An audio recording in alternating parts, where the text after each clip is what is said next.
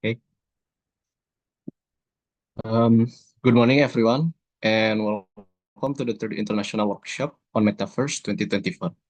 My name is Randy from Telkom University, and I'm delighted to be your moderator for this exciting event. First, I want to extend my gratitude to all our attendees joining us from Indonesia, Malaysia, and Japan.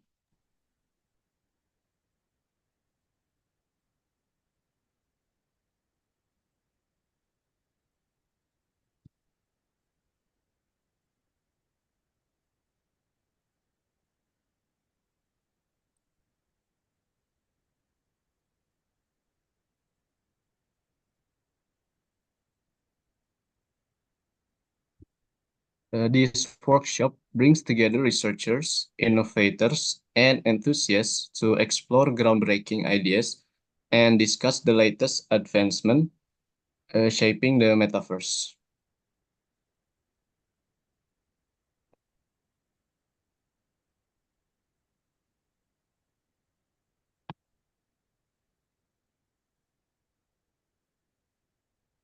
Before we begin, I'd like to thank our organizing committee and all the speakers who have worked tirelessly to make this event possible. Here's a quick overview of what to expect today. We'll start with an inspiring keynote addressed by our speaker from Telkom University, Institut Teknologi Bandung, Universiti Teknologi Malaysia, and Kyushu Institute of Technology. After the photo session and lunch break, we'll dive into specific sessions and panel featuring topics like posture warning system and VR technology for tsunami disaster simulation. We'll also have interactive Q&A session, so feel free to prepare your questions for our experts at the end of every presentation. Before we proceed further, let us take a moment to honor the nations represented in this workshop. We will now play the national anthems of Indonesia, Malaysia, and Japan. I invite everyone to turn their camera and kindly seated in your best position as we play these anthems. Let us begin.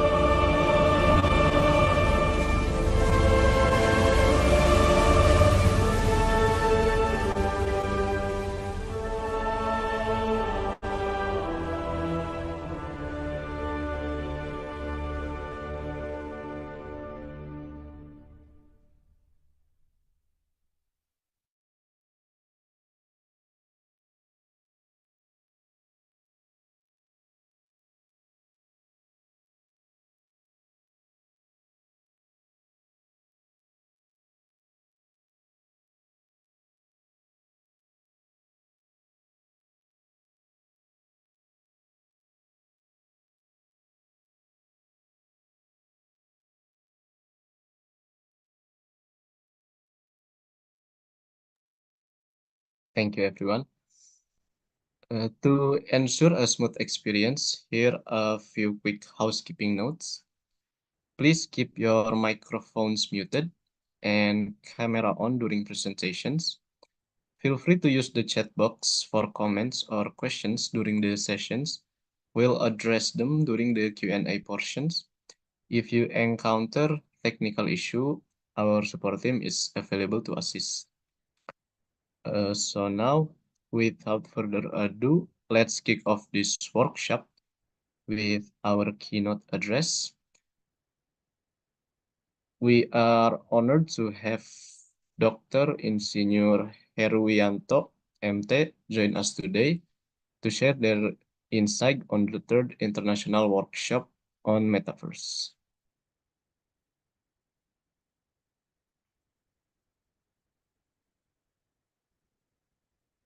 It seems Dr. Heru hasn't joined, so we'll wait a bit. We'll wait a minute.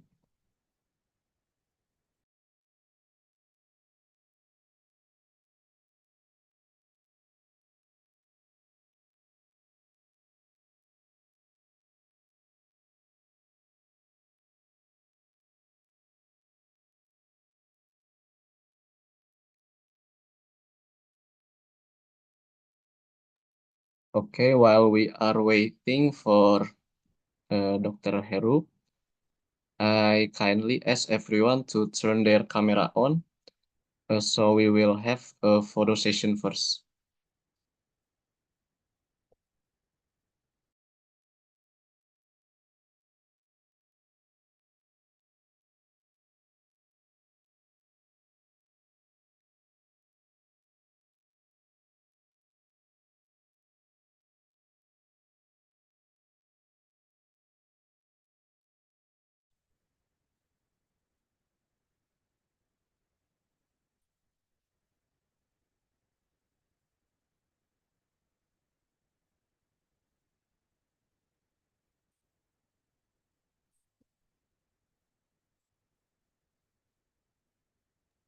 Okay, everyone, get ready. I will be taking the photo now. 1, 2, 3. Okay, on to the next slide. 1, 2, 3. And the last 2 slide. Thank you.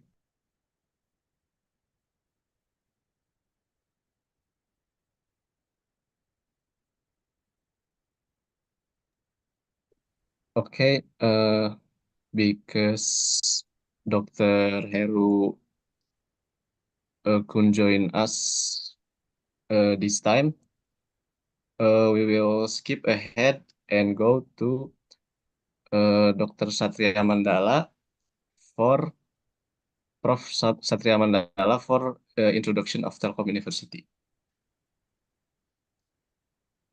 Okay, thank you very much. Let me share my slide first.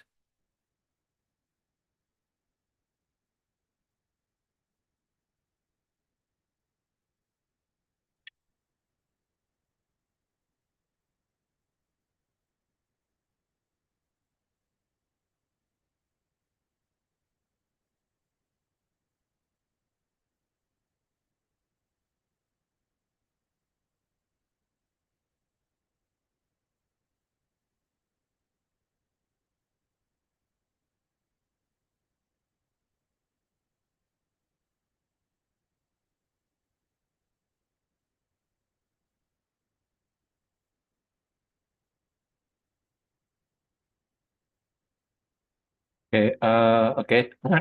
Assalamualaikum warahmatullahi wabarakatuh. Waalaikumsalam. Can you see my slide? Yes, sir. Okay. Okay, good morning, ladies and gentlemen. Distinguished to Dr. Heru Wianto as the Director of HICOA Telkom University.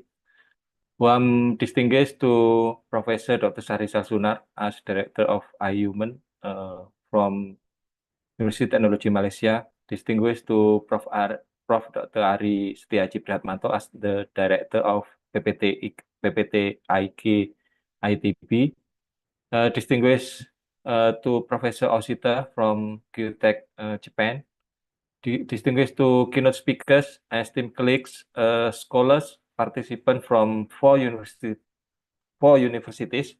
Telkom University, ITB, UTM, and Kyutech, and the committees. I would like to express my gratitude to Mr. Muhammad Rida and also Mr. Randy for contribution to be host of this event. It is my pleasure that Mr. Randy agreed to serve as the moderator for the keynote. I really appreciate this opportunity to present an introduction UMIC engineering, which is my affiliation.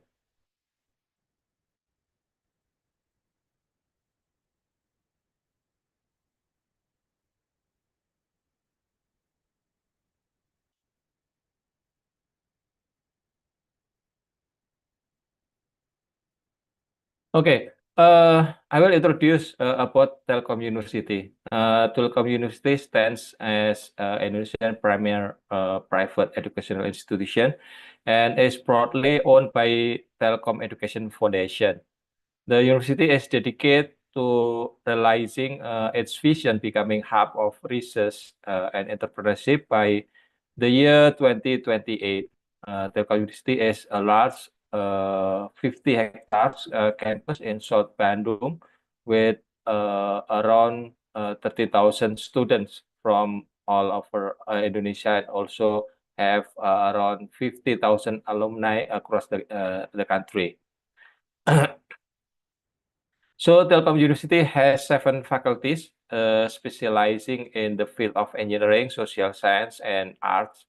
And this faculty offers a comprehensive range of academic programs encompassing diplomas, bachelor degrees, masters, and doctoral programs. Notably, the university has earned an A accreditation from Indonesian Ministry of Education and Culture, further emphasizing its commitment to academic excellency. In global context, Telkom University holds a rank between 1,000 till 1,200 in the prestigious QS World University ranking. It earned 5 QS stars from teaching, employability, academic development, specialist criteria, computer science and information system, innovation and inclusiveness, and online learning. Telkom University fosters international collaboration with educational institutions spanning Asia, Europe, America, enhancing its global reach and promoting a diverse learning environment. Furthermore, to stimulate research and innovation, the university hosts 29 dedicated research centers, including UMIC engineering, and operate cutting-edge one technopark. In summary, Telkom University's commitment to excellency, global outreach, and innovative research sets it apart as a beacon of higher education in Indonesia and beyond. Gentlemen, the following is video of Telkom University. This university is not quite new, and several information may need to be updated.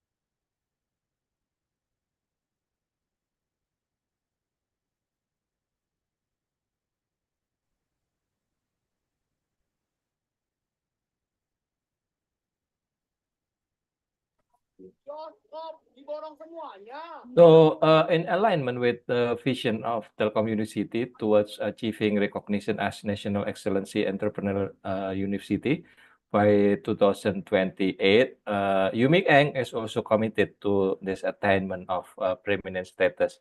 Our strategic objective resolve around establishment of UMIKANG as distinguished national research of excellence, with specific focus on biomedical engineering by 2028.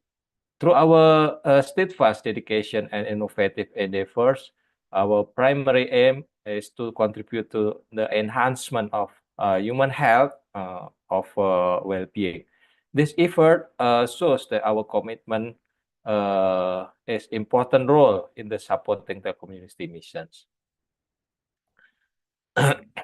So this is about Center for Human-Centered Engineering. It's a research center focused on developing advanced engineering technology in computing, electronic, biomedical fields. Our main goal is to improve human health and well-being through innovation. Our research covers wide range of topics with a strong emphasis on following area. First, biomedical application engineering, and then biomedical device engineering, third, biomedical big data analysis, and last but not least, biomedical information communication technology, or ICT. This is the mission of UMIKANG, is to be the center of excellence in science and technology for three areas. They are health monitoring system, biomedical big data analytics, and health information and communication technology. So in terms of organization, this is the administrator of UMIKANG, me as the head of UMIKANG, and also the Putu as the vice head of the research center. So we have around 17 PhD holders, including one professor across discipline sciences. The detail can be looked at into the website of UMIK Centric Engineering. So this is our product. We have been working on various telemedicine research projects, and we have some products such as EMANS. EMANS is a smart system for identifying heart rhythm problems, known as arrhythmia. It uses machine learning, IoT, and electrocardiogram to identify these irregular heartbeats. And then we also develop a myocardial infarction detection, MyScope. This is the system help find heart issues caused by blood vessel blockage in the heart. It also uses machine learning and IoT to detect irregular heart rhythms. And then we experience to develop a stroke monitoring system, CHEDAP. Our stroke monitoring system use event-related atrial fibrillation to detect early signs of stroke in patient. Both machine learning and IoT are also used to identify atrial fibrillation. So this is our collaborators. We have collaborate with several universities, hospital, and from industry. We signed agreements with several universities in Indonesia and other countries such as Bandung Institut Teknologi (ITB), Brawijaya University, Erlangga University, and Sriwijaya University. Internationally, we have MOU with Hiroshima University, Japan, and also we have signed MOU with UTM, University Teknologi Malaysia as well, University Teknologi Petronas, UTP, and CSU Taiwan, University of Vienna, Austria, Liverpool, John Moore, UK, and University of Groningen in Netherlands. We also work with industry partners like PT Inti, PT Land, and PT GMI. Additionally, we collaborate with teaching hospital in Indonesia, including Hasan Sadikin Hospital in Bandung and Saiful Anwar Hospital in Malang, and also Dr. Sutomo Hospital in Surabaya. We received several acknowledgements at conference worldwide, including ICO ICT 2023 and ICOSA 2021, where our works has honored with Best Paper Award at the conference. Our developed prototypes in the field of biomedical engineering have earned acknowledgement at the Asia Pacific ICT Award, known as APICTA Awards. I am pleased to inform you that MyScopes, one of the prototype to detect myocardial infarction, received an APICTA Award during APICTA 2023 that they held in Hong Kong last year. And then we honored with awards at APICTA 2022 for both arrhythmia monitoring system (AMONS) and digital MyScope in the student tertiary category. And then we also received acknowledgement from APICTA Guangzhou 2018. So we award a gold medal for both knock-knock and rhythm teams in telemedicine innovation challenge at Monash University in 2017. So the knock-knock and rhythm team were also honored with silver medal at APICTA 2017 in Dhaka, Bangladesh. So this is our accomplishment at APICTA 2016. We were awarded a silver medal in Taipei, Taiwan. Okay, gentlemen, ladies and gentlemen, thank you for your time and attention. I will back to the host of the event. Thank you very much. Assalamualaikum warahmatullahi wabarakatuh. Waalaikumsalam warahmatullahi wabarakatuh. Thank you, Prof. Satria.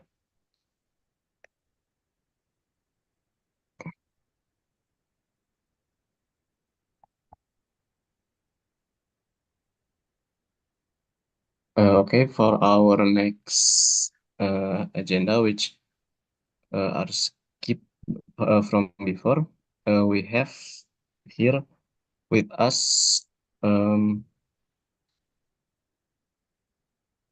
Dr. Insinyur Heruwianto MT to join us to share their insight on the third international workshop on Metaverse. For Dr. Heru.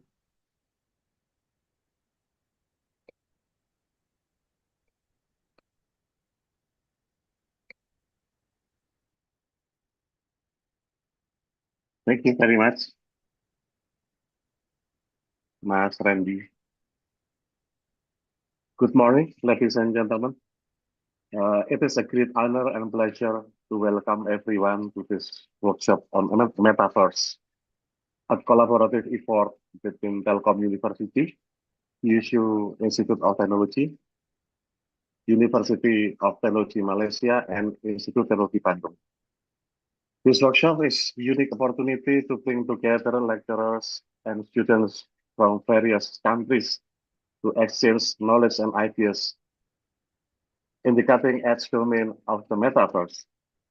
The diverse perspectives and innovative approaches shared today will surely inspire new ways of thinking and pave the path for future developments in this field.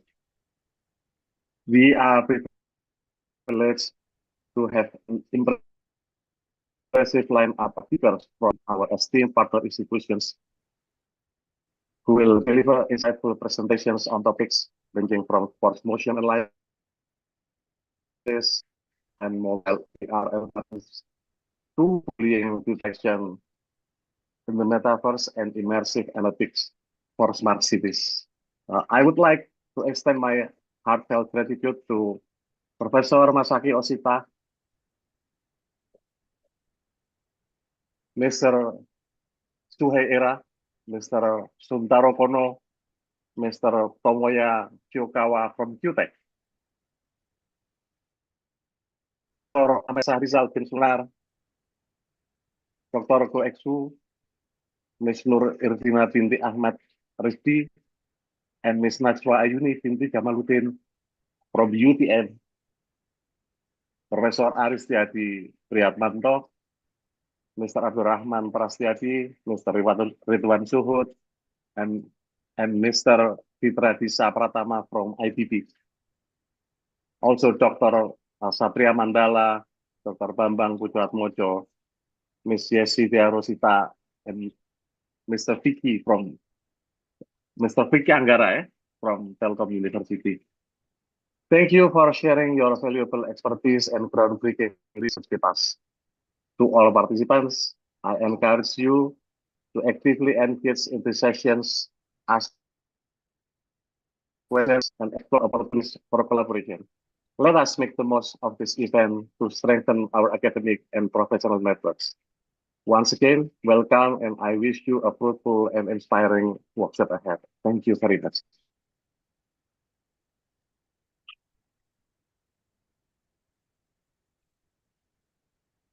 Okay. Thank you very much, Dr. Heru, for the encouraging opening for the third international workshop on Metaverse. We will move to the next agenda, where we are honored to have Dr. Insinyur Moh Syahrizal bin Sunar join us today to share the introduction of Universiti Teknologi Malaysia.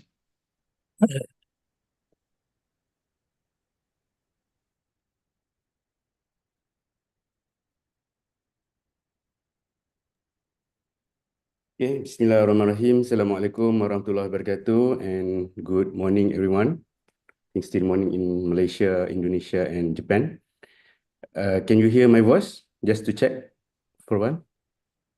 Yes, I hear. Yes, Prof. Okay. So first of all, I would like to thanks to Dr. Heru Wijanto for the very welcoming, nice welcoming for our workshop, and to the chairman, Mr. Randi Akram, our Professor Satria Mandala, host of our international workshop for Metaverse for the third time, and Professor Masaki Oshita from Kyushu Institute of Teknologi, Professor Aris Tiajadi from Institut Teknologi Bandung, and all participants as well as the speakers. Before we start, basically, I would like just to give some overview about our workshop, since this is the third one. And previously, we have established the second and the first one. As for now, we maintain every year at the end of the year on the December. So our first workshop is on 2022. Which is hosted by UTM, and the second international workshop on the Metaverse is hosted by Kyushu Institute Teknologi Japan, and for this year around, is hosted by Telkom Universiti, and we hope that next year will be hosted by ITB Bandung, and also we hope that this workshop will grow from time to time, from years to years, until and continuously, to have a more collaboration and discuss within university internationally, not only for these three countries, maybe in the future we can grow to another country as well. So we hope that we can develop a huge community, as this technology is kind of like a growing technology, and I believe that this is the good move on the academic to share knowledge within our international country. So I would like to give a little bit overview about Universiti Teknologi Malaysia.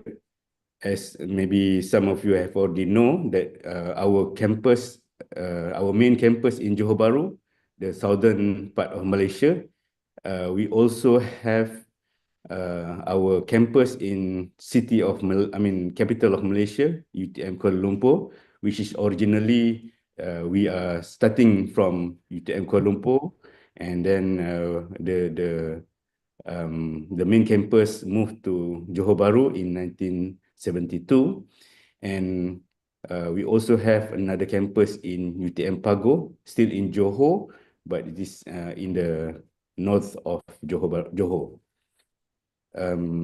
Let me play our video to give more overview about our campus.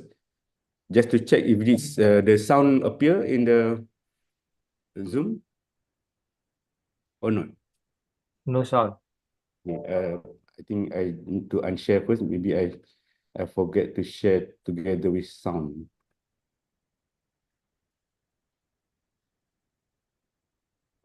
The world as No? we know it has Yeah, yeah. evolved rapidly, Yeah, we can get from. and we constantly ask ourselves, how can we overcome the arduous challenges affecting humanity and the future? In UTM, these questions become the catalyst that transcends us forward. We answer them by igniting and fostering creative and innovative minds through academics and research. Science, technology, and engineering become the foundation of everything we do. Our students are encouraged to question beyond the norm, and learning goes beyond the campus walls. With a campus experience like no other, UTM provides students with an inclusive and supportive community where they are empowered to create, innovate, and become citizens that uphold our core values of integrity, synergy, excellence, and sustainability. More than a higher learning institution, UTM is the nexus that provides innovative solutions for industries and communities. Our research and innovation are designed with an end in mind, working collectively with partners to create value-added solutions for the betterment of humanity.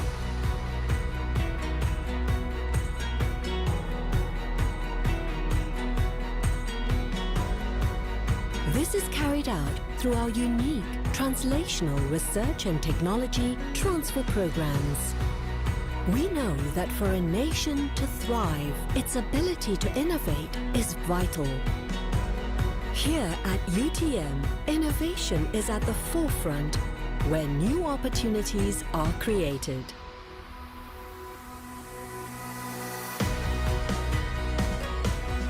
Our global presence comprises more than 100 nations through various collaborations, and our alumni have become agents of change and notable leaders locally and abroad. At Universiti Teknologi Malaysia, we pride ourselves in the questions we seek answers to. For our existence is to solve problems by innovating solutions for a better future through science, technology, and engineering. In the name of God for mankind. Kerana Tuhan untuk manusia. Right. So that's a short overview about UTM in general. Basically, our UTM is focusing on our science, technology, and engineering, and our mission is basically to be a premier university providing world-class education and research. And the mission is to develop holistic talents and prosper lives through knowledge and innovative technology. Our motto, as just now we can see in our video, is kerana Tuhan untuk manusia, in the name of God for the mankind. This is just a statistic or numbers that we have as up to I think June or July 2024. We have around 25,000 postgraduate and undergraduate student overall, and around 4,824 is a PhD student. And out of all students, we have around nearly to 5,000 international students. And our academician is around 1,578. And our alumni, since the beginning of our university status, is around 203, 146 alumni, and we have around 9,342 international alumni, covering from 87 countries. Okay, our faculty, we have around 12 faculty, 9 in Johor Bahru campus and 3 in Kuala Lumpur. And the latest faculty is the Faculty of Artificial Intelligence, which have been launched by our Prime Minister last year. In terms of research, a niche area, basically we have around 5 focus or niche area, which is covered from frontier material, resources, sustainability, innovative engineering, health and wellness, as well as smart digital and community. So basically, in terms of a research entity, we have a research group, Center of Excellence, Higher Institution Center of Excellence, which is funded by Minister of Higher Education, 6 research institute, and in the 6 research institute covers 27 research center. So after this, I would like to give more introduction from where I'm coming from, which is UTM iHuman, or Institute of Human-Centered Engineering, which is one of the 6 institute in UTM. So basically, the iHuman is the multidisciplinary institute or research institute, which is covering members of faculty from computer science, mechanical engineering, electrical engineering, biomedical engineering, sports science, as well as psychology. And we have 4 research center in iHuman, which is IJN, Institut Jantung Negara, collaboration with UTM, National Heart Institute, for cardiovascular engineering, MAGIX, Media and Game Innovation Center of Excellence, Meditech, Medical and Medical Devices Technology Center, and Sport Innovation Technology Center. So the institute is actually established in 2015, and it actually start with the few combination of a few center, from Center for Biomedical Engineering to in 2004, and then SITC 2011, IJN UTM, and MAGIX in 2013, and we consolidate. I mean, our university have a consolidation exercise in 2015, which is 10 years ago, and some of the center is rebranding to CBE, Center for Biomedical Engineering, is rebranded to Medical Devices Technology, as well as the main IHCE to become iHuman. So in iHuman, we have 6 professors, 8 associate professors, 17 senior lecturer, and the most important and the core part is we have around 229 postgraduate student, which 90% of this is a PhD student. So in iHuman, we focus on a few key focus area, which is related to rehabilitation, health informatics, sport 4.0, implant technology, classroom of the future, as well as the nutrition and pharmaceutical technology.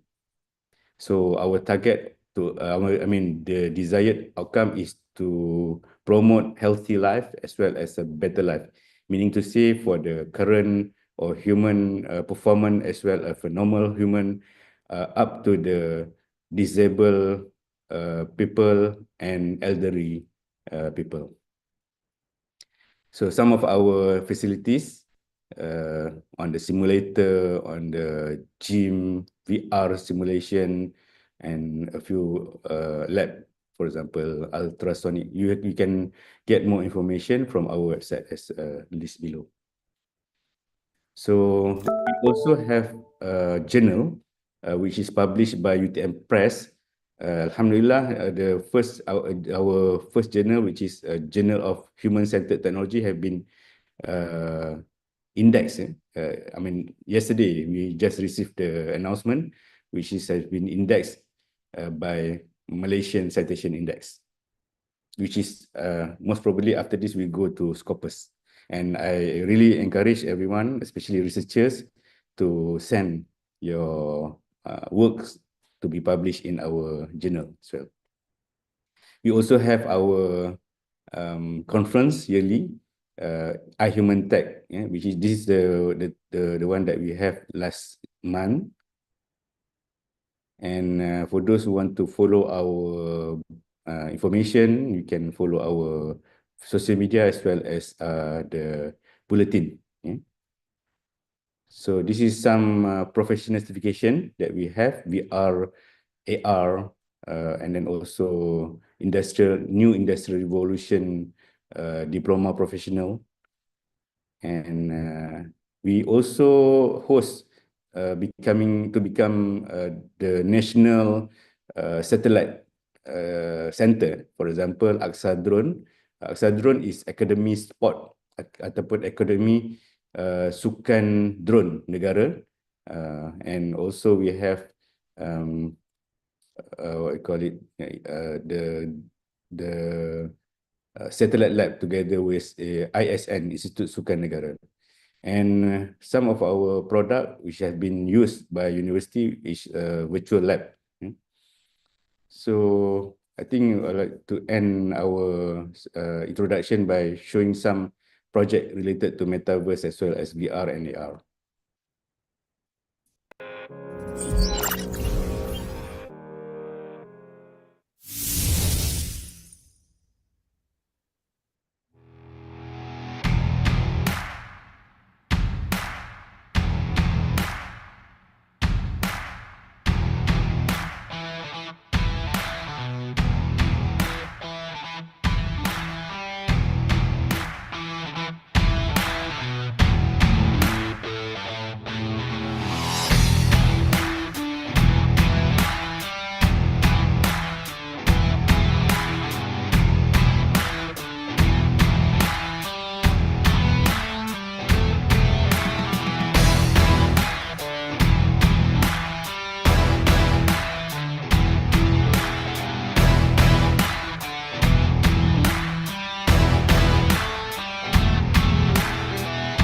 Welcome to UTM Virtual Lab World.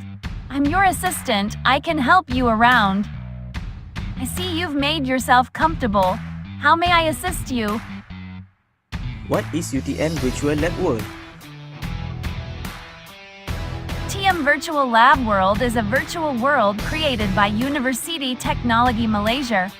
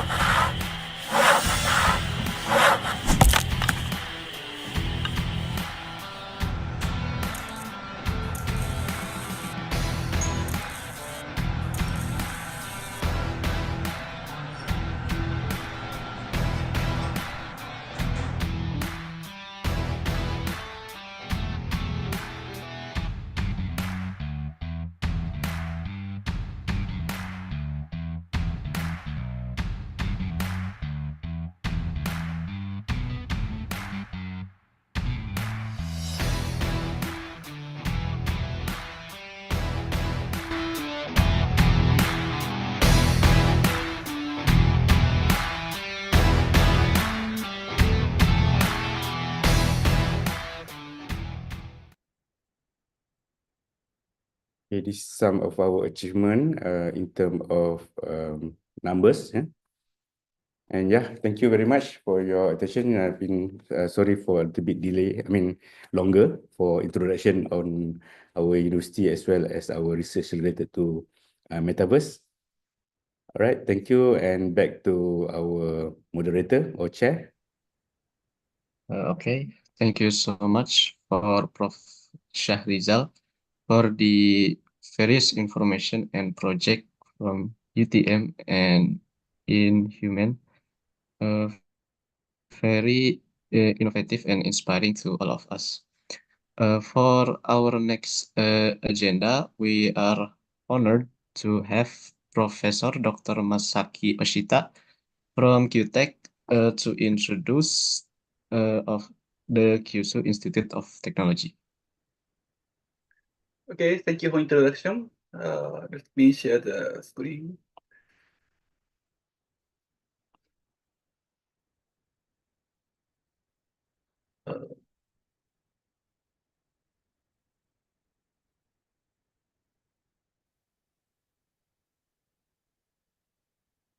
Do you see my presentation screen? Yes, Prof. Okay, so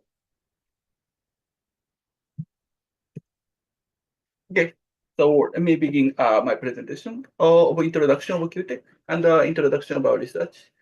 So first of all, I'd like to thank all the organizers for this workshop, namely Professor Satoria from Telkom, Professor Shahrizal from UTM, and Professor Ali from ITB.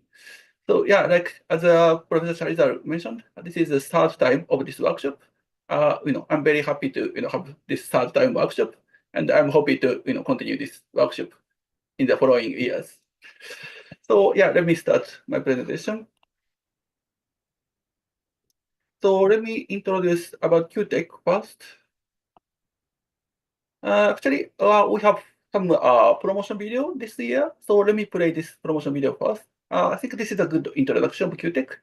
And this video is about 4 to 5 minutes. So let's watch this first.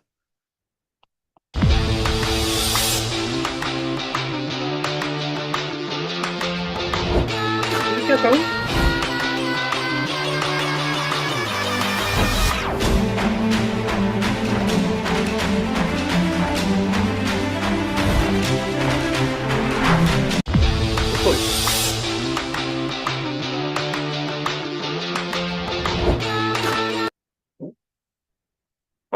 Did you hear sound? Yes, Prof. Okay. So sorry. Let me begin. Let me start at the beginning.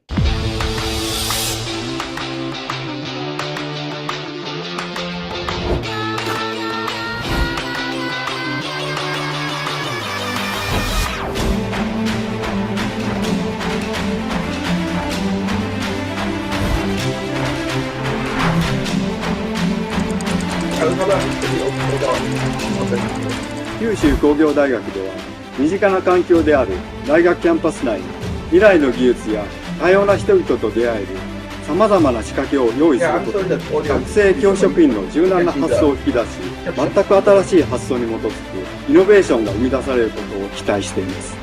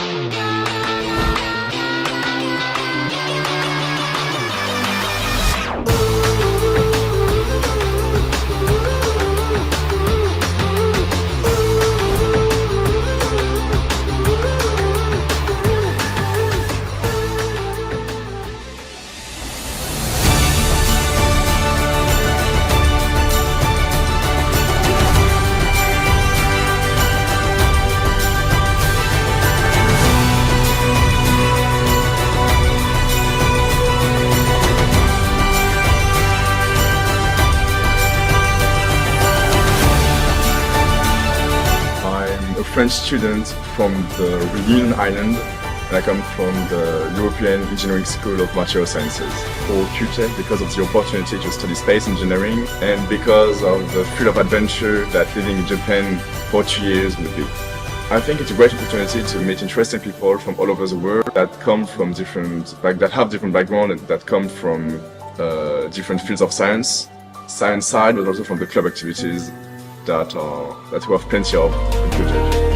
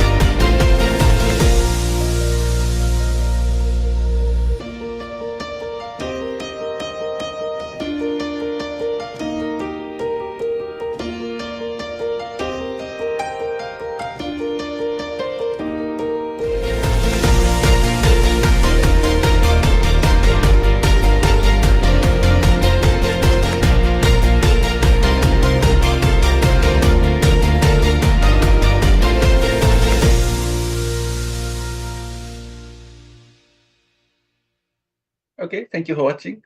Yeah, this promotion video is mostly for prospective students, both domestic and international. So this video doesn't cover much about our researches, but this is most kind of promotion for prospective students.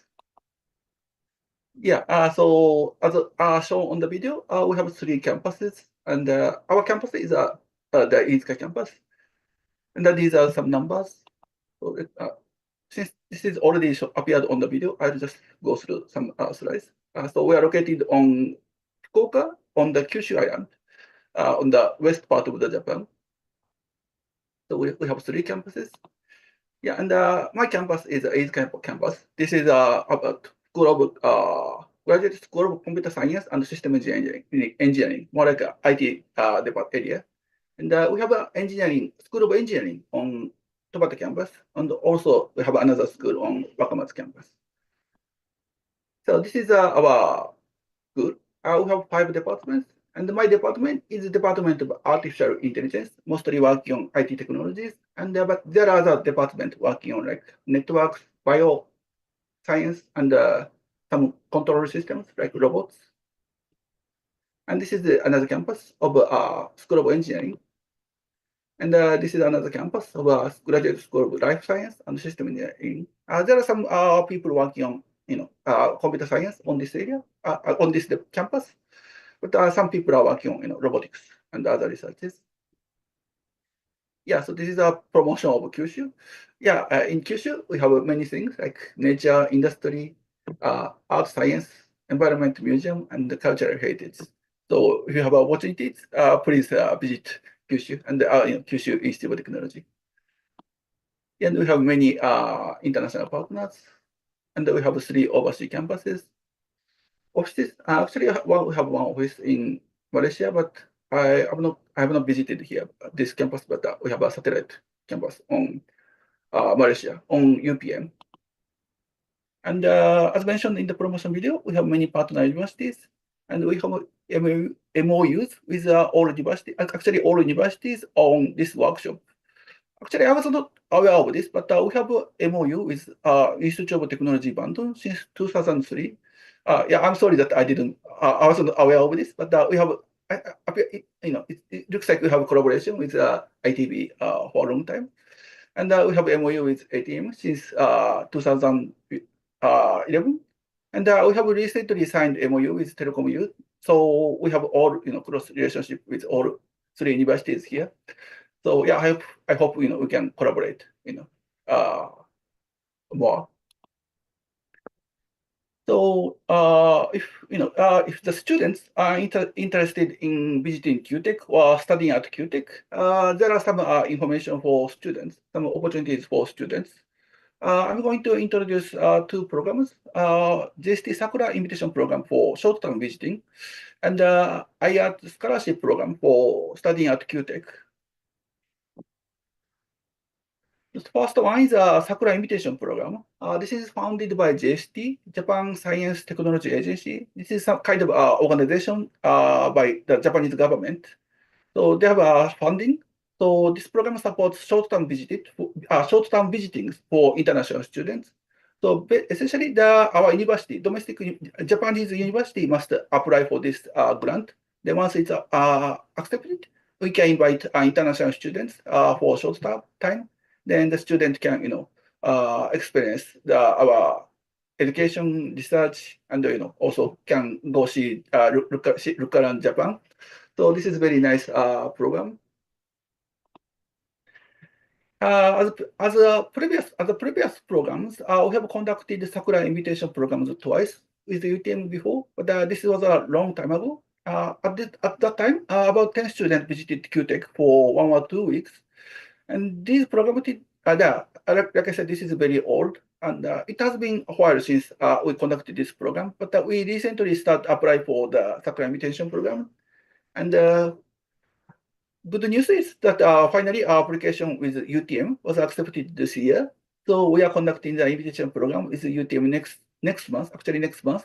So one professor, Professor Sharizal, and his 3 graduate students from UTM are coming and visiting at Kyutech and staying for 3 weeks for doing research collaboration. Yeah, so this is a very good opportunity, and all expenses are covered by UTM. So this is very good. Yeah, actually, we have until we are accepted, we have applied several times for this program. This is very competitive. The acceptance rate is about between 20 to 30%. So fortunately, our application with UTM was accepted this year, but our application with Telkom was not accepted this time. So hopefully, maybe you can apply next year too, and maybe get accepted.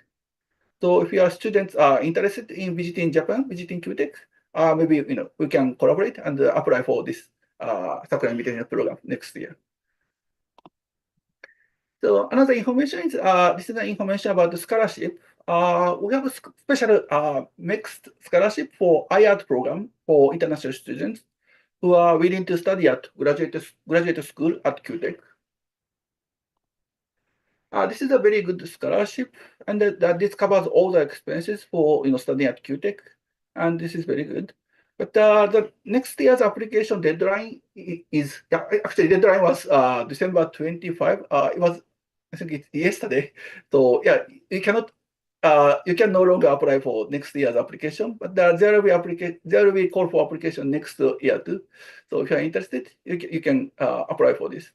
Actually, I asked Professor Shariza and Satoriya to distribute this information to UTM students and Telkom students. So maybe you have seen the information or not. Yeah, so sorry if you didn't get the information, but yeah, I will try to share the information next year too. So if you're interested, you can apply for this. Yeah, actually, I heard that last year, one UTM student has been accepted for this program, and I think started studying at Kyutech this year. Actually, I don't know about the student. Actually, they're from other department, but you can apply for this program. So if you're interested in studying at Kyutech, studying in Japan, you can try to apply for the next year or enrolling the 2 years later.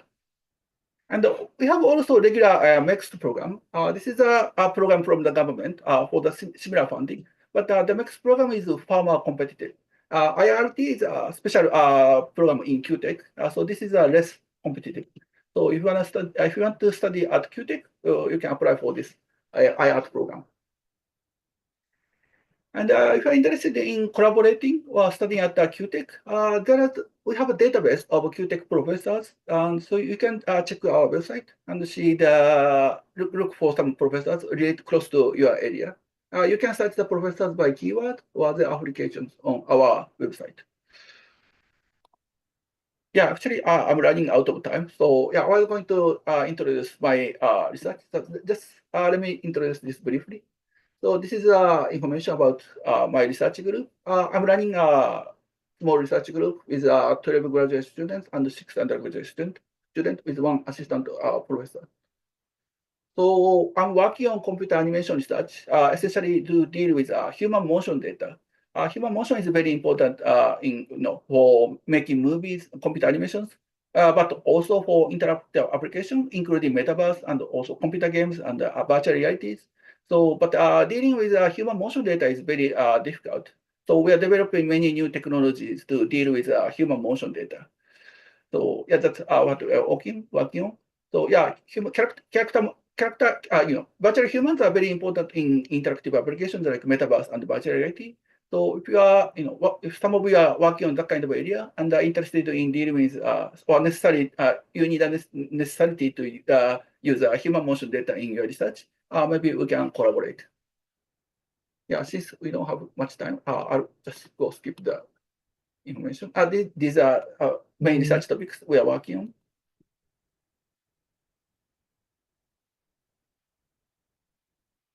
Yeah, metaverse. In metaverse, actually, this workshop is about metaverse. But for the metaverse, there's not much special technology. Essentially, the technology for character animation and technology for virtual reality are used to implement metaverse. So yeah, so our method and our research on human animation can also be used for metaverse. So metaverse is a recently hot topic. So I'm hoping that our research can also be applied to metaverse and related applications.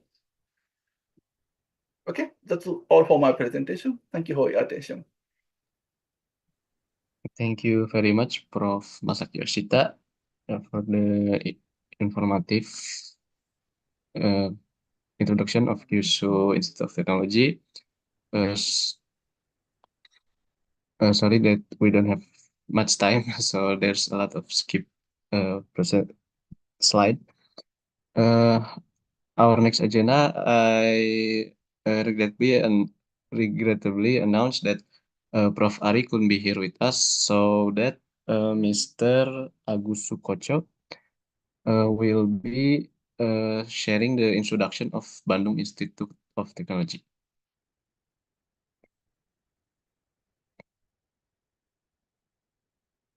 For Mr. Agus.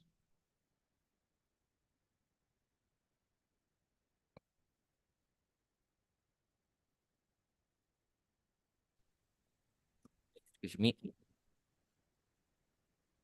Oh, yes. Okay, for presentation of Mr. Aris Rahmanto, I will present the presentation. My name is Fitra Syafratama, and I'm informed to everyone as Mr. Aris Rahmanto is not very well, so I will present the Mr. Aris Rahmanto presentation. Thank you.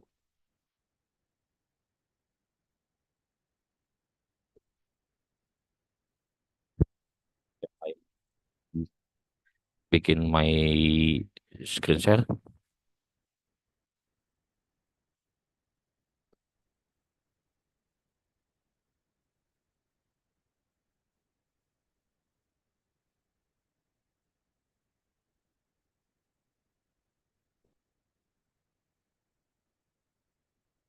Okay.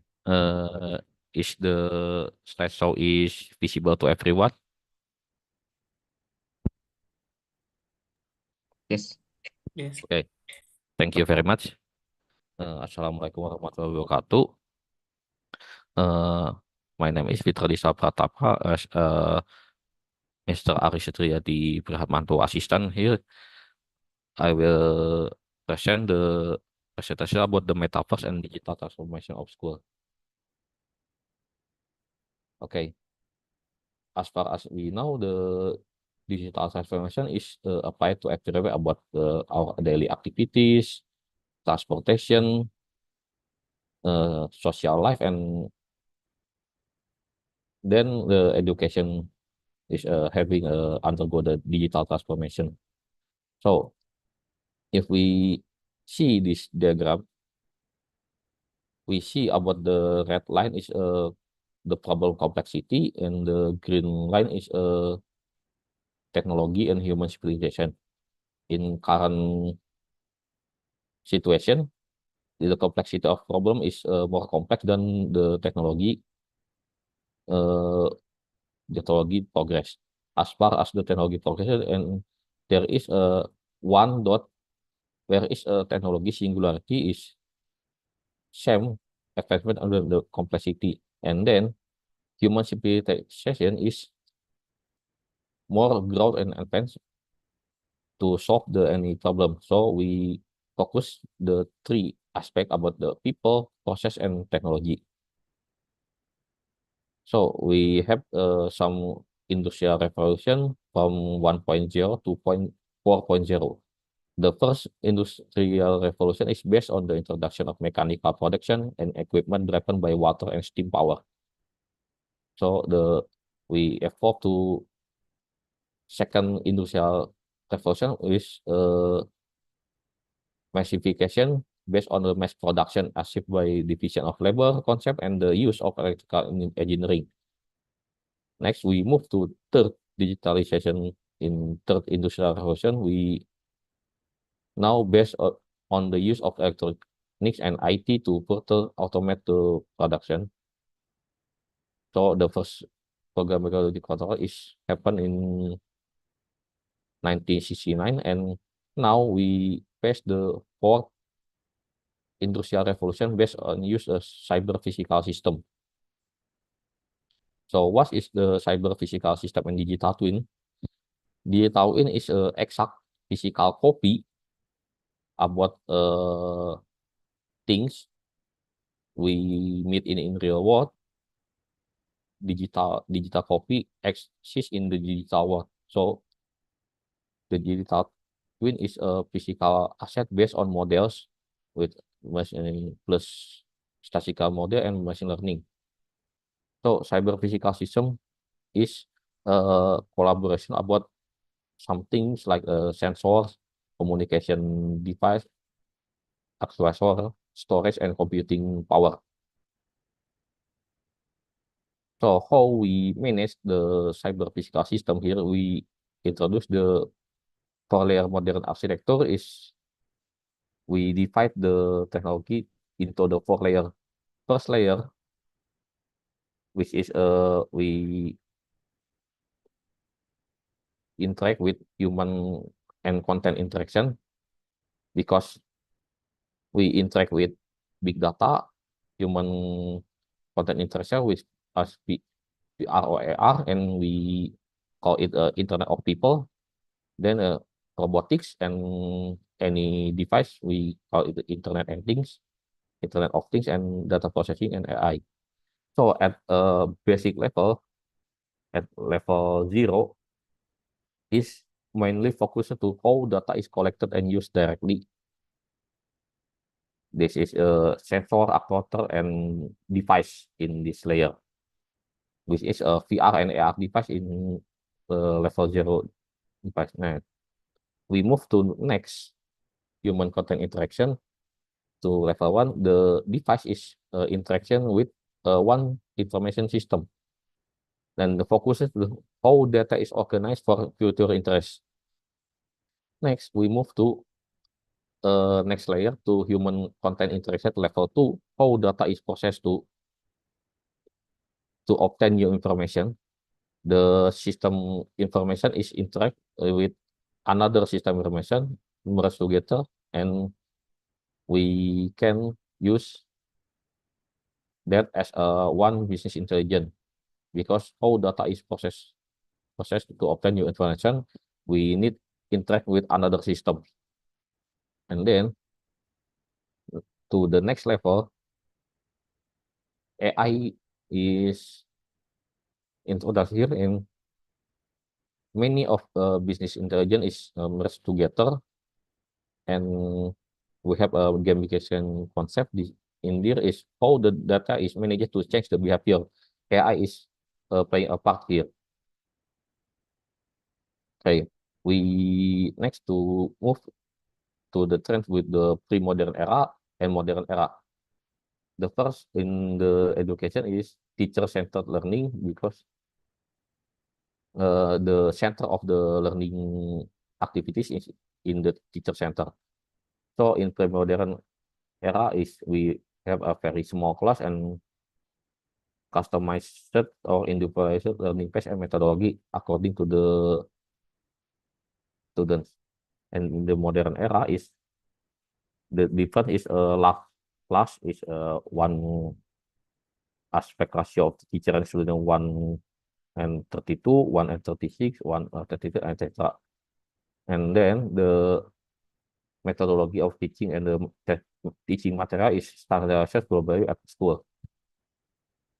Next, we have a pandemic, as we know in COVID-19, still teacher centers, but the class is very large because we have online classes in pandemic era, but and still we have a standardized material. And post-pandemic, we have transport the digital transformation about the education. We have knowledge democratization, and the learning activities is student center, not only the teacher center. The class is still very large because of online class, but materials is standard, but we approach customize in our individual pace and methodology.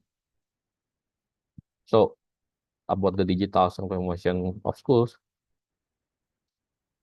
we transfer about the governance, which is a paperless administration, process-based and evidence-based. And for the human resource, we transport of the technology literacy, data literacy, and humanity literacy. Next, about the learning system, we use the student-oriented learning as much as possible. Is a problem-based learning and project-based learning. For the learning content, we transfer about the learning system, exercise, technology literacy, data literacy, and human literacy. So we can see about how much the digital transformation changed the learning activities and education activities here. We move to Metaverse. Metaverse, we define it as a third cyberspace for social media, as well as Metaverse is second life of our daily activities like Facebook Meta, Microsoft Mesh, Roblox, etc. Okay, so for in Metaverse is what aspect which transformed is in social media. We can collaborate further, adverse and synergy. And for the simulation inside the Metaverse is problem-based and project-based. So what changed about the Metaverse in digital transformation of schools? We increase the filter about the paperless administration, process-based and evidence-based, because then we do the daily activities in virtual world. So about the human resource, technology literacy, data literacy, and humanity literacy is also enhanced because we doing it as virtual world with is a richer interaction than current world. Next, for the learning system is we enhance the student online learning as much as possible, problem-based learning, project-based learning, and we enhance the learning content because all of the content is copied with digital twin concept, so the experience will be richer. Okay, and then we have a strategy to empower the community, educate village and cities, prosper the society. We have a tagline komunitas bergaya here, where is a makers movement. We buy or create the content or software or hardware. We connect to data center. We modify the website and mobile apps used for the own use and collaborate with people or in village or city. So what program with our research center with Dr. Aristo Parmanto with vocational high school or SMK here? We have a field of work practice online or offline. So our field work practice, we can do it online instead of offline. We have a hybrid here and internship and independent learning in independent campus with, okay, the time is 3 minutes. Okay,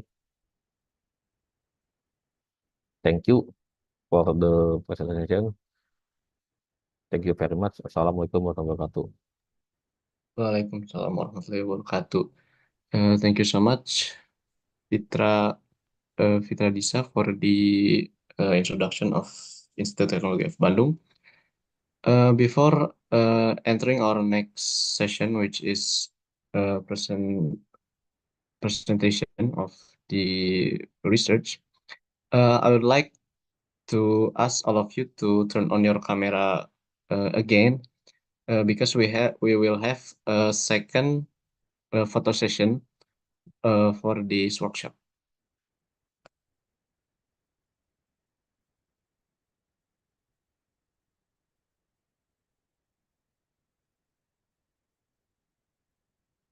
Okay.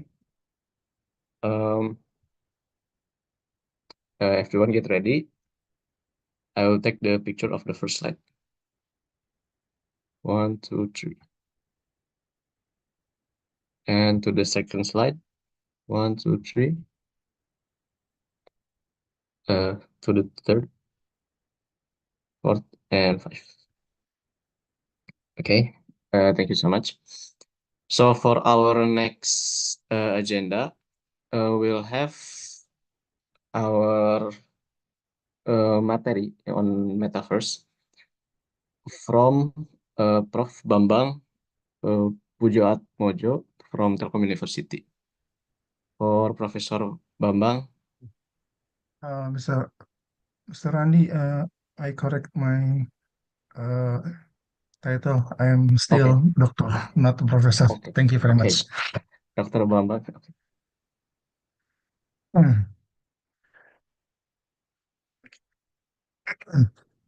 Okay, thank you very much, Mr. Nandi.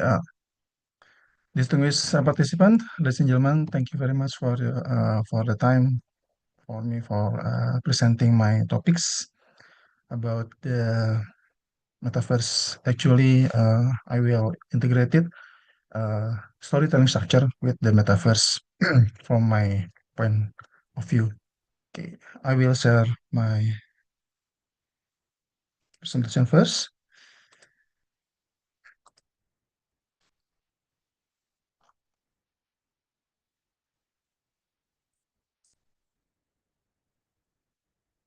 Okay, is this clear? My presentation? Yes. Okay. Thank you. My title is utilizing the 3X structure of storytelling for Metaverse case study virtual exhibition. Actually, this case study is my students' project as part of our research in the Metaverse. This is our agenda. We will discuss about shortly about the Metaverse, storytelling, virtual reality, virtual exhibition, and storytelling for Metaverse. Why the second agenda is storytelling? Because from my point of view, the Metaverse is like the games, actually the virtual games, but we remove the scoring system, punishment system, and rewarding system, and still the user still engage or immerse with the virtual world. Okay, we go to the next slide. The Metaverse is on the Metaverse session, we discuss about the introduction, Metaverse impact, and the example. Okay, this is the definition about or the description about the metaverse I obtained from the internet. So if you have or the participant has another definition or another description, I think it's okay. The metaverse is a shared virtual space that's merging augmented reality, virtuality, and other technologies, allowing immersive interaction with the digital environment and other users. So in the metaverse, we can meet with the other users, we can meet the other player, but we meet in the virtual world, not in the physical world. This is the second definition. The is still same with the first definition. The metaverse is virtual physical space where multiple users can interact with other and computer-generated environment simultaneously. So in the previous presenter, you have seen that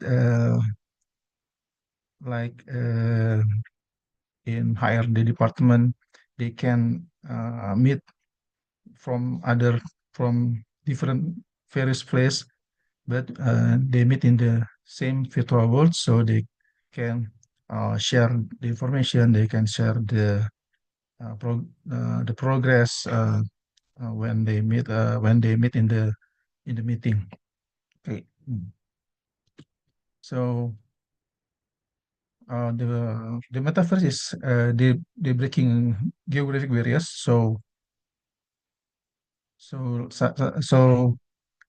many peoples can meet with in the same virtual world to share like I said before, to share the progress, to share the experience, and then interact with the other people. So in the or in the so in the point is the metaverse is breaking geographic barriers like global audience reach, flexible exhibition design, layout and visual and lighting, immersive experience through digital technology. And then the impact for the metaverse is for entertainment, education, and business. For the education, we can make a big class. So we can make a big class. Like we have assume we have 100 students, so we can collect we can make a class in with the 100 students, and then they can learn together. They can make assignment together. They can make tasks together. So while the physical class cannot cannot cannot deploy class with the biggest students. So it's the benefit of metaverse. Also, we can make a class with the 200 students to learn together in the same time in the same class, and the teacher can spread the material in the same times for 200 students, and then can give exercise, can give tasks for in the same time. So this is the metaverse impacts. The example for the business in the next slide. Okay, so I take a Skechers company. They utilize the metaverse platform.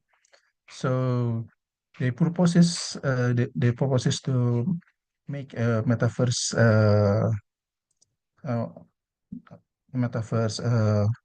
application because they want to explore creative way for enhance the brand to engage the new customer and audience. So the audience from other worlds from other country can go to the Skechers stores or Skechers company to show to see what is the new product, what is the new invention, and they can interact with the other customers about the experience about the sketches product. As example, if the maybe okay, I will take one example. The buyers or the customer from Indonesia will know about the X series or some series about from the sketchers, so he can interact with the other customers from, let's say, from United States or from UK, so they can ask how about this series, about the convenience, about the durability. So the users or the buyer can gain information without go to the physical company or physical stores, and then the users can or the buyers can obtain the information from various people from various country. So this is the metaverse impact for the company. So they can they can enhance their uh, their brands without making building in the many countries. Okay, this is the metaverse, and then we go to the next section about the storytelling. Uh, in the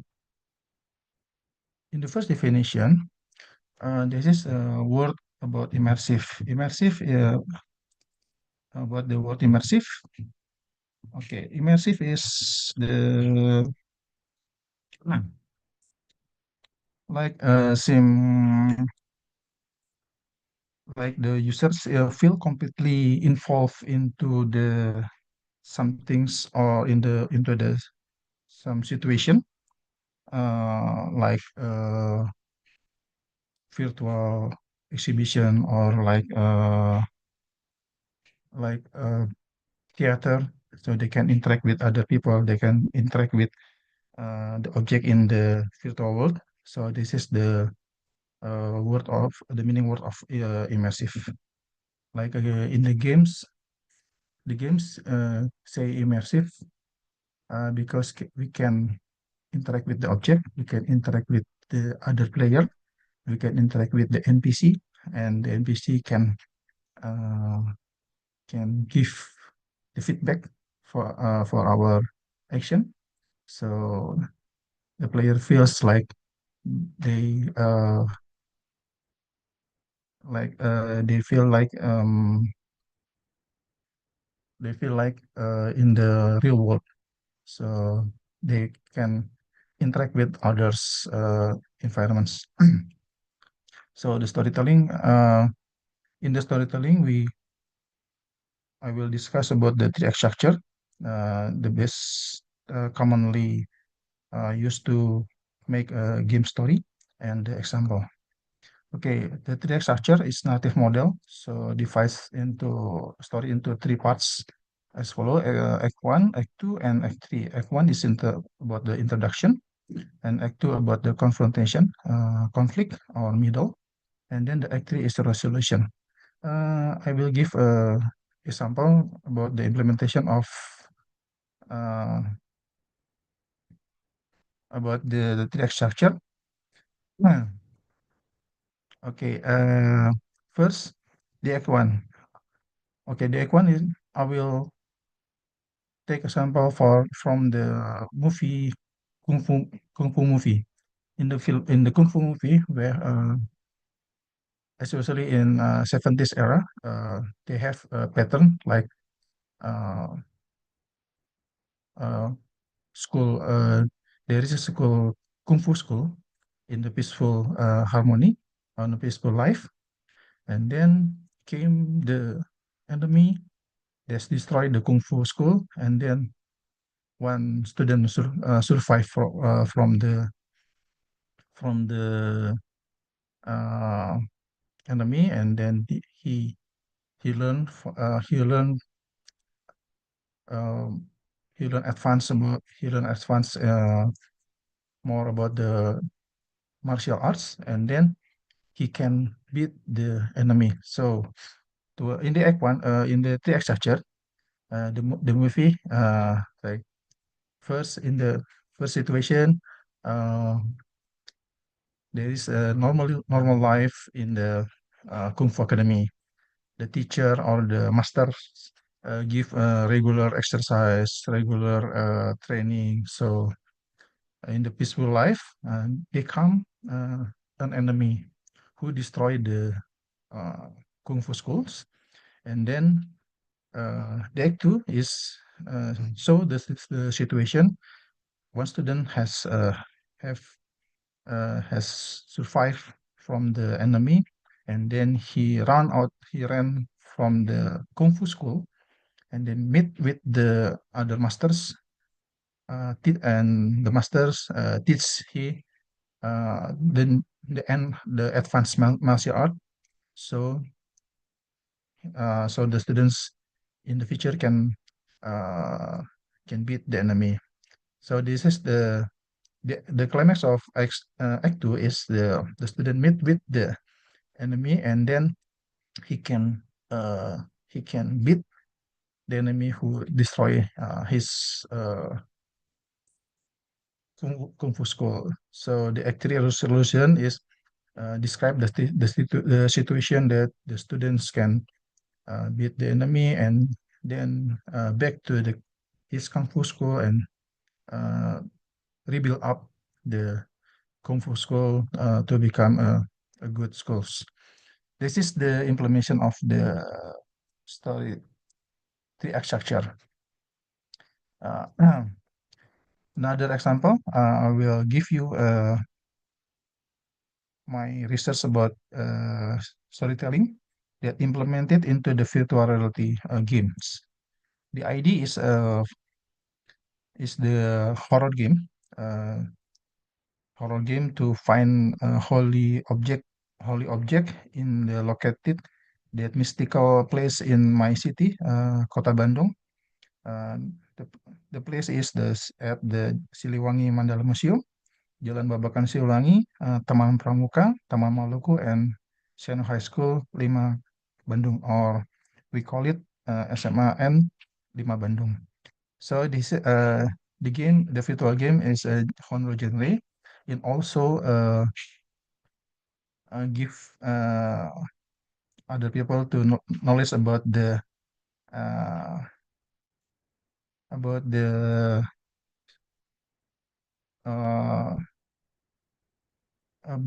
uh, horror tourism in Kota Bandung, in the Bandung city. This is the Act 1.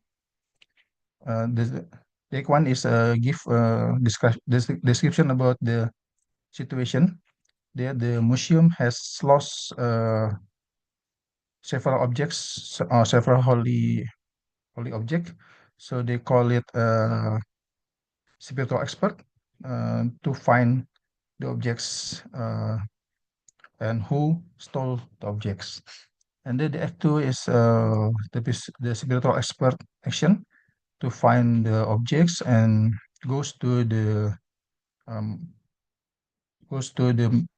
mystical place to find the holy object. And the act three is the situation that the spiritual expert has returned the holy object back to the museum, and then the opening of museum is running well. So the next slide is describe about the mechanic table to make a game design. So we derive the story into the game into the game mechanic levels. So we derive into the fourth level. So this is level 1, level 2, and level 3, and level 4. And then we also describe rule, interactivity, challenge, goals, and reward to each level. So first we make an ID, we make a storytelling structure, and then we derive into the game level. So the next slide is about virtual reality. Is the implementation of the storytelling structure. So this is the definition of storytelling structure. Okay, and then this is the device to utilize the virtual reality game. And then this is the visualization of the games like Mandala Wangsit Museum. This is the security guard found found that the holy object is missing. And then this is the game maps, and this is the one of the mystical place is Taman Maloko. So this is the implementation of storytelling into the virtual reality. And then in the next slide, we goes to the virtual exhibition. This is my student research as part of our metaverse research. The idea is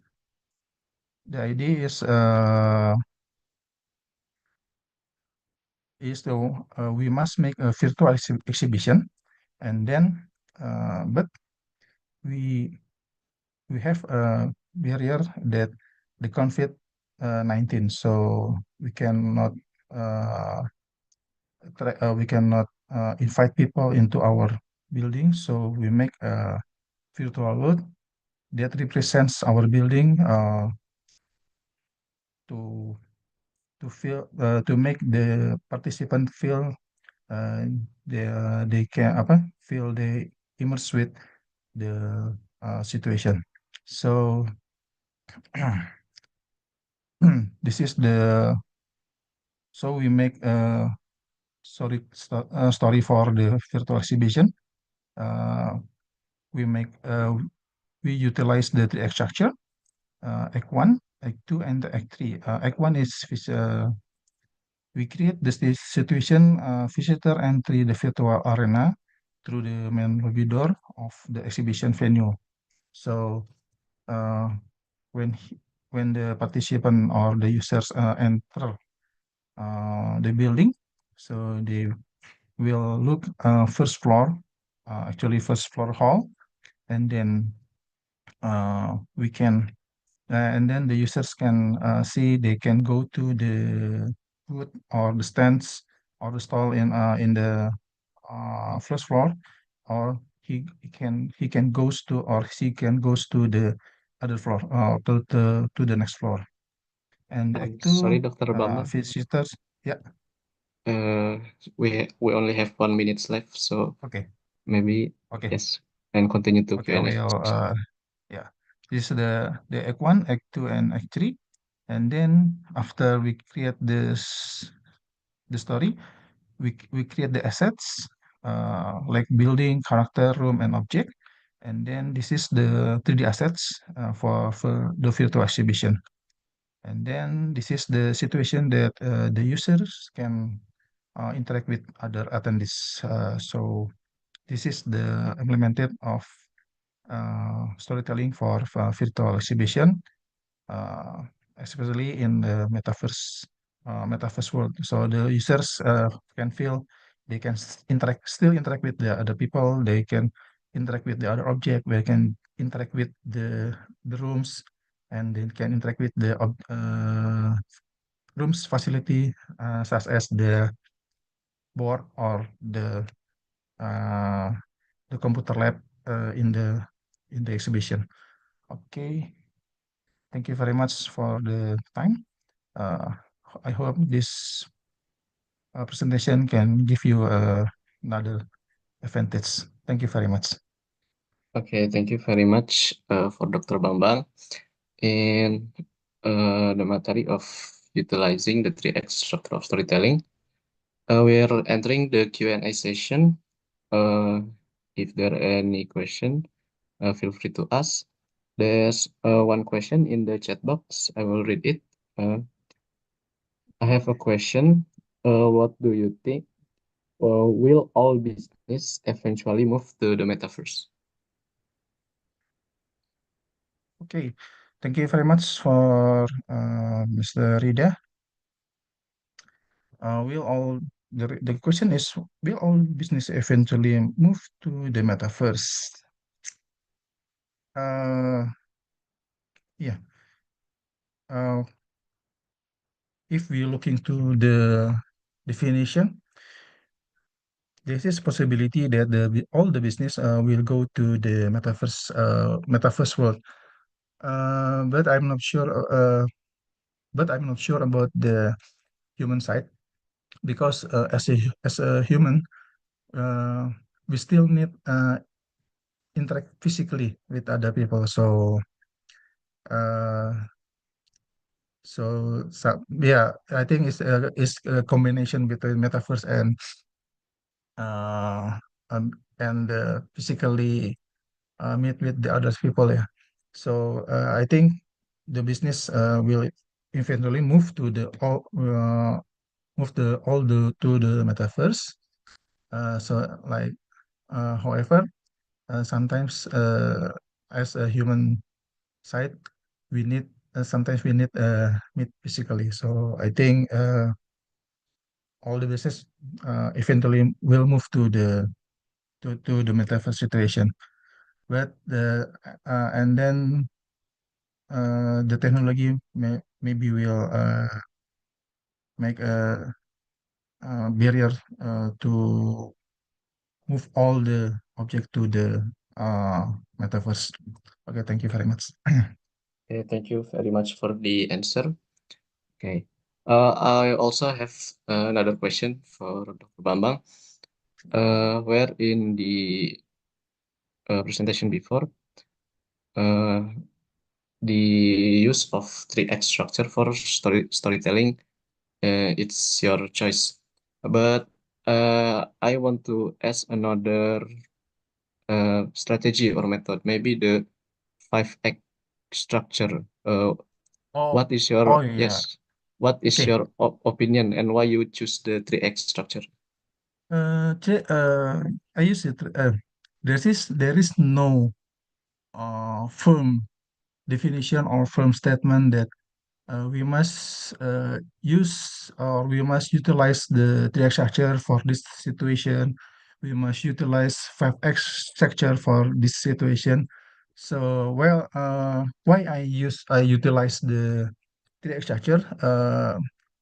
I utilize the 3x structure based on my experience in the 2011. I become a scriptwriter in one studio, one animation studio.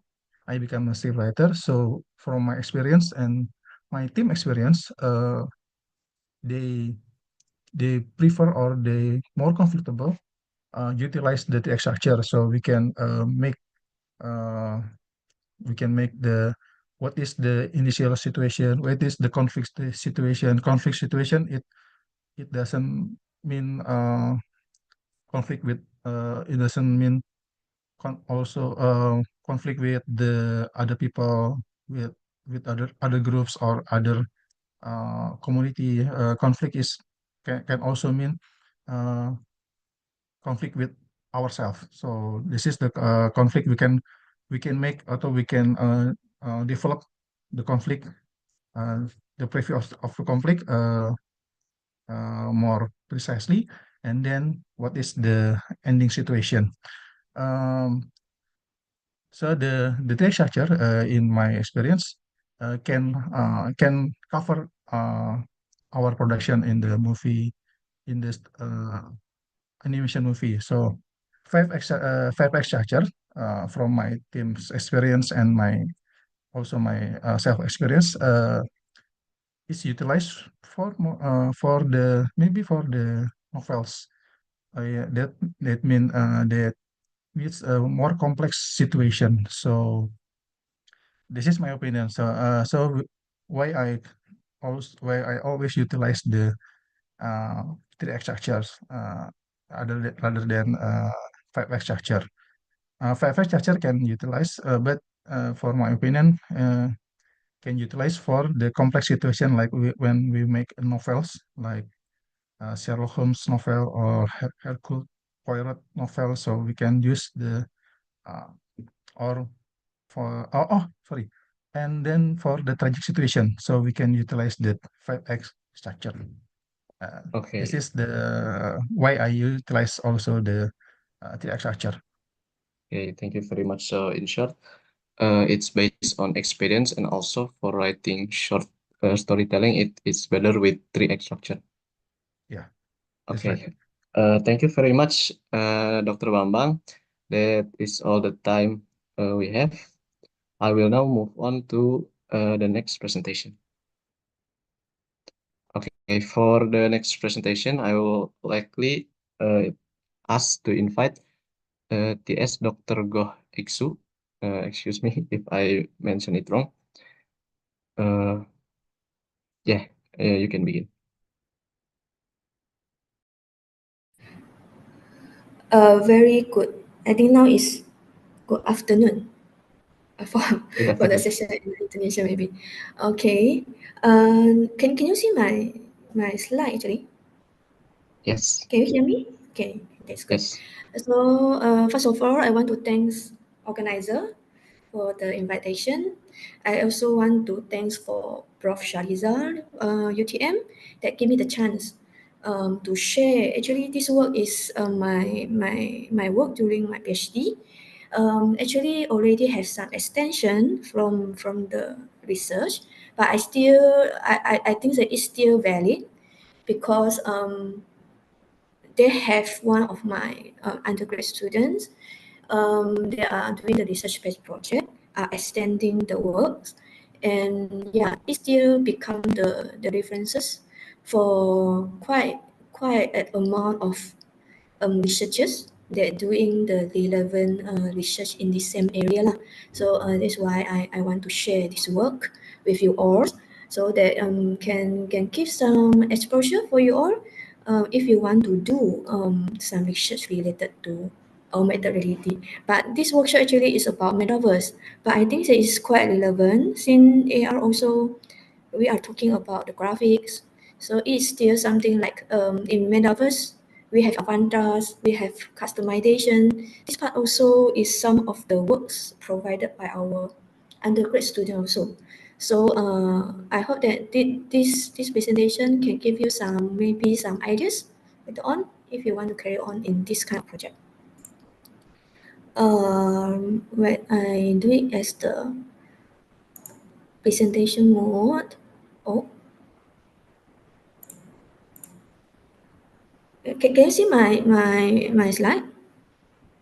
It's still on. Sorry, I cannot see it. So it just can be? It's not on slideshow mode. Oh, I make it as a slideshow already, but it cannot be. It is okay if I just doing. I think it should be in the slideshow mode. Well, let me check either I can make it at a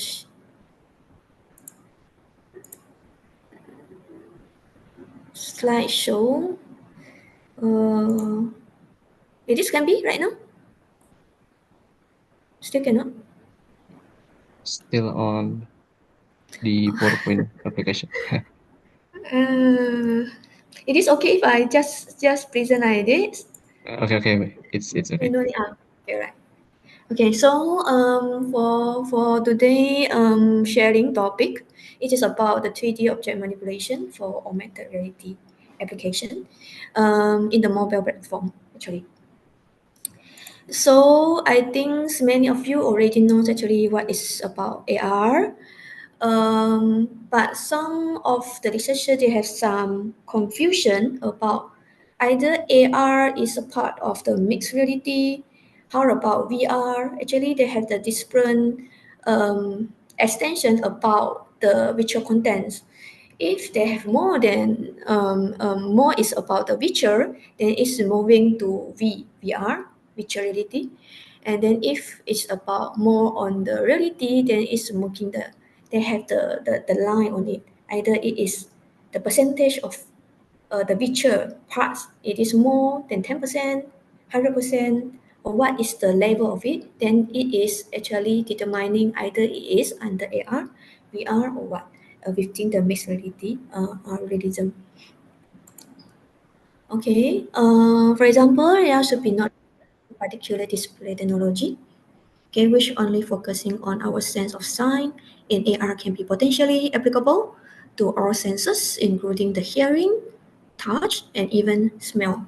I will make my presentation short since it's already run out of time, I think so.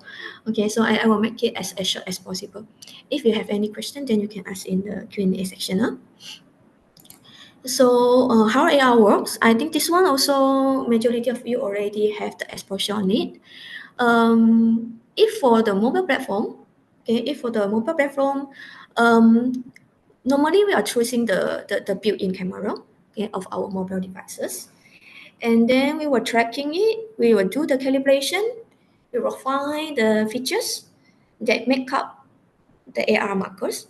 Okay, after we find all of the features related, it is matched with the AR marker we registered, then we just find the markers 3D position and its orientation.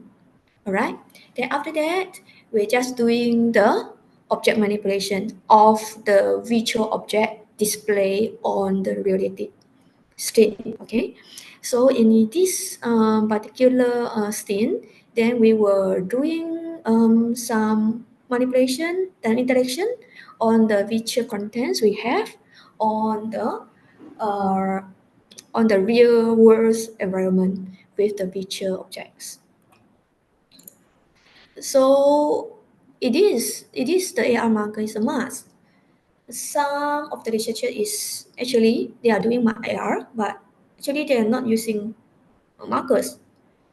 Some they are using markers, okay, artificial markers, but it's not something become something like too obvious in a reality scene. For example, like maybe they were using a note, or maybe using the card in the real scene as the AR marker for tracking purposes.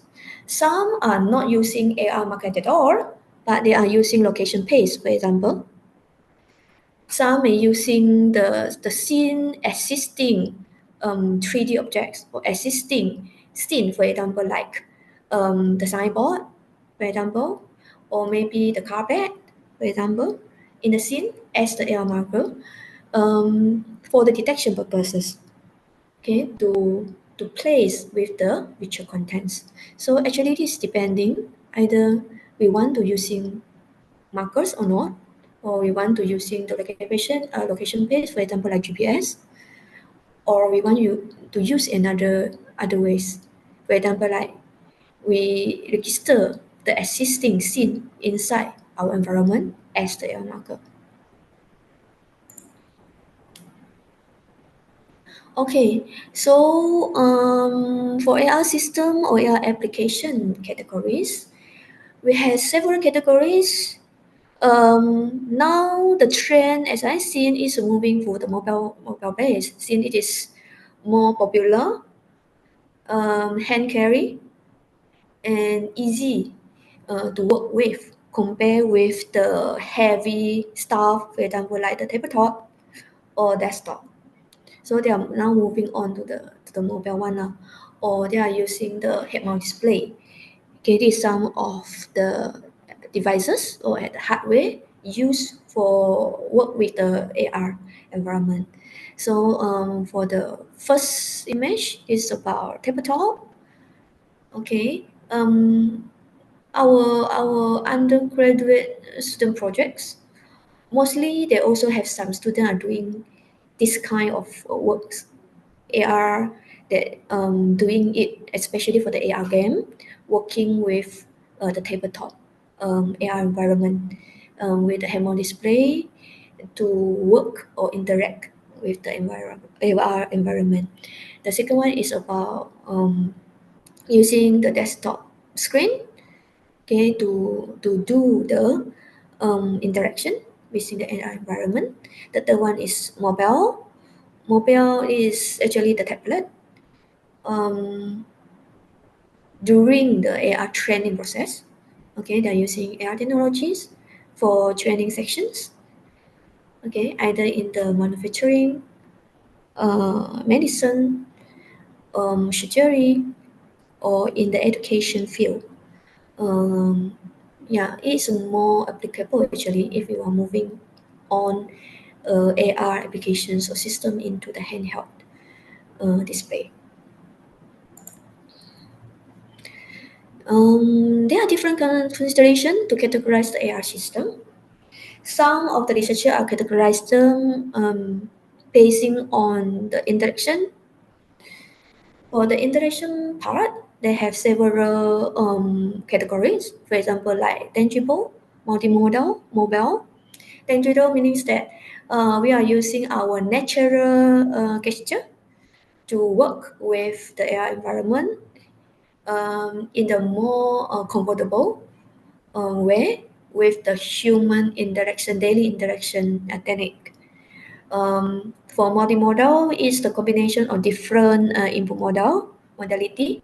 For example, like maybe we can using the hand gesture combining with the touch input example to combine it together so for a more complex interaction tasks. Okay, the third one is mobile. For mobile, they have several categories. Later on, we will go through one by one about that part. So interaction in AR system, we always referring as if we are talking about 3D object manipulation, it means the 3D dimension of object manipulation. It's about positioning, meaning that's translation, rotation, and also the expand. Okay, zoom in to out. Okay, so for the 3D object manipulation in the 6 degree of freedom is involved S and Y and Z axis, and how we can do the interaction in a more comfortable way, and more faster way, and more accuracy.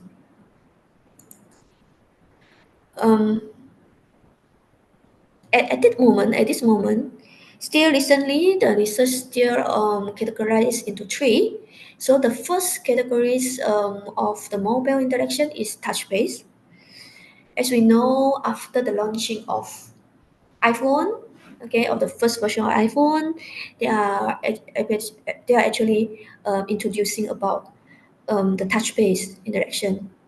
So touch input, okay, touch input is one of the main interaction during the mobile AR environment.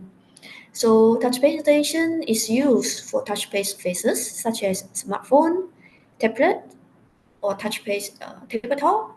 Okay, user can directly interact with the on-screen object through their fingers. Okay, usually limited with the small touch-based displays. So for touch-based interaction, they are using the different finger touch gesture. Still, they have several researchers is working on this particular field, which they try to introduce more convenient or more robust different touch gesture combination for different manipulation purpose. Okay, is there availability to use both fingers, expand the interaction options such as reshaping, 3D model, but it need both hands interaction. So for handheld mobile devices, for example, we still they still have the limited limitation on the touch inputs since we only can use one hand and the combination of one hand fingers to do the touch-based interaction. So here is some limitation when we're talking about touch-based. Yeah, so touch-based installations, however, touch-based installation has only been widely explored to do 2D object manipulation. S and Y axis only, while depth manipulation is still unexplored. Or they are combined touch inputs with hand gesture, for example, of device-based category, for example, with the multimodal multimodal interaction to complete the set of interaction for 6 degree of freedom. Okay, so additional sensor is needed, like the range sensing camera, but I think that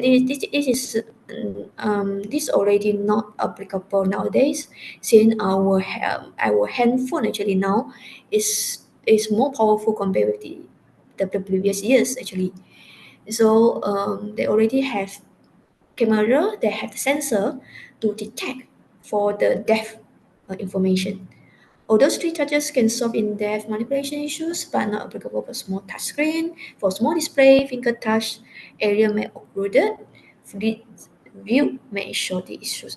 This means that for small display, for example, like handheld mobile, finger touch area is occluded. We are occluded some, maybe in our screen, we only can see the object. For example, like we want to manipulate a virtual object, which is maybe not too big, it's too small on the screen, example. And then when we touch with our finger, it's already covered or already occluded by our own finger. So we cannot see the edge. Okay, we cannot see the edge of our virtual objects. So in this particular moment, then maybe we need to use the freeze view to solve the issue. Then this feature is already been published few years ago, that you can search for the freeze view AR, and then you can find the paper related to this. About mid-air gesture-based interaction, it's about tracking our bare hands or the finger gesture as input. Previous research that they need some sensor to do so, or we need to wear something, okay, the sensor on our hand, our finger, for the accurate interaction. But nowadays, bare hands is already available with some devices, alternative devices provided, so we can just using our bare hands to do the interaction. It's more natural. Okay, hand gesture interaction is more natural. More natural, more comfortable, and actually more suitable for all of the participants. Either you are elderly, either you are children, or either you are adult. Okay, it's more comfortable for all categories of human actually, when you want to do the interaction using the hand gesture interaction within the AR environment. Okay, but for the mini gesture-based interaction, normally there is more complex tasks can be done when we have a stereoscopic interaction tabletop or a wall towards the AR environment instead of both hands interaction discussed previously. The mini gesture-based interaction technique can be investigated the possibility towards using the single hand actually. I think single hand maybe is one of the possibility lah, okay, possibility for us to explore more about the potential of the mini gesture-based interaction. However, for mini gesture-based gesture recognition become a very crucial importance within the interaction field, and how to accurately checking or matching with our finger or hand gesture is one of a crucial research area field still right now, for us to explore more about the possibility of using the hand gesture based interaction. Okay, the limitation about mini gesture based interaction, the quality of the depth sensors, okay, the stealth occlusion. Okay, when we using our own hand, for example, like we are holding a virtual object. Example, when we want to rotate it, sometimes actually it's occluded with our own hand. When it's occluded with our own hand, sometimes the features cannot be detected, and they will affect about the tracking and the calibration, and then furtherly they will affect the quality interaction and also the accuracy of our manipulation. The last The last category is about device-based interaction. Device-based interaction mostly is we are using our own mobile devices as the physical attributes to be tracked for the 3D object manipulation. From the animation here, actually you can see how the device pace is working, especially for translation, rotation. Okay, or you want to move in far from you or near to you, then we're just moving our devices to make it far, near, or make it rotate, or maybe you want to moving it, positioning it. So the device itself, the attribute of the device itself is being tracked for 3D object manipulation. So this is introduced early 2005. The research still carry on, and the device pace category actually can solve some general issues that appear within the other two categories. For example, like touch base, we say that touch base we have the fatigue issue. If we are using one hand for interaction and another hand holding the mobile device, okay, then the hand fatigue issue may happen. The same goes to the mid-size catch space. So with the device space category, actually they can solve the hand fatigue issues actually, because we can hold the device with both hands and then we can moving it, and then yeah, it's more conducive actually. Okay, for occlusion, since for the device space we are using the device itself, okay, as the attribute to be tracked for the object manipulation, so no have the occlusion problem, okay, that always happening in the other two categories. However, device-based interaction, they still have some limitation. For example, like it cannot be manipulate the object as fast as the other two categories. For example, like if we want to rotate a virtual object, example here for the animation here we're showing. So if we have a large scale of rotation degree, example, maybe we need to moving the device every time. Okay, it's slowing down the operation actually. These are the example here. Through the animation and images here representing how it's work and how it's may causing the slow jet rotation. Sometimes maybe over rotation may occur also. Another problem is device-based interaction is about the deviation. Deviation meaning that when we are moving our devices to do some rotation and translation, yeah, deviation may happen, and then we need to adjust it to make it accurate. Okay, to make it accurate.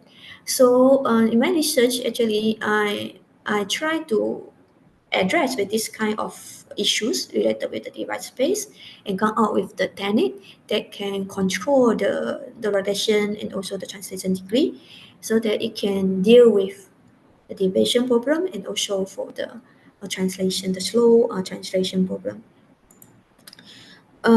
Sorry, now it's 12:20. Actually, this is some of the sharing about AI application that nowadays, the videos actually, it's videos about the application nowadays about AR, but I think I can skip for that.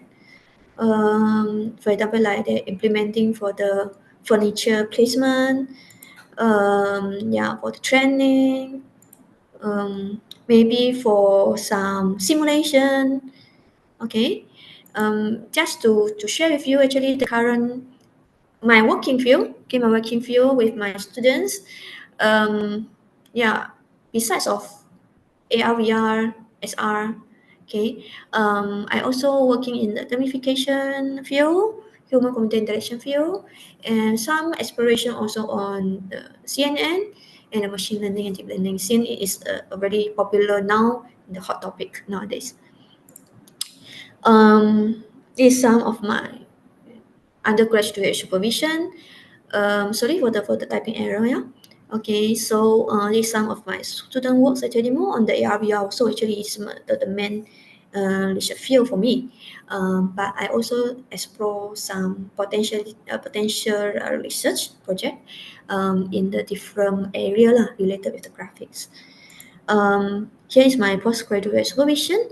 They are doing, some is about the deep learning, some is the gamification, some is about the CNN, okay, some is about the applications, okay, some is the detection and recognition, and some is about virtual environment, VR. So for my publication, you can go through my website. You can go through my website, and then you can check out some of my publication in my website that I share publicly to the audience lah. Okay, I think that is from me. Thank you very much. Thank you very much, Dr. Goh, for the presentation. We'll now move to the Q&A session. If there are any question, feel free to ask in the chat box. Okay, there's one question. No question is good. Then we can open the camera. Shooting session. Okay. There's already one question in the chat box. I'll read it. What are the key considerations when designing immersive AR experience for the metaverse? As I say, actually, human-computer interaction means that the design part is important. Sometimes we feel like, okay, I design a technique, but it is actually suitable for the participants. Different participants, they have a different consideration. For example, like for children, they have some field that's related only for children. They call it as the children-computer interaction. They have field very specific for it. So for adult, they have adult interaction. So actually depending. Now also they goes to robot interaction, right? So actually, how we want to designing for the immersive AR experience is you need to sit down.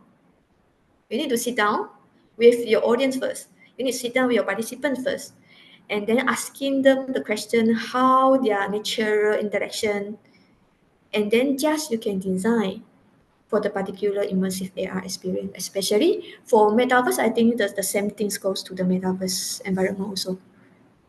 I hope that I answer your question. Thank you.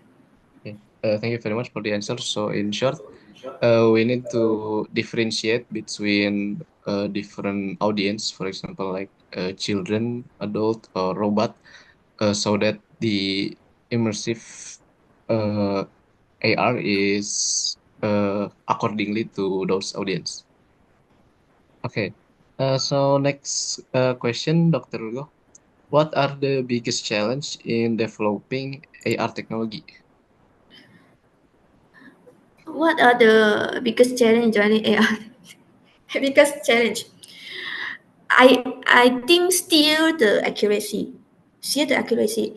I think still the feature detection. This is still the main parts actually. How you want to make the AR interaction robust, or how you may want to make the AR is have more potential in the future, because now actually we have limited it with the current technology, the features, especially for the color. Example, like if you have a AR marker which have with only one color, for example, or you don't have too much combination of color, then it is hard to detect. How you want to improve it is one of the quite hard topic, quite hard research field, especially in today research is still ongoing. Okay, for this particular area lah. I think calibration tracking is the main field for us to work with, especially for the AR technology. Thank you. Okay, thank you so much for the answer. So it is true from my experience too, using AR and virtual reality. Sometimes it's hard to interact with the object, or the AR2 is still hard to identify some object. It uh, it's still hard. The accuracy is still an open field to research. Yeah, correct. Okay, maybe for my last question, Dr. Goh, I always wondered about the memory usage of AR or VR because I know it's resource intensive. So is there any way to optimize the memory usage of AR and VR maybe? Like if we look in a different way, then the object behind us is disappearing, or is there any way to uh, optimize the resource? It is about optimization, it's about database cloud. Actually, my student also actually moving to cloud pace, especially when they are doing the modeling. When we are talking about AR, it's involving the VR, the virtual contents. Virtual content sometimes is 3D, three dimension, maybe 2D dimension. We just consider it as a 3D lah. It is 3D modeling. So actually it's huge.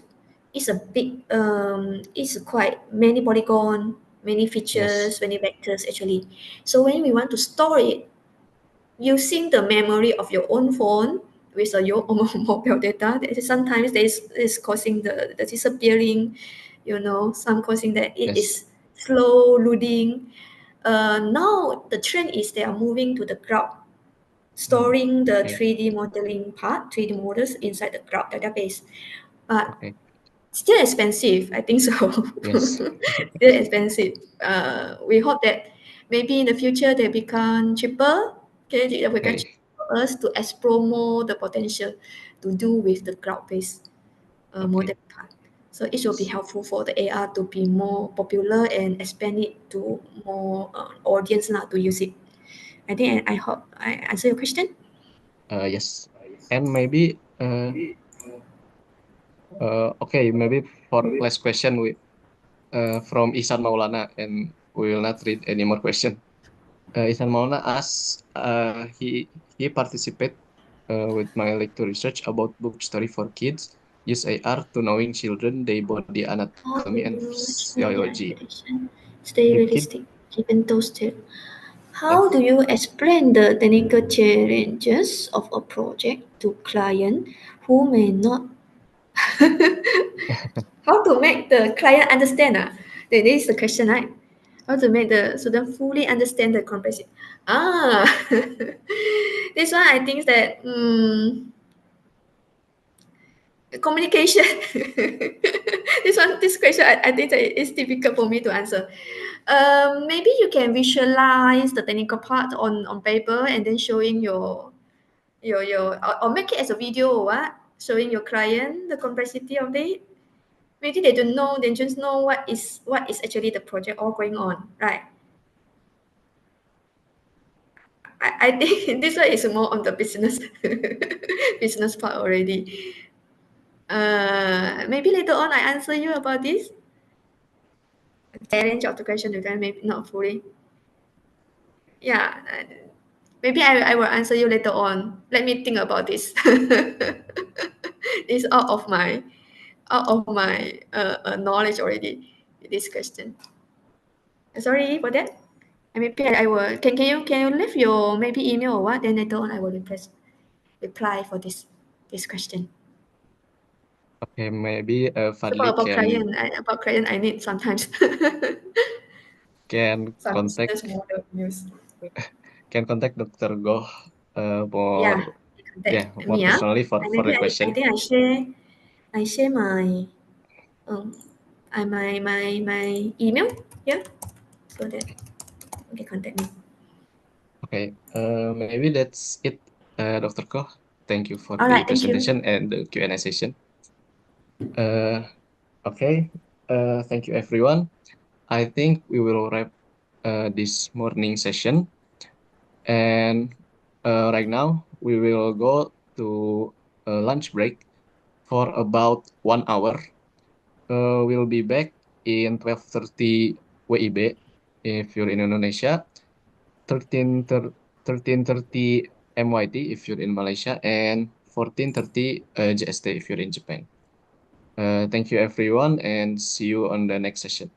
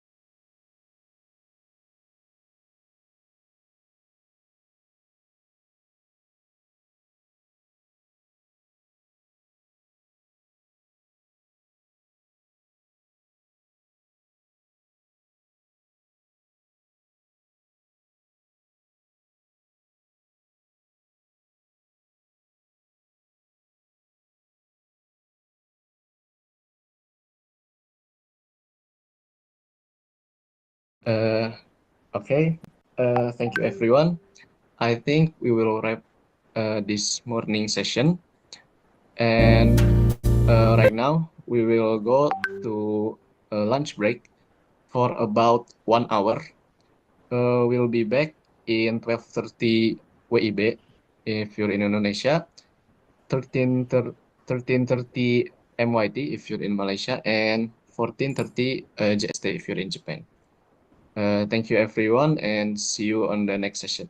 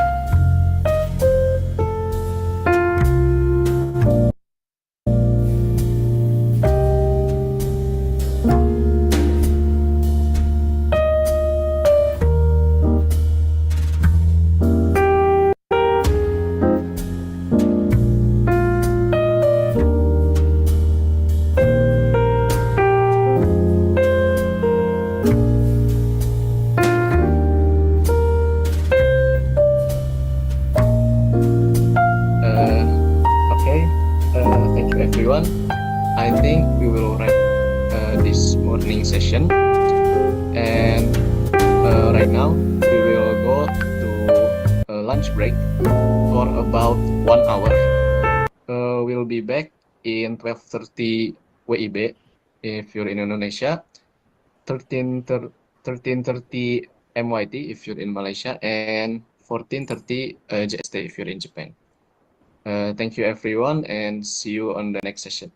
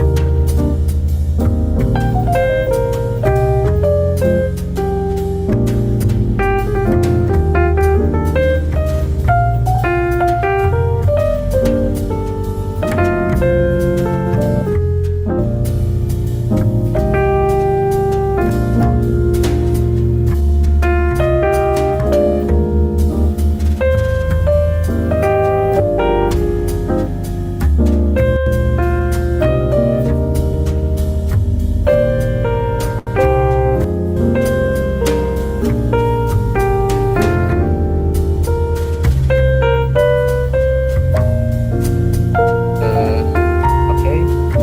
thank you, everyone. I think we will wrap this morning session.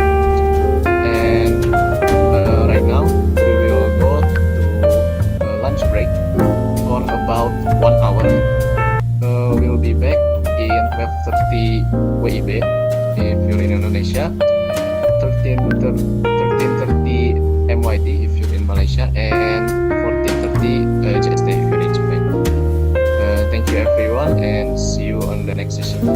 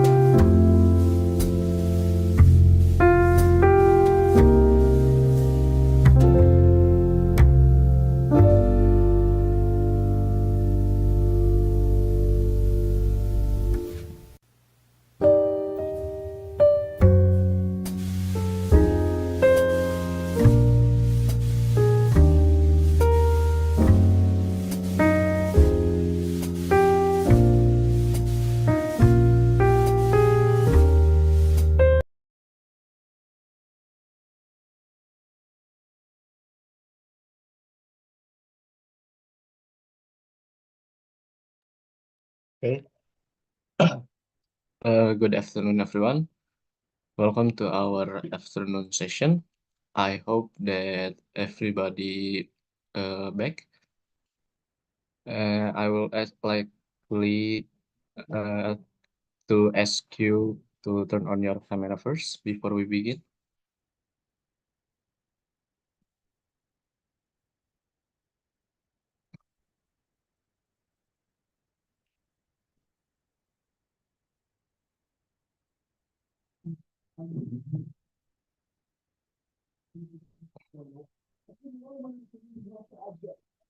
Okay, so for our next presentation, it will be from Mr. Shuhei Era from Kyutech.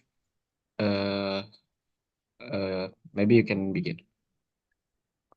Microphone and camera are fine. Okay. Okay. Slide share.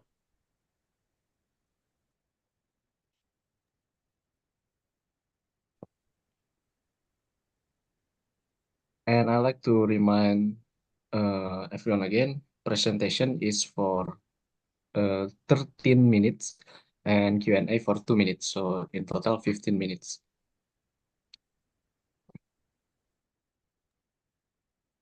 Okay, you can begin now. Yeah. No. I would like to present my research on purpose warning system for desk work. My name is Shuhei Era from Kyushu Institute of Technology.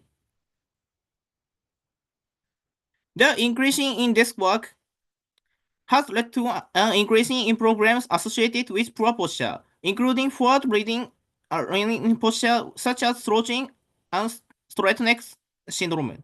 There is a demand for posture assessment and notification systems aimed at improving the posture. When sitting at desk work for prolonged periods, the body tends to shift into the more comfortable posture, causing the alignment body parts in trunk deteriorate and leading poor posture.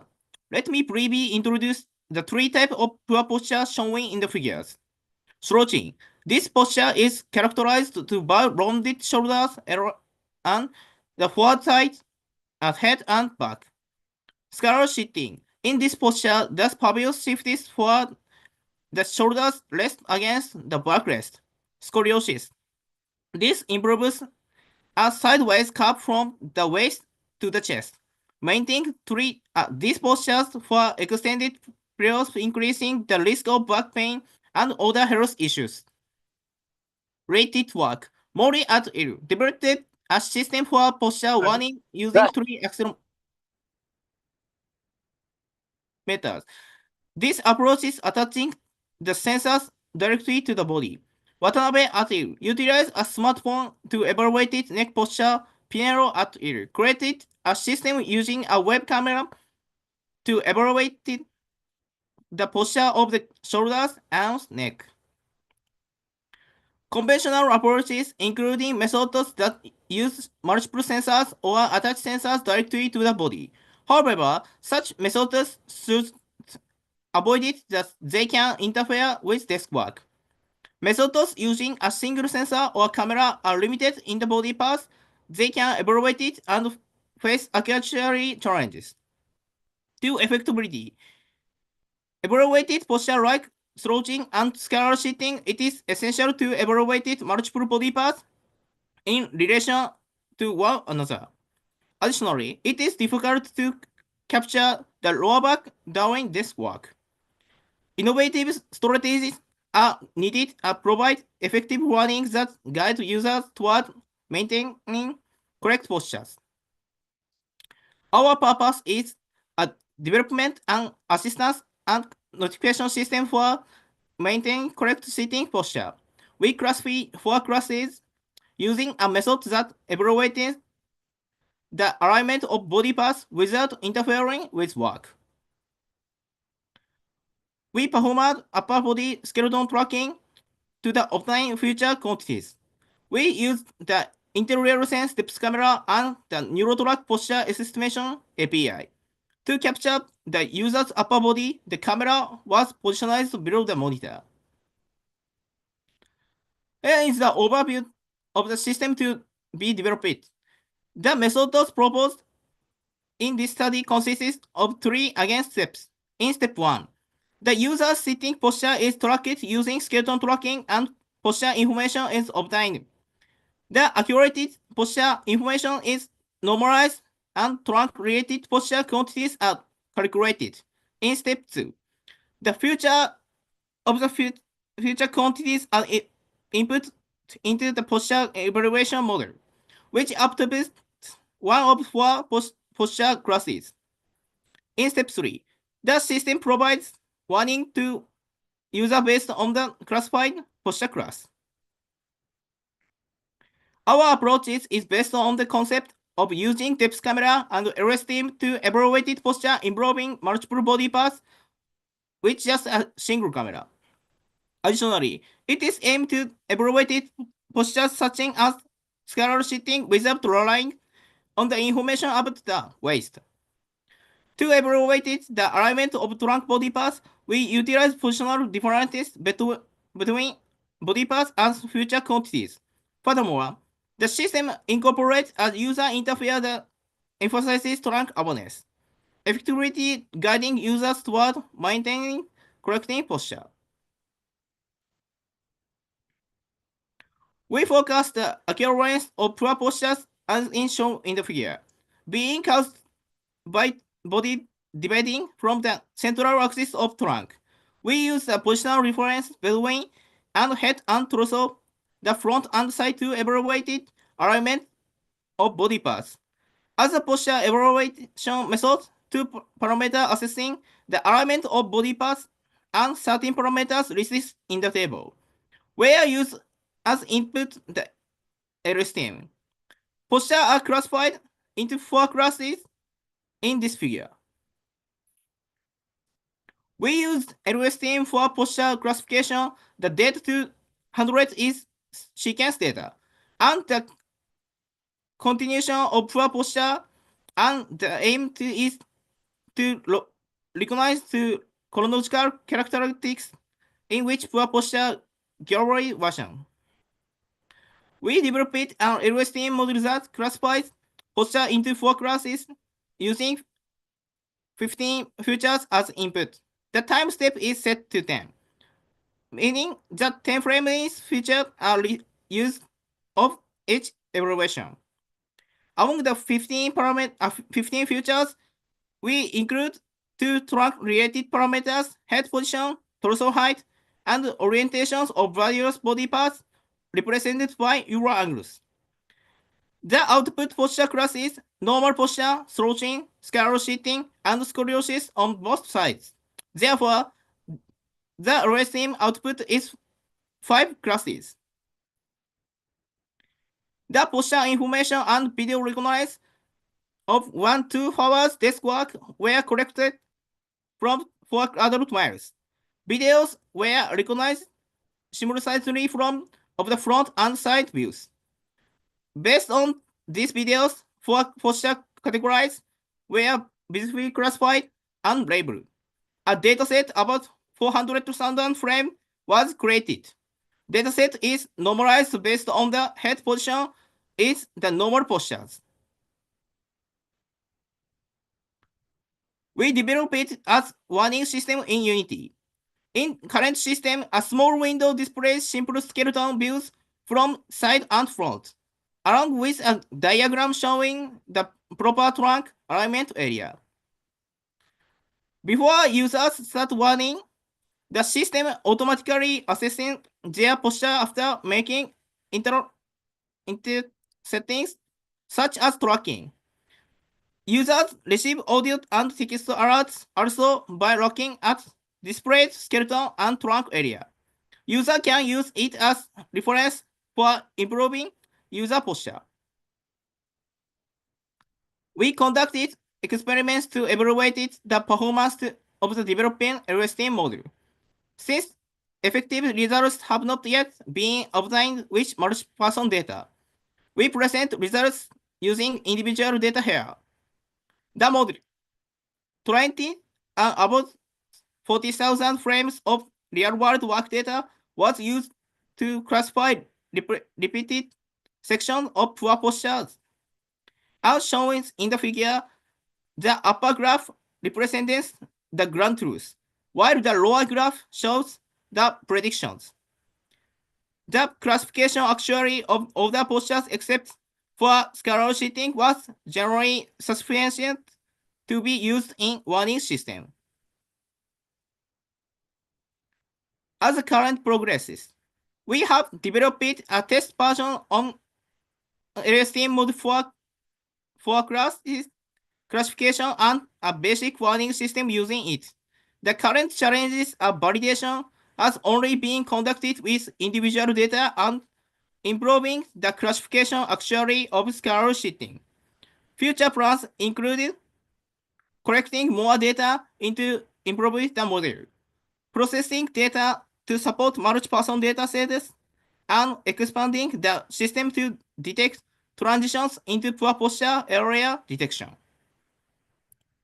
Thank you for listening. Okay, thank you very much for the presentation, Mr. Shuhei. We'll begin the Q&A session now. If there are any question, feel free to ask. Maybe I want to ask about the slouch and what's the other one, Mr. Shuhei? Slouch and Slouching. yes. Poor posture? Yes. Just right. Slouch and there's the other one.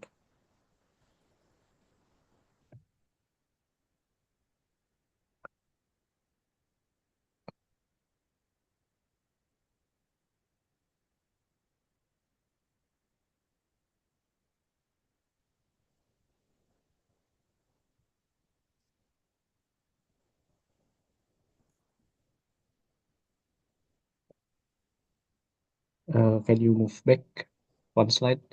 Slouching is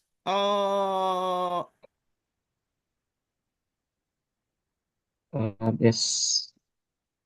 And sacral. I want to ask about the next research maybe. The current research you're using webcam, which the camera is from the front. Front. So yes, slouching and sacral needs to be identified from the side, from camera side. Yes. Is there any next step? Maybe the warning system using multiple angle, or I don't know. Is there any? No, I use single camera or depth camera, skeleton tracking. Oh, yes. So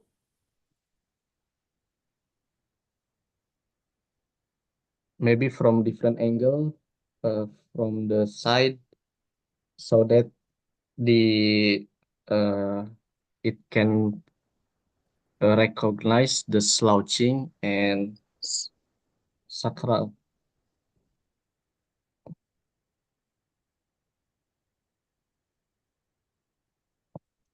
sorry. Maybe I type the question.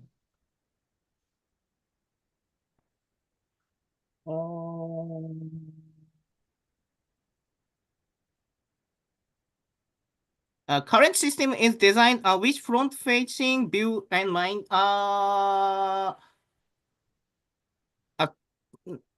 So side camera, desk working and interfered.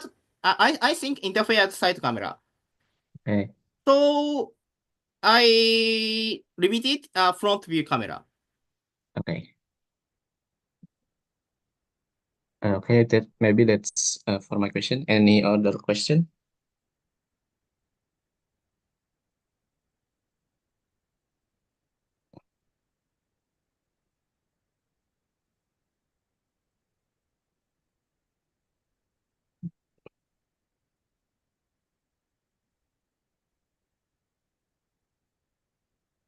If there isn't any more question, maybe you can conclude the presentation, Mr. Shuhei.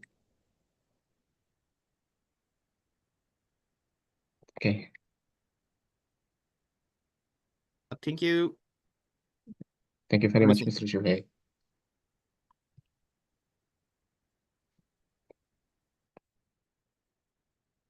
And maybe the screen too, Mr. Shuhei. Screen? You're still okay. Yes. So sorry. Yes.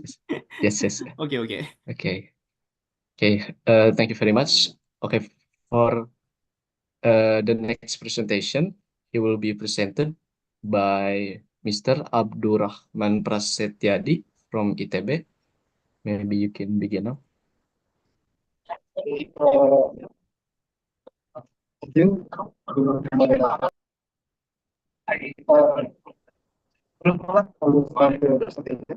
No, I'm sorry, participant of screen sharing.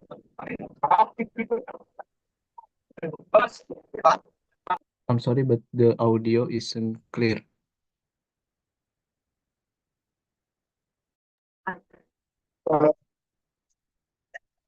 Can you hear me? Yes. Okay, so because I'm on the way to the airport on the bus. Oh, okay. Okay, yes. So the song is Yes.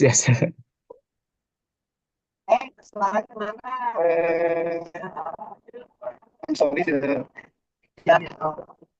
Zoom not able for us to screen sharing.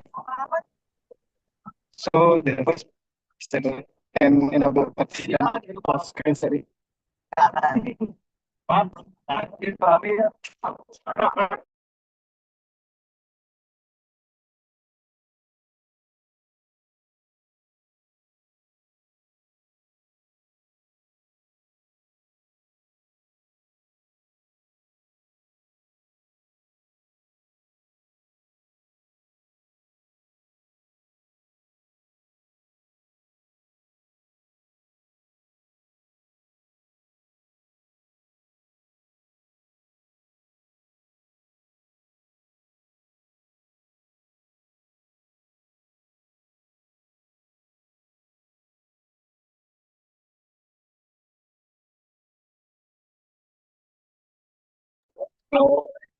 Sorry, is Randy? Yes. The screen. Okay, we can see the screen. Okay, thank you.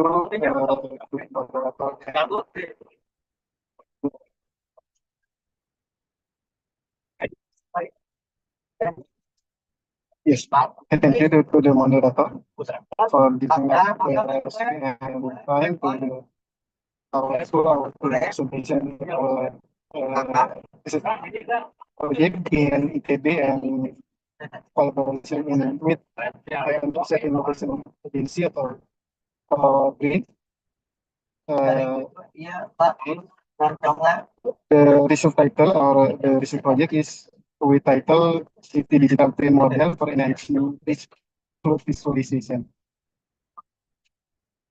The outline for the presentation was this background, problem, and research objective. Sorry, the slide not run.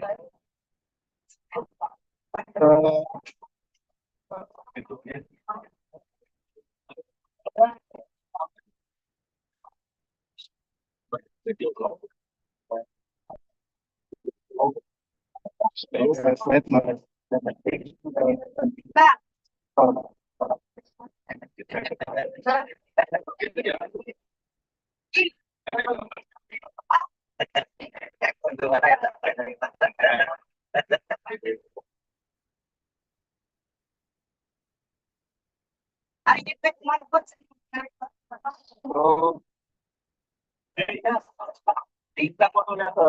Sorry, moderator. You can see the outline. Yes. Yes. We can see that. Okay. So, we will presentation our presentation during time. First, the background problems and objective. Second is methods. And the third, subjects and property. Four, was method, and five is result and discussion. There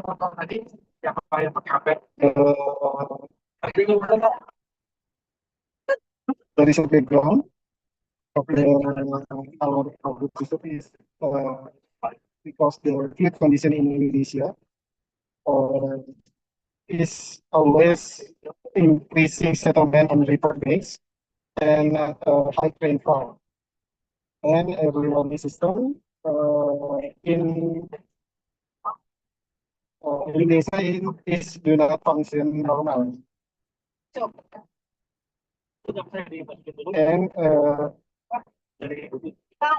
inevitability of decision makers to read food map hazard maps and for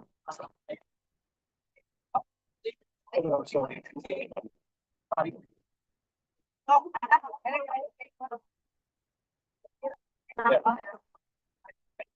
Without good disaster application access to dense population settlements. So this is the risk problem in Indonesia.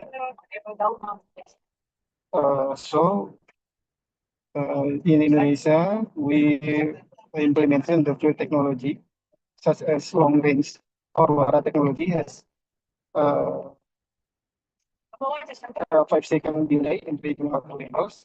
The problem relies on the latest settlement and population density data, SDGIs mapping inaccurate, and the application of machine learning algorithm for flood prediction is still not automated.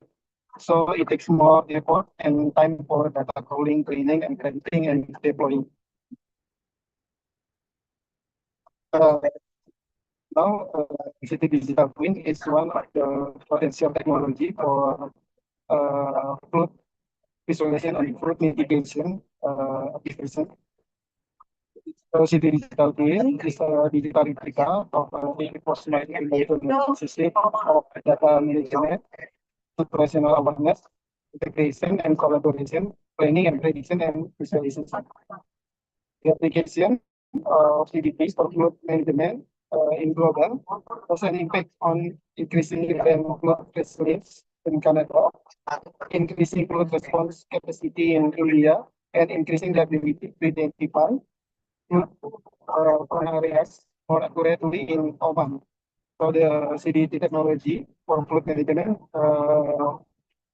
has used and has impact in global usage.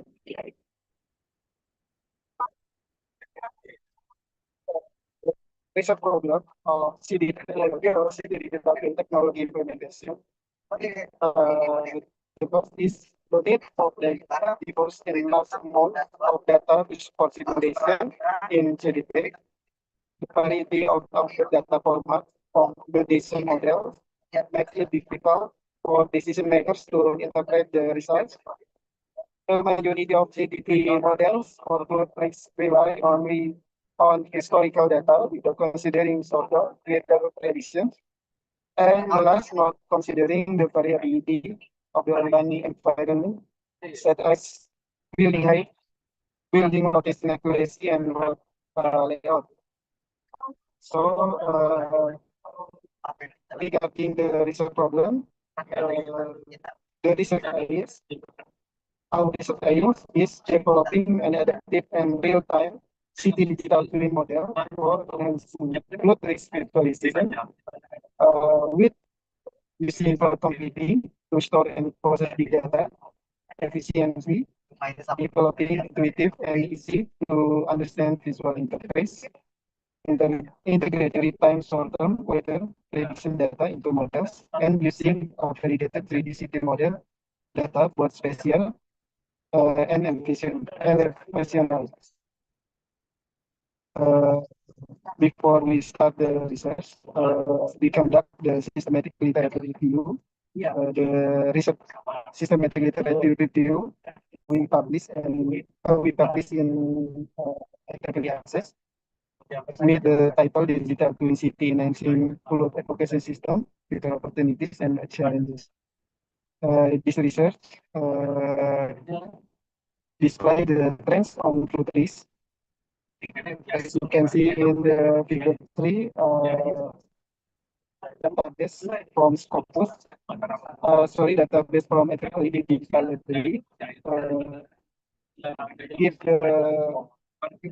more article compare with the another database like Scopus, Science Direct, Web of Science, and Science Library. And the number of article of years. This research is slow decrease to the in the 2024.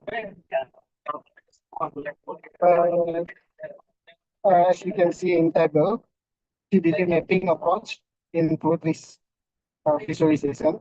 So this is the approach category or approach category in CDT, City Digital Twin Research in fruit trees. The first is community engagement and implementation. The second, predictive modeling and simulation. The third is the technological integration, and the fourth is urban planning and cost. As you can see in number 2, predictive modeling is the major or dominated category in CDT research approach. And CDT technology and fruit can you see the first is 3D city model technology used to calculate the digital twin with AI. Is it perceivable water paper, PWP, and Internet of Things, special learning model, and more. With the task is simulating 3D building damage to building urban area, and so on. This is the example of use CDT application for fruit trees visualization with based on 3D city model and deep learning. And the second is based on high precision 3D modeling. I'm sorry, Mr. Abdul Rahman. Okay. We only have 2 minutes left, and maybe you can position the mic more clearly. Oh, I'm sorry. Okay, thank you. Can you clip? Okay, maybe it's clear enough, maybe. So the class of literature review is the data sources and application used in city development research. As you can see in the column number 1 is data source used in city development research like city GML, geospatial data, with the application ArcGIS, composite modeling system, feature manipulation engine, and so on.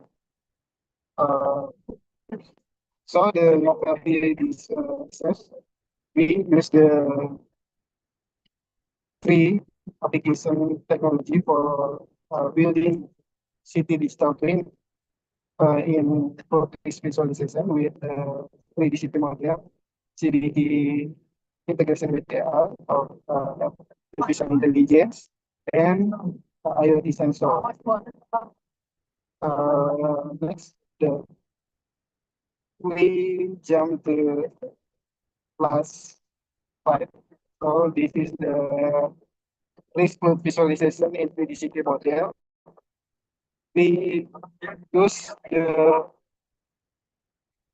JavaScript with HTML as the main library to visualize the city and deploy it. The process started initializing Node.js for the project, followed by creating a basic HTML framework and for the HTML via CDI. As you can see in the figure above, this is the development continues by inputting Bandung city coordinates and camera altitude.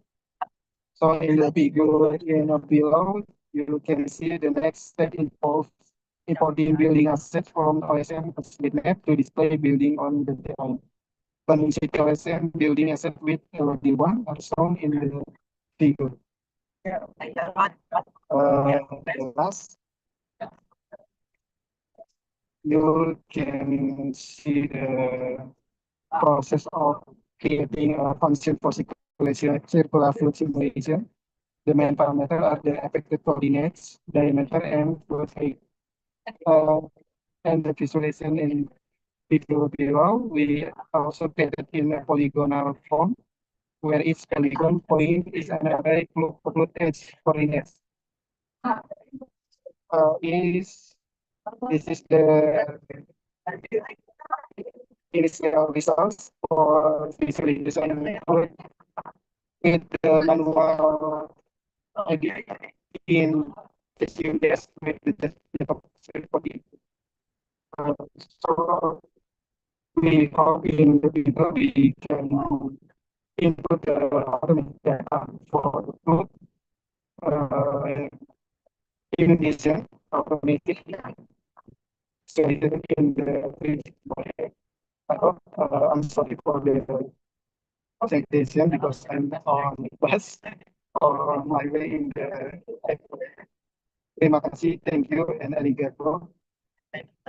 I'm sorry for the presentation. Thank you. Okay, thank you very much, Mr. Abdul Rahman. Due to the technical difficulties, maybe we'll skip the Q&A session.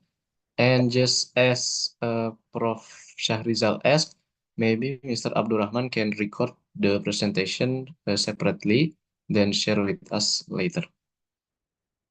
Okay, so for our next presentation, it will be presented by Mrs. Yesidia Rosita from Telu. Okay, thank you for the moderator. The presentation duration given is only 5 minutes. Therefore, I will strive to stay within the allotted time. Okay. Good afternoon, everyone. I'm Yesi from Telkom University. I will try to represent the Center of Excellence of UMIC Engineering. Let me share to my presentation.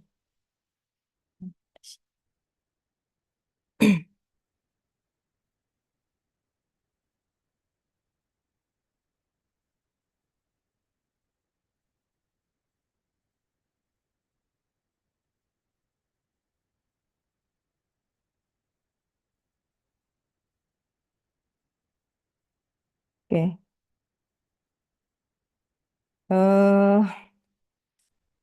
The first, I would like to express my heartfelt gratitude to the organizer and then the head of Center Excellence of UMIC, Mr. Satria, and then everyone involved in making this event success.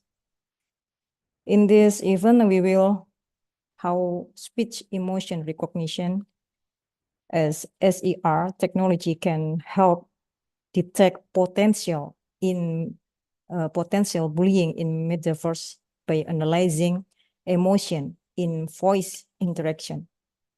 And then we hope that this discussion will provide a valuable insight and solution for creating a safer and more inclusive virtual world. On this occasion, we will discuss the introduction to the Metaverse, virtual bullying, and speech emotion recognition, commonly abbreviated as SER.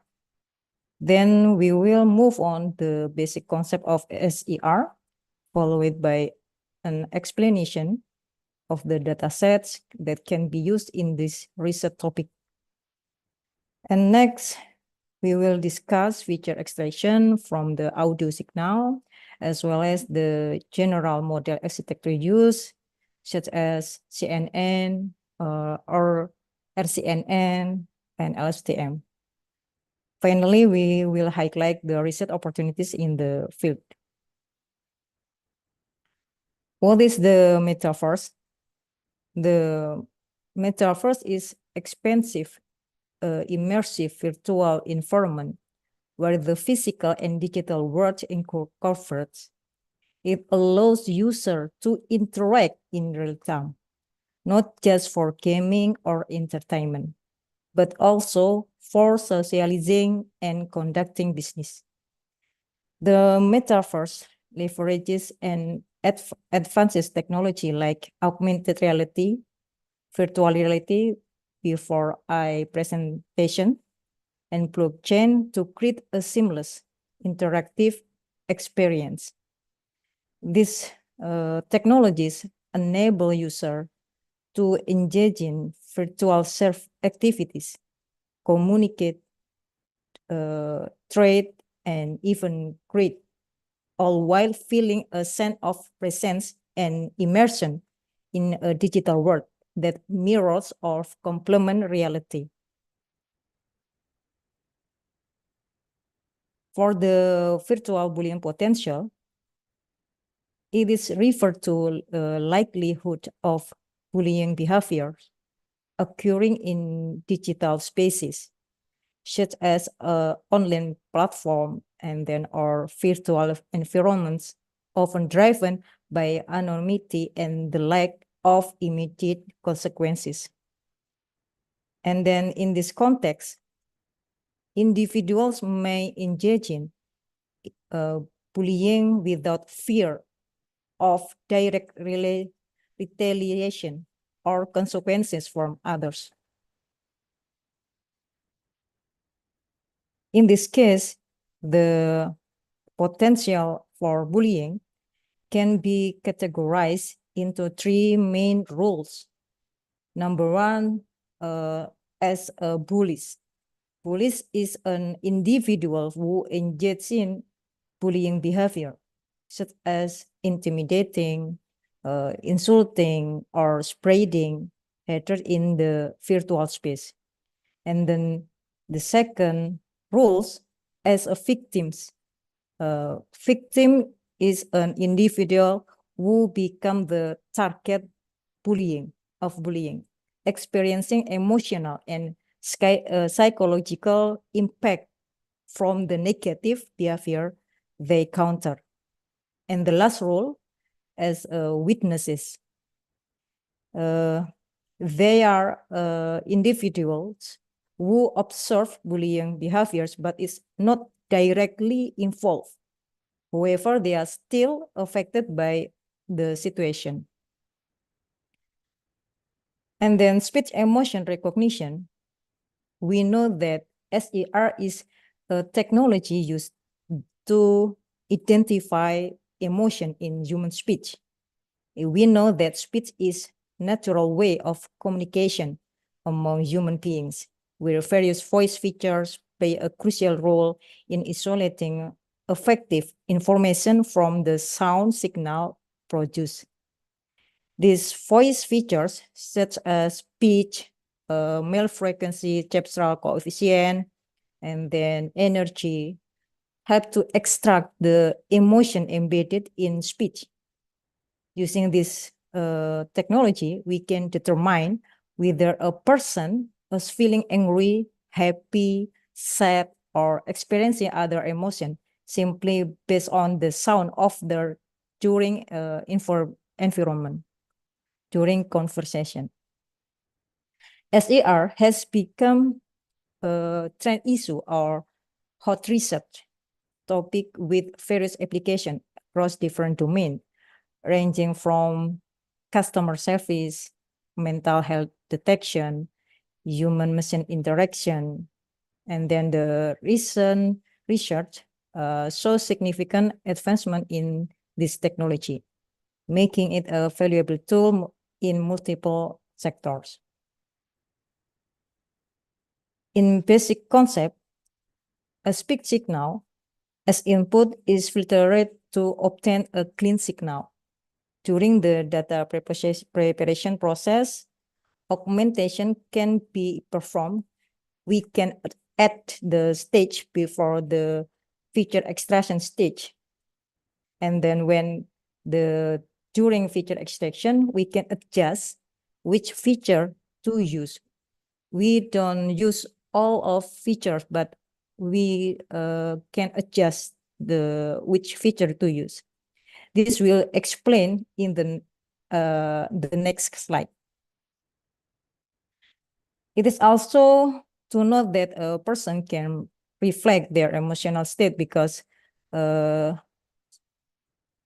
based on perception, emotion can influence how we perceive the world around us.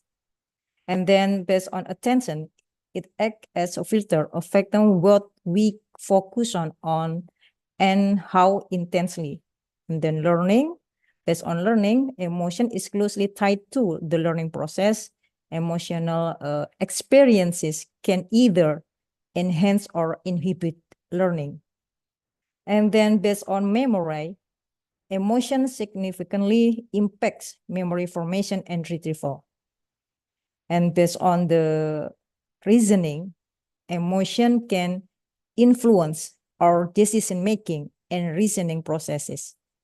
And the last, based on problem-solving, emotional states can affect problem-solving abilities.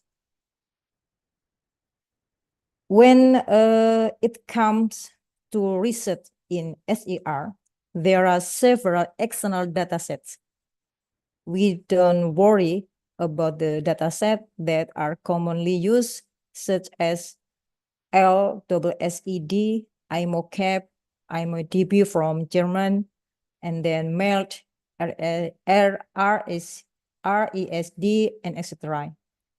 However, among these, the data set that are most frequently utilized in the field IMOCAP, IMODB, and RAFDES. This data site provide high quality recordings and well annotated emotional labels, making them a popular choice for building and evaluating emotion recognition system. We know that in the real life, emotions are incredibly diverse, but they can generally be grouped into the six main categories, like fear, anger, sadness, disgust, happiness, and surprise. Let me give you an example, fear emotion. The fear emotion doesn't represent a single feeling. It includes a range of emotions like feeling scared, anxious, rejected, or even insecure. All of these are different sets of the same core emotion is fear.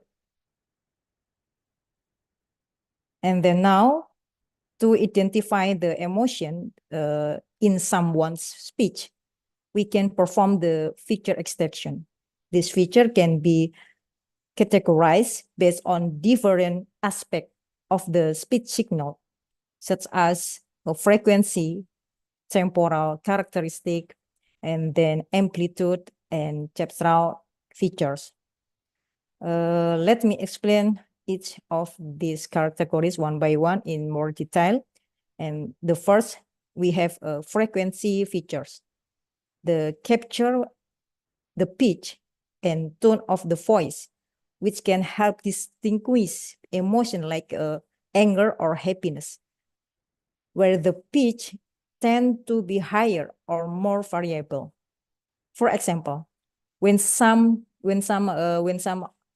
is angry, their voice often becomes sharper or higher pitch. And then next, there are temporal features. These categories focus on timing and duration of speech, such as how fast or slow someone speaks. Emotion like sadness or fear often have slower, more drawn-out speech pattern. Imagine how someone might speak when they're feeling down. It's usually slower and with longer pauses. And then we have amplitude features.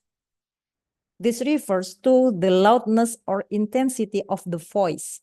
Emotion like excitement or angry might be conveyed with louder, more intense speech, while sadness is often softer, quieter. Think about how someone speaks when they're excited. There's a noticeable increase in volume. And the last category, there are spectral features. This involve the spectral properties of the speech signal, like the MFCC, male frequency spectral coefficient, which capture the timbre or quality of voice. Yeah, MFCC are particularly useful and commonly used in speech emotion recognition because they can effectively represent the unique characteristics of speech. We often use 12 coefficient, 25 coefficient, and 45 coefficient to describe the characteristic of speech signal. This feature helps in identifying more subtle difference in emotion, such as distinguishing between calmness and nervousness. So each of these feature categories provide valuable information that help us accurately detect the emotion behind someone's speech. This is the general architecture.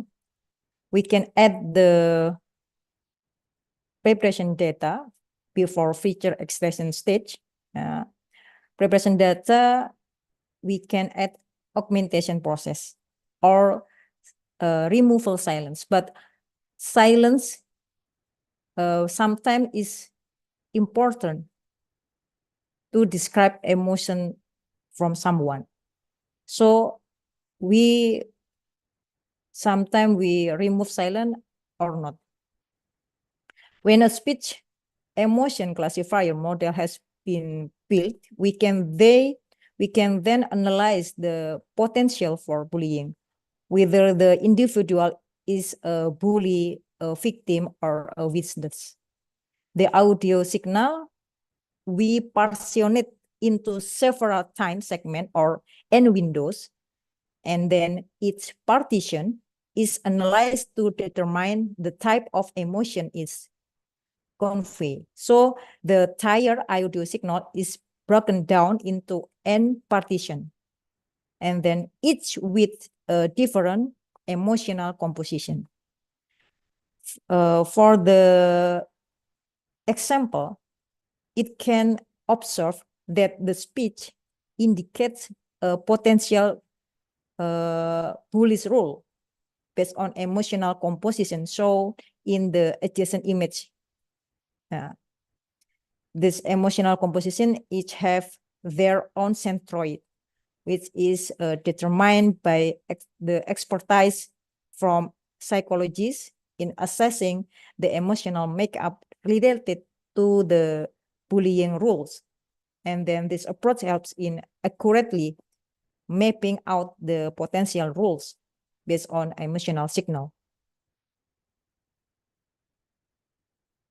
Based on the previous discussion, the use of SAR technology in the context of bullying in the metaverse presents significant research opportunities.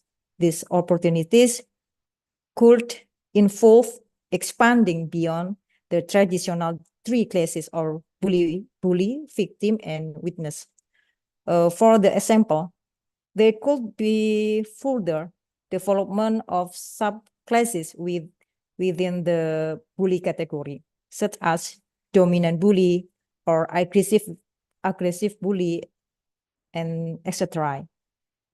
And additionally, other specific categories could be identified, like manipulative bully or verbal bully, to reflect more nuanced role in bully behavior.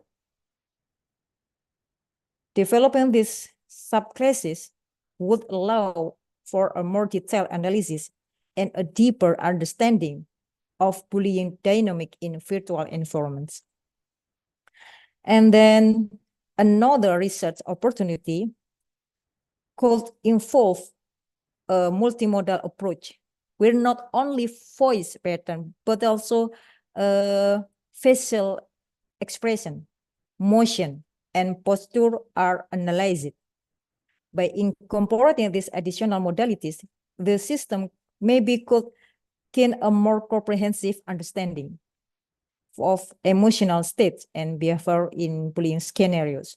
For example, facial expression can provide valuable cues about emotions such as fear, anger, or sadness, while body movement or posture might indicate dominance, submission, or anxiety. Combining speech and with visual and motion data would lead to more accurate and holistic detection of bullying behaviors, allowing for better detection and intervention strategies in both virtual and real-world environments. And then the Metaverse offers a revolutionary experience for virtual interaction, yet it brings new challenges, such as the potential for bullying often hidden behind the anonymity and complexity of virtual environments. With investment in technology like SER and text-based AI analysis, we can detect and respond to signs of bullying earlier, creating a safer and more inclusive virtual space. And we know that it's crucial to integrate these technologies, approaches with robust ethical policies, ensuring that the solution we implement are not only effective, but also respect the privacy and comfort for all users. That is enough. I think it's enough. Thank you for your attention. Should you be interested in collaborating on this research, feel free to contact me via email. And then back to moderators. Thank you. Okay, thank you very much, Mrs. Yesi. If there are any question, feel free to ask. You can type it in the chat box or ask directly to. Maybe I want to ask some questions. Is there any advantage of speech emotion recognition? Then, for example, maybe facial emotion recognition using video. And maybe what if there's a combined research using speech and facial emotion recognition? Will it be better or worse? Okay. In my opinion, thank you, Mr. Randy. The great question. I will try to explain my opinion. I think is yes, using a video offers several advantages, especially when combined with other modalities like audio, text, or sensor data. The advantage like rich context, videos provide visual information that can capture facial expression, gesture, and body language, offering insight into emotion, attitudes, and interaction. Okay, it is enough? Yes, it's enough. Thank you very much for the answer. Is there any more question?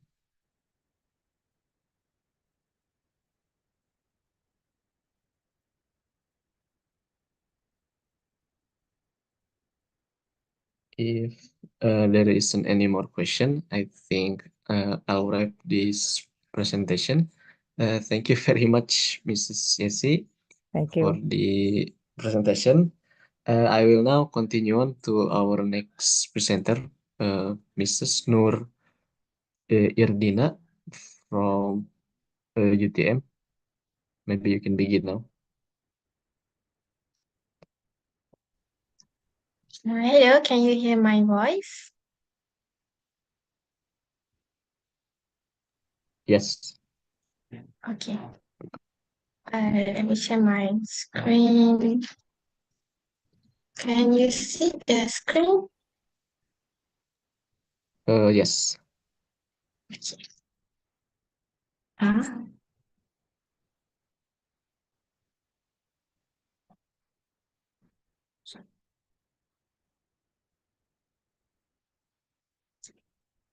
Okay. Okay. A very good afternoon. Oh, sorry. Okay, a very good afternoon to everyone. Thank you for giving me the opportunity to present my research today. I am Nur Irdina binti Amarindi, and I'm a postgraduate researcher from Universiti Teknologi Malaysia. And my research focus on developing a game design model, which aim at enhancing cognitive performance for shooters in a cave, or can be called as cave automated virtual environment. So I am supervised by Prof. Dr. Shahrizal, as well as co-supervised by Dr. Go. Okay. To begin, let's look at the first-person shooter games, which are a key focus of my research. So FPS games are a very popular genre where players engaged in combat from a first-person perspective. And these games are widely recognized for their potential to enhance cognitive skills such as quick decision-making, hand-eye coordination, and also spatial awareness. And the immersive nature of these games, combined with their challenging scenarios, makes them an excellent medium for studying cognitive enhancement. So the two images on this slide provide examples of typical FPS game environments, highlighting both the detail and interactivity these games offer. Okay, now let's transition from a traditional FPS game to FPS game in a cave system. So a cave is an advanced virtual reality environment that uses multiple projection spaces to create an immersive 3D experience for users. So as shown in these slides, you can see that players interact with the system using VR controllers and trackers, which allow them for highly realistic movement and also engagement. And in the diagram to the right here, you can see how the system integrates key factors such as user interaction, task complexity, and also the VR environment itself. And these elements work together to create a dynamic gamified experience. And the cave system takes FPS gameplay to a new level by immersing the player in a 360-degree environment, which can simulate real-world scenarios with high fidelity. Such an immersive setting enhances the potential for cognitive skill development, which is the primary goal of my research. Okay. And this slide also illustrates how the immersive nature of cave-based FPS games enhance the cognitive functions. And the key factors include the immersion, spatial awareness, and also physical interaction, which collectively engage the player's mind as well as body. And on the right here, you can see that how these factors map directly to cognitive outcomes such as decision making, spatial awareness, or even strategic thinking. For example, navigating a complex virtual environment improves spatial awareness, while making split-second decisions during gameplay enhance the decision-making skills. This synergy is basically very crucial for achieving cognitive engagement and forms the basis of my research focus. So this is the outline of my presentation, started with the introduction. Okay, now let me present the problem statement. So there is a lack of comprehensive understanding of how game design elements, immersive technology, and also cognitive enhancement intersect within FPS game in a game setting. More specifically, as highlighted in the references, we need to address some of these questions. How do specific game design features and immersive aspect influence cognitive faculties? And how can we integrate cognitive enhancement effectively into gameplay mechanics as well as level design within the unique cave environment. And currently, there is no holistic approach that systematically intertwines these aspects to maximize both gameplay experience and also cognitive benefits. And this gap is what my research aims to address. Okay, the primary goal of my research is to enhance the cognitive engagement and performance of FPS gamers in a game environment. And to achieve this, I have set this following objective. The first one is by investigating the key aspect of game design, followed by propose a game design model tailored for FPS game in cave, and then finally validate the effectiveness of the proposed model. Okay. And then to ensure the research is focused and practical, I've outlined these 4 key scopes. The first one is investigate cognitive psychology principles and apply them. And then develop the half-fidelity game environment in cave, followed by design a game model that balances the cognitive load while enhancing learning, skill acquisition, and also engagement. And the last one is evaluate the proposed model by assessing the cognitive parameters such as memory, visual perception, and also executive functioning. Okay, basically these scopes provide structured pathway to achieve my research objective and validating the proposed game design model. Okay, moving on to the literature review. So basically, this timeline highlights the key studies that shape our understanding of first-person shooter games and their cognitive impact. Starting in 2010 here, Toronto et al. Explored the unconventional use of gaming for cognitive assessment. And then by 2015, Prasada emphasized the growing role of interaction in game development. Moving to 2021, Neri et al. Demonstrated how FPS game can enhance untrained cognitive function, such as attention, memory, spatial cognition. And most recently, in 2023, Trina et al. Highlighted the need for further exploration of embedded cave spatial training. Basically, this progression underscores the evolving nature of FPS game in cognitive research. Okay, this slide organized cognitive functioning into hierarchical framework as proposed by Harvey in 2019 here.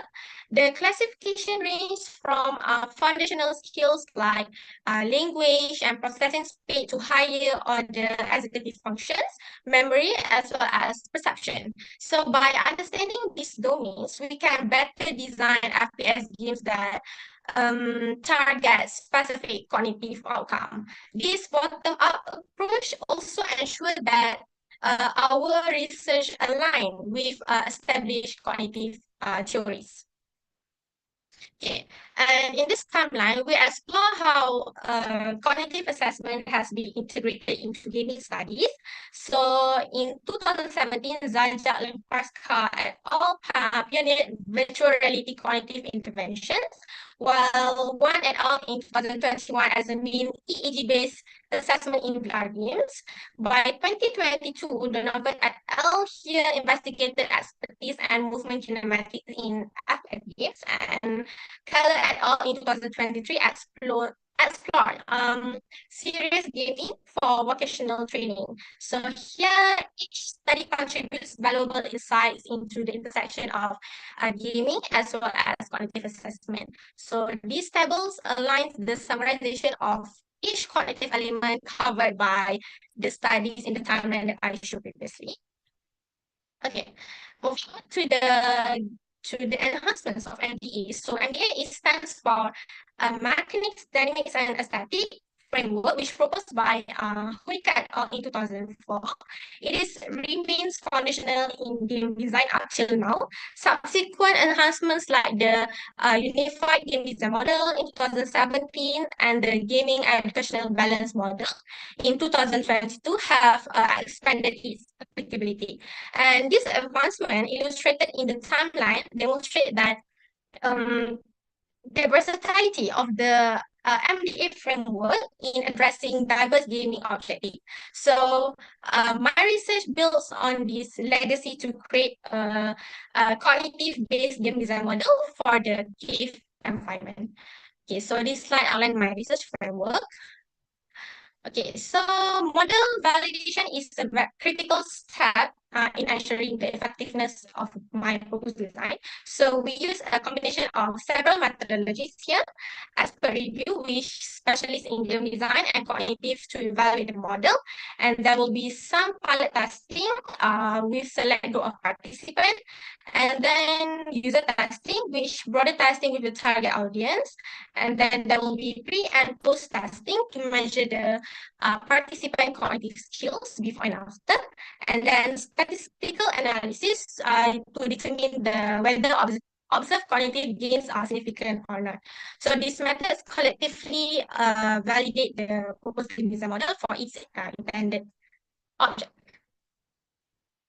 Okay, and then moving on to the cognitive evaluation metrics here. So this slide provides an overview of the metrics that will be used in this research. First one is memory, where the memory retention will be evaluated. And then here we will use scoring based like on accuracy, completeness, speed in memory-based tasks. And then the next one is on executive functioning, where we will measure the decision-making speed. And here we will assess the quality of the decision based on game outcomes and also score. And then visual perception, where the how players respond to visual information in the game will be evaluated. Here we will also log the reaction times to visual cues, targets, or any environmental changes. And then the adaptability to visual cues by modifying strategies or action also will be assessed here. And then the next one is on the so the expected output includes a validated game design model that aligns with existing framework like the MBA here. As you can see, the key model reference include the MBA itself, which is focused on the relationship between mechanics, dynamics, and also aesthetic. And then we are having cognitive behavioral game design in 2014, which integrates social cognitive theory and multiple intelligence. And then there will be value-added design research in 2018, which link the theory with practice to enhance learning and also cognitive skills. And then another one is on game-based assessment framework in 2023, which align game mechanics with learning outcome and grading metrics. So the ultimate goal is to provide a robust, evidence-based model that significantly enhances cognitive performance through immersive gaming. So here is the expected model, which consists of multiple interconnected layers, beginning with the player interaction and progressing toward cognitive enhancement goal. So the first one will be on the input layer, which will cover on the player interaction. So some of the user interaction here is like aiming, shooting, interacting with the objects by using the controller, and there are also immersive feedback provided. The second one is on core game mechanics, where there will be some gameplay loops here on memory tasks, visual perception tasks, executive functioning challenges such as decision-making under certain pressure. And there will be also cave integration, where real-time feedback and immersive environment for full body interaction. The third one is on cognitive enhancement goal, which is the 3 metrics, where repetitive and recall-based challenge for memory, and then complex visually dynamic environment for the visual perception, and then tasks involving multitasking, planning, and problem solving for executive functioning. And the last layer will cover on the output layer for the player outcomes, where the improved cognitive function will enhance in terms of the memory, perception, and executive functioning. And the user experience will also enhance as well in terms of the engagement, immersion, and satisfaction are some of the key metrics that will be covered. So this model is basically not just theoretical, it is being actively implemented in the development process as we transition to the next slide, where I will provide the overview of the development progress and highlight how the game design model will be integrated. Okay, so this is some of the development progress, which cover on some of them is game level design, which include some tasks such as shooting, targeting, scoring, time management, and then the player will engage in problem structuring such as defining goal, strategies which align with the goal-oriented behavior. And they also will evaluate concept by testing solution, refining decision-making processes such as targeting practice inside the game. And the next one is on advanced visual and cognitive element, where the game design features include symbolism, hidden targets, visual effect, or motion animation. So some of the tasks involved will be processing complex visual information to recognize patterns, spot subtle environmental changes, or even interact with the dynamic visual elements. And then the last one is on graphical user interface and also narrative choices. So this include like main menu, leaderboard, instruction, where progressive learning mechanism and narrative-driven gameplay are incorporated to keep the players engaged.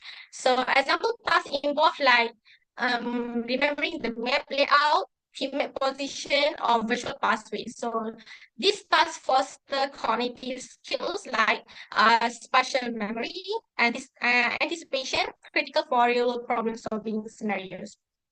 Okay, so to conclude, this research advanced the theoretical knowledge by exploring the intersection of VR FPS game design and also cognitive performance, and it provides valuable insight for game developers, educators, or even any therapists in seeking to optimize VR experiences for cognitive engagement. And additionally, this study also offers a foundation for creating effective and engaging FPS game in cave environment, which it emphasized the need for ethical consideration regarding prolonged immersive gaming and its impact on mental well-being. So I think that will be all from me. Thank you. Okay, thank you very much for Ms. Nur for the presentation.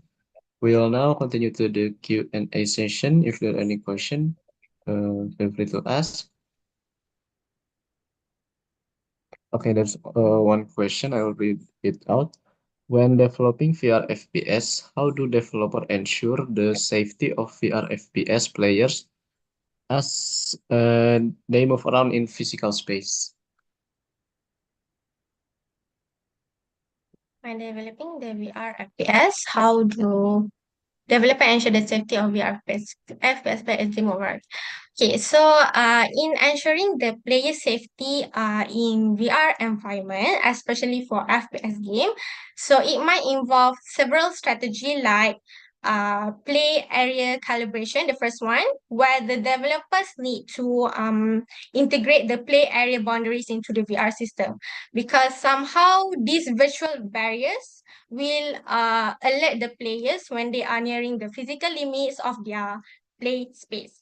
Okay. Other than that, we should also have clear environment setup where the developers or the one that will set the area for calibration will recommend the setting up a clutter-free, which designed for the play area to reduce the risk of tripping or colliding with any obstacle inside the area.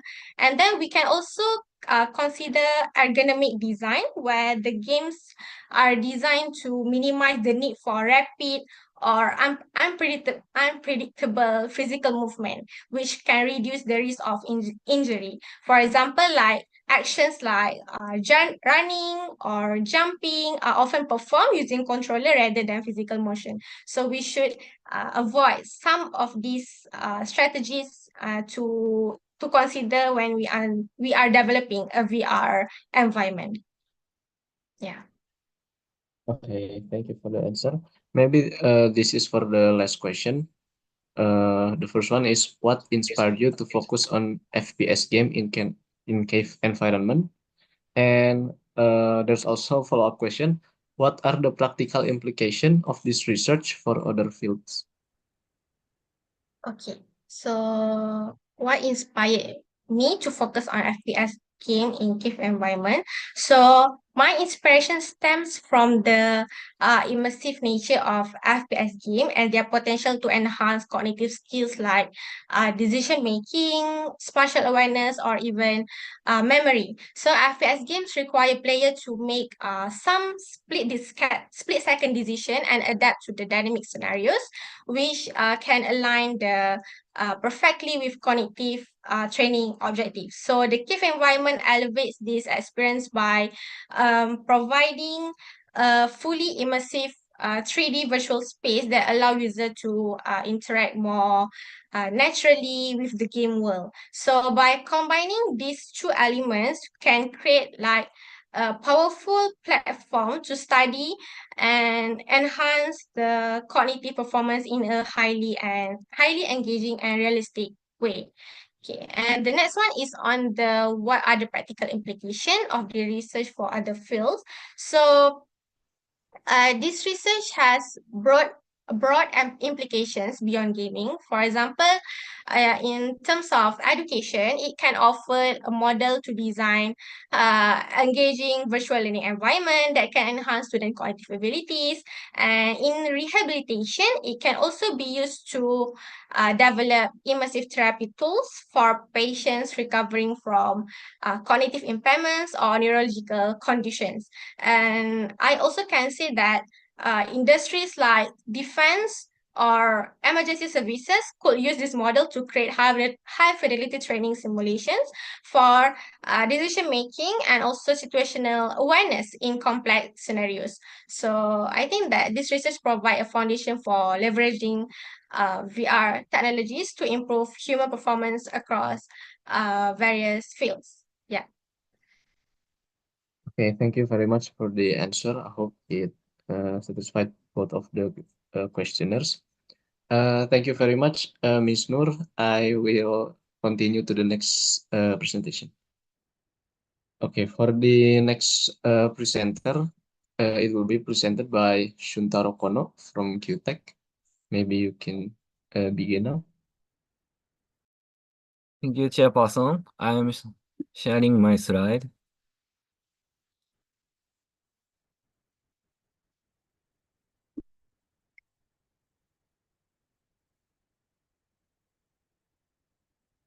Can you see my slide? Yes. Okay. My name is Shuntaro Kono. I'm a student master second of Kyutech. Today, I'd like to talk about motion generation using motion graphs and statistical models. In animation and game production, motion data are generally acquired through motion capture, which is costly and time-consuming. When creating continuous motion such as fighting or dancing, it would be efficient if existing movements could be used to generate motions interactively. Kaba et al. Propose a graph structure called motion graph and develop a system to generate a new continuous motion from the original motion. However, it is difficult for users to know which node represents which posture in the motion graph. Also, the graph structure is not organized in such a way that it can be visualized. Shin et al. Proposed a method for generating motions using two-stage transformer encoders. Lee et al. Proposed a method for motion synthesis using motion matching.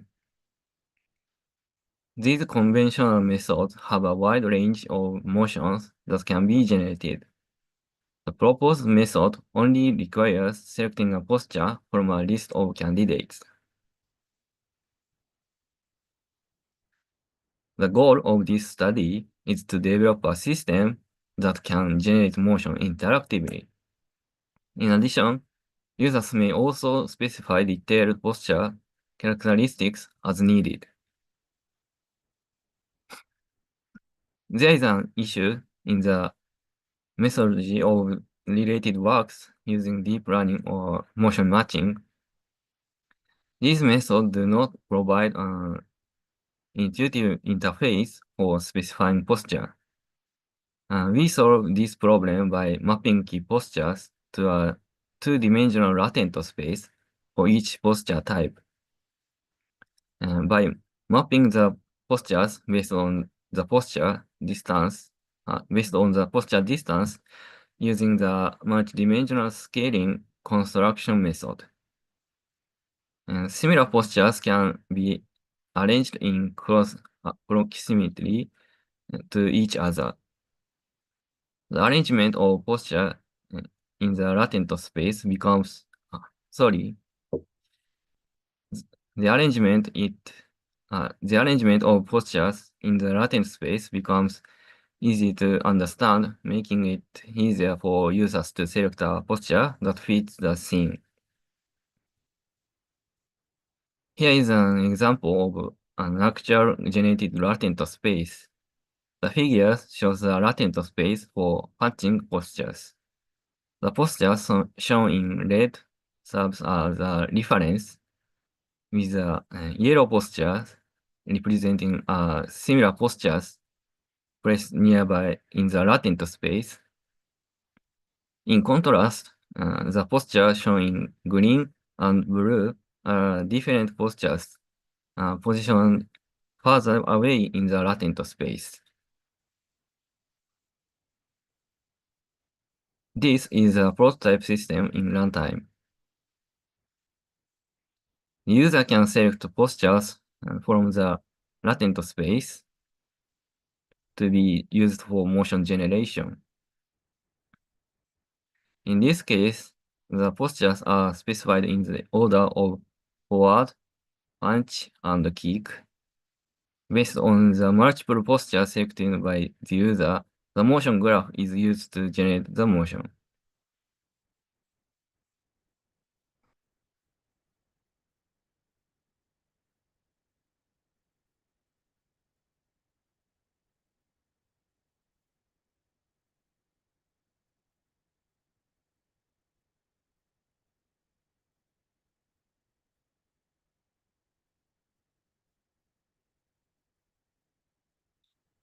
The overview of the system is shown in figure. The inputs are divided into two categories, pre-input and runtime input. The pre-input of the system is a set of motions and the time of key postures during these motions. The runtime input comprises the type of characteristics of the motions specified by the user. The output is a single motion generated by the operation of the user. This method maps the key postures in motion to latent space. Users can control the type of motion generated by selecting postures from the latent space. Key postures are mapped to a two-dimensional latent space for each posture type using a multidimensional scaling construction method. The similarity between the two mapped postures is determined using the posture distance. The system uses a motion graph to generate motions from key postures specified by the user. Suppose the key postures selected by the user are red, yellow, green, blue, in that order. The edges on the motion graph that contains the key postures are found. The edges on the motion graph that a path that connects these edges in the shortest possible times is determined and users for motion generation. Users may also specify detailed posture characteristics as needed. The first method is to change postures in detail in the latent space. When a user selects a posture in the latent space, postures similar to that posture are displayed in the 3D space as candidates. The corresponding posture will also be highlighted in the latent space. The user selects the posture to be used for motion generation. The second method to change the posture in detail is to specify the position and orientation of a representative part in 3D space.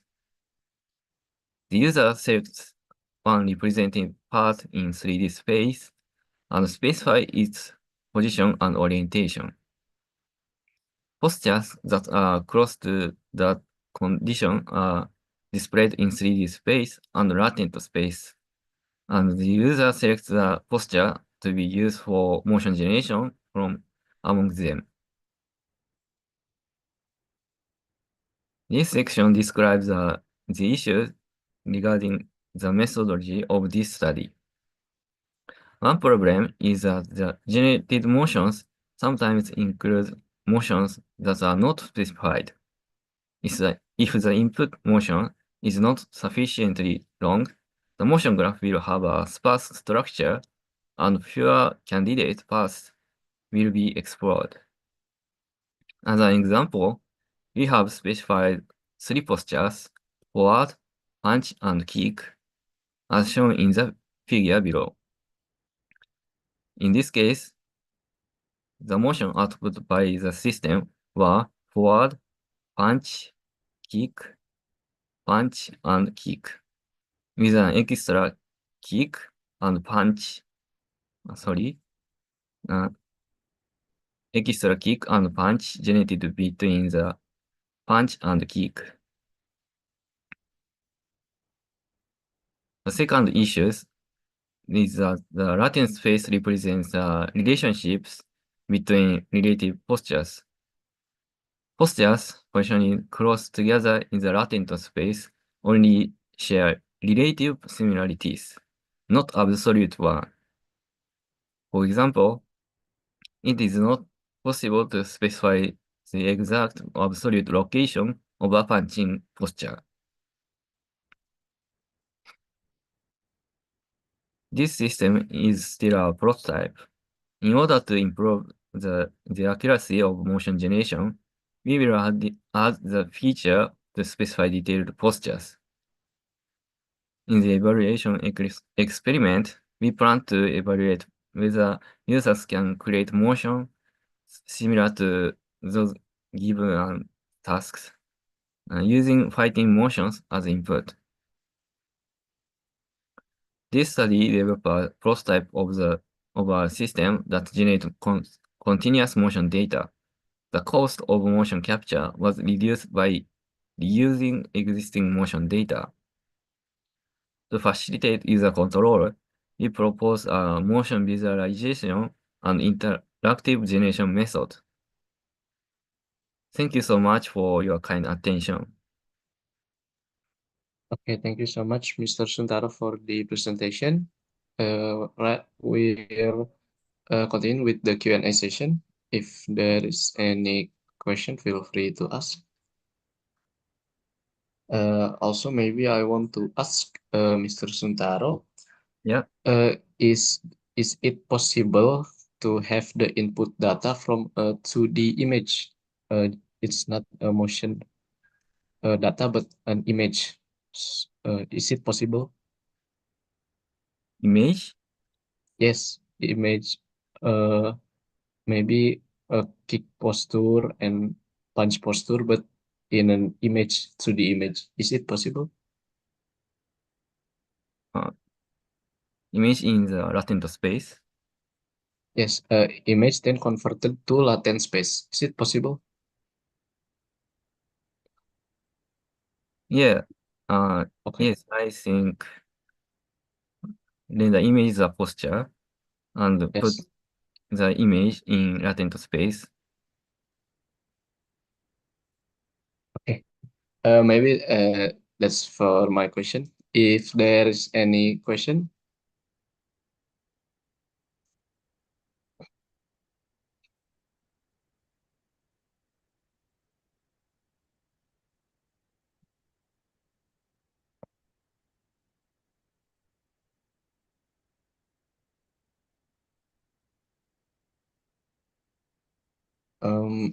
Mr. Suntaro, maybe that's all for the Q&A session. Yeah. Maybe you can close the presentation. Thank you very much, Mr. Suntaro. Thank you very much. Before continuing on, because we're way past the schedule, we're supposed to have a break 15 minutes ago. I will likely ask all of the attendee, is it okay if I continue the workshop without a break? And I will ask the next presenter too if it's okay. Mr. Ridwan, is it okay if we continue on without break? Okay. Is it okay? My sound is clear. Yes. It's okay if we continue. Okay, then we will continue without a break. Thank you. Thank you very much. Good afternoon, everyone. Thank you, Chair Session.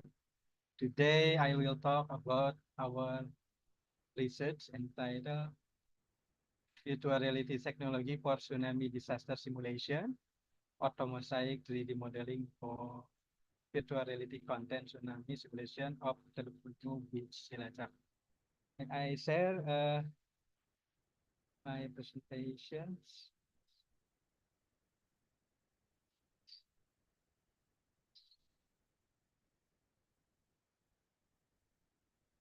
Wait a minute.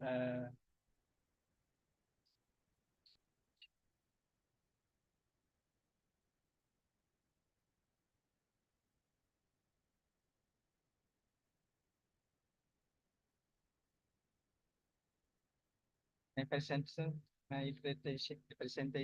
is clear. Okay, we can see it. Yes, thank you.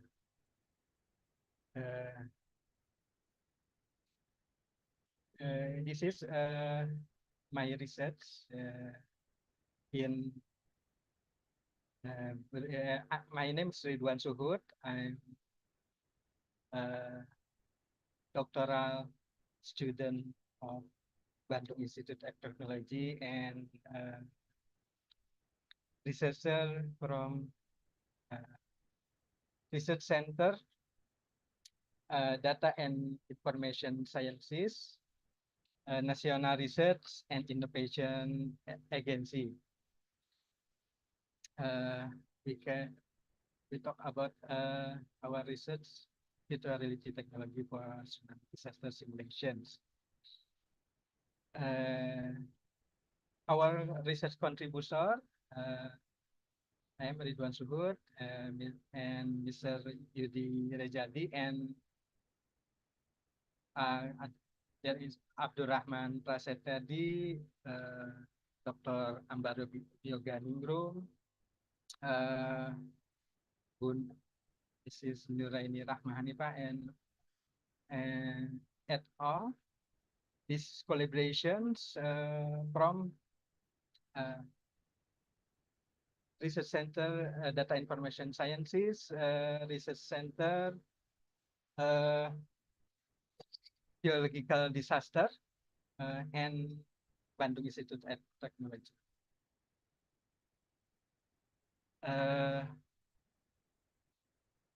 In the beginning, I will describe the background of the work, problem identification, novelty opportunities, objective, and some related work. Then I will explain how we acquire result in the method and describe our result.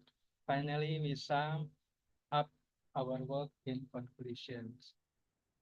In the background, there was a 7.8 magnitude tsunami earthquake in 2006 that hit southern Java, producing waves 5 until 7 meters high and claiming many teams. It is predicted that the southern region of Java will experience the potential for megathrust earthquake measuring 8.8 moment magnitude and creating a 21-meter tsunami. Therefore, to prevent many fatalities, it is necessary to build evacuation routes and determine evacuation location in the area. Problem identification. Marfai et al. Contribution develop a technique using unmanned aerial vehicles and future tsunami data to produce a current inundation prediction model. The challenge, two-dimensional data cannot visualize shelter height and water depth. Indira et al., Asar et al., Fabrina et al., Jatik et al., Laksono et al. Contribution in tsunami modeling technique using Indonesian topographic maps. Challenge modeling with topographic maps is not related to the distribution and water level model in the event of a tsunami. Saito et al. Contribution tsunami evacuation simulation and training based on mobile VR system. There is no detailed discussion of how this simulation compared to real-world tsunami data. Now for the opportunities from our research, there is no one has yet created an accurate unmanned aerial vehicle based on 3D model for tsunami simulation VR content. And no one has yet created a VR tsunami simulation with real data, like magnitude, height, and distribution of tsunami waves. The objective of our research, creating a tsunami simulation using VR based on 3D modeling, using photogrammetry, 3D or mosaic, and recommend accurate evacuation routes and shelters. And the last, implement VR-based tsunami evacuation simulations. The method of this research applies an experimental research method with a modeling and simulation approach. First, we capture UAV image by then processing by photogrammetry. UAV image using drone PGA Phantom, and then we create the 3D modeling using 3D auto mosaic by stitching by application Agisoft Metaset, and then we make a prediction tsunami magnitude, then determining the height and distribution of waves, and creating 3D tsunami animation. And then we conduct a testing, input sound effects, and we design UI UX creation for VR, and then marking evacuation routes and shelters locations. The scope, the study, location and type of disaster study, location, Teluk Penyu Beach area, Cilacap Regency, Central Java. Disaster type, we use tsunami disaster caused by 7.8 Richter scale earthquake centered in southern Java. Equipment we use, The type and specification of equipment used are as follows. We use a DGA Phantom for Pro Obsidian for close range photogrammetry and sublimation. And the backup, we use DGA Mavic Pro using grid missions. And the other equipment, we use GPS, geodetic, GNSS, RTK, FX for ground control point coordinate, and we use laser telescope to measure the height and distance of building recommended as shelters. Image capture, we using UAV, unmanned aerial vehicle photogrammetry technique, close range photogrammetry circular, and grid mission. Image capture process, we use a ground control point to accurate the locations. And we're taking picture using unmanned aerial vehicle drones, DGA Phantom, using flight planning software like Pix4D. And the third, measuring the height of the candidate shelter building using laser pointer. Then automosaic 3D, the aerial image were then further processed using automosaic techniques to create a 3D city model using Agisoft Metaset professional software. All the resulting aerial photos were combined into one georeferenced 3D image. In the left, we can see a 3D automosaic model from the top, and the right, we can see from the perspective view. Tsunami hypothesis, hypothetical tsunami from an 8.8 magnitude Richter scale earthquake.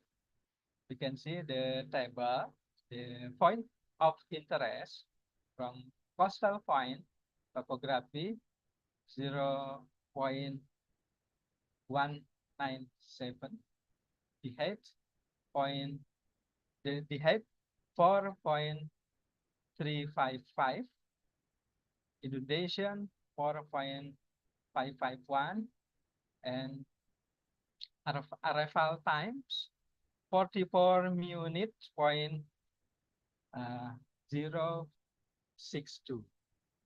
And then point of interest dormitory Pol 1, Saktika Sadiawada. We can see then arrival times to this building from the beach and for tsunami is 50.529. And jelas PT Sumber Samudra Surya Prakasa, the arrival time 50.75. 3D animation modeling, the result of the 3D automosaic creation process, then export in FBX, OBJ, GLB file format.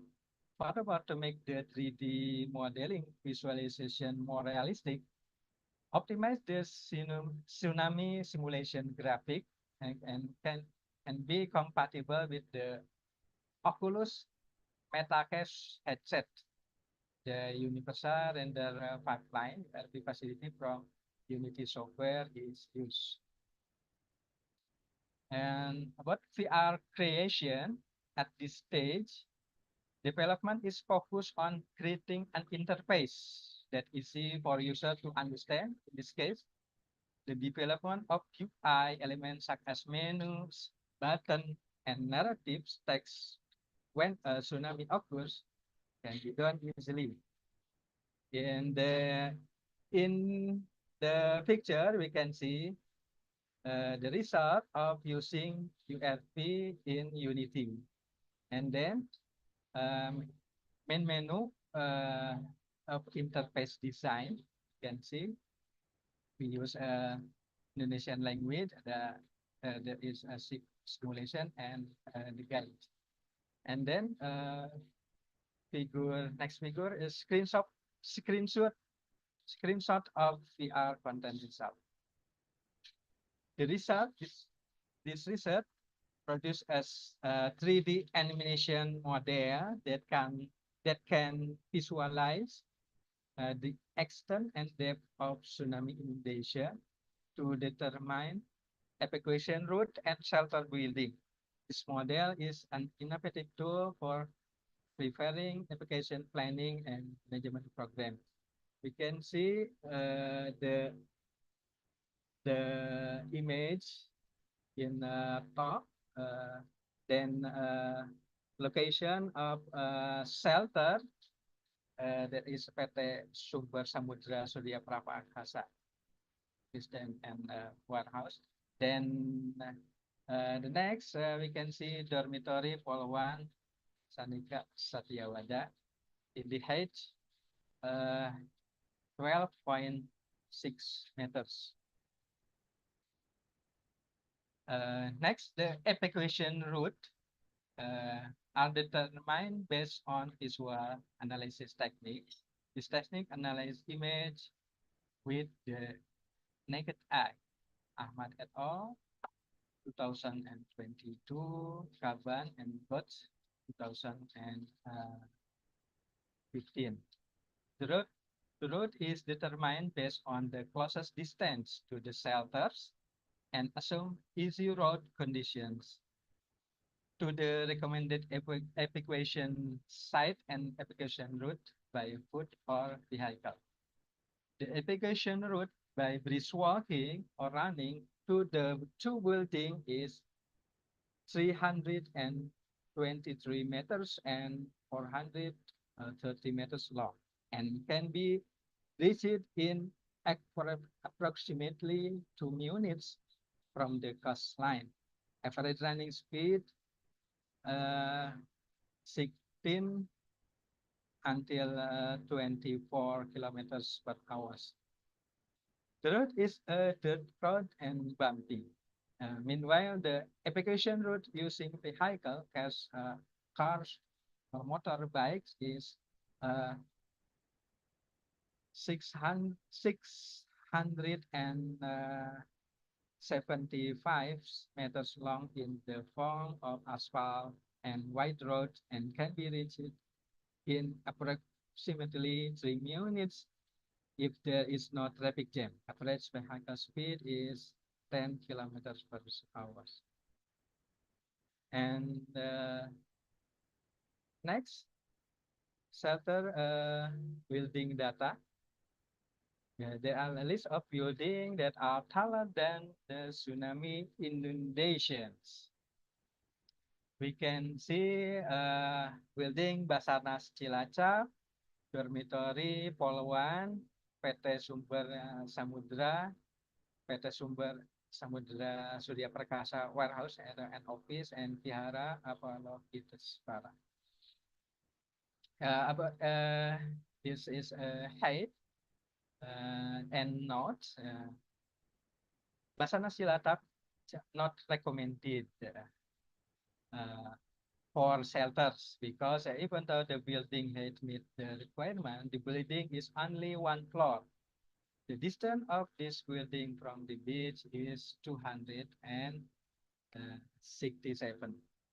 And then dormitory for one have height 12 and 12.6 meters. It is recommended two-story building surrounded by small building that can handle the wave speed. The distance of this building from the beach is 323.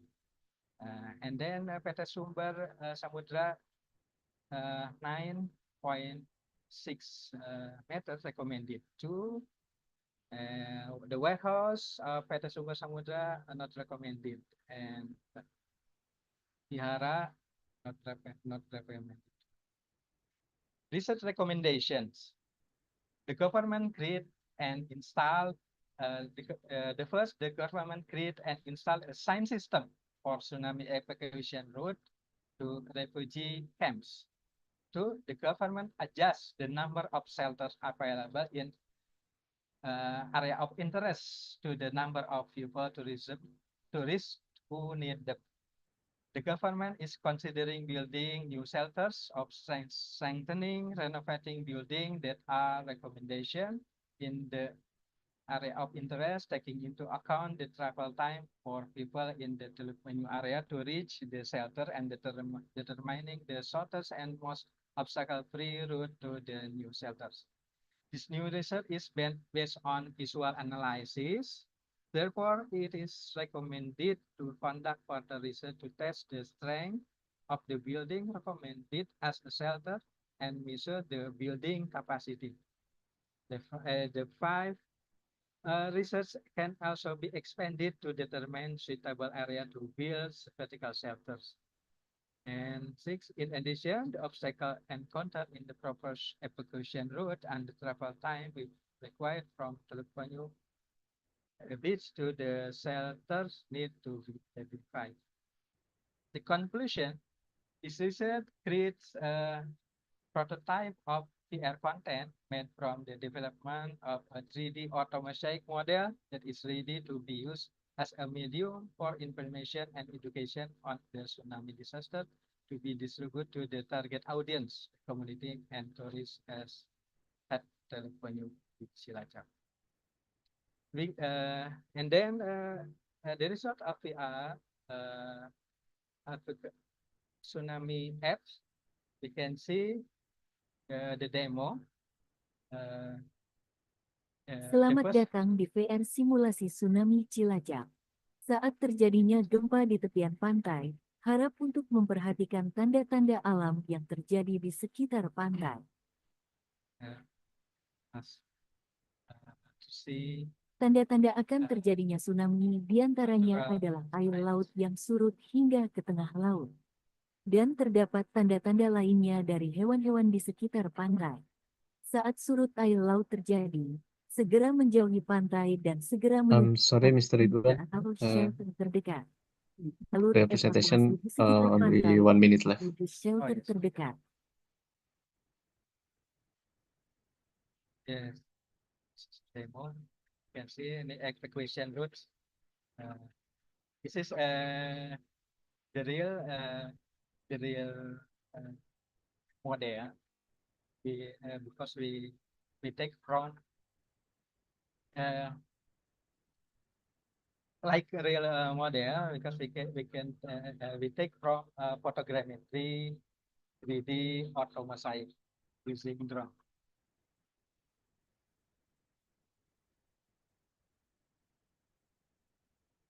We can see before tsunami we must evacuate and go to the building shelters.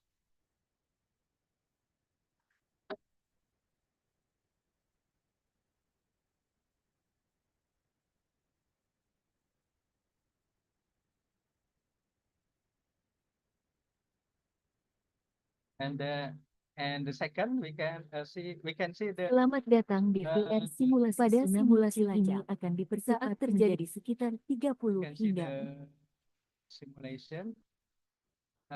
Tanda cetar bisa sekitar 30 menit hingga 1 jam. Pada simulasi ini akan dipercepat menjadi sekitar 30 hingga 40 detik. Perhatikan tanda jalur evakuasi di sekitar pantai untuk menuju shelter terdekat.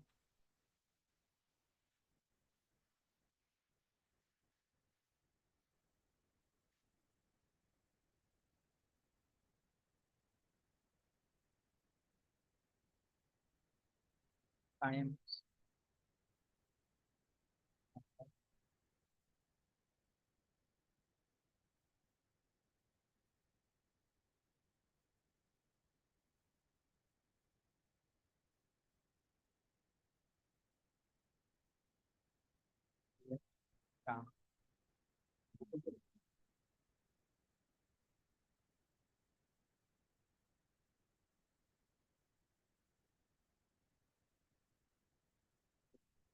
you very much.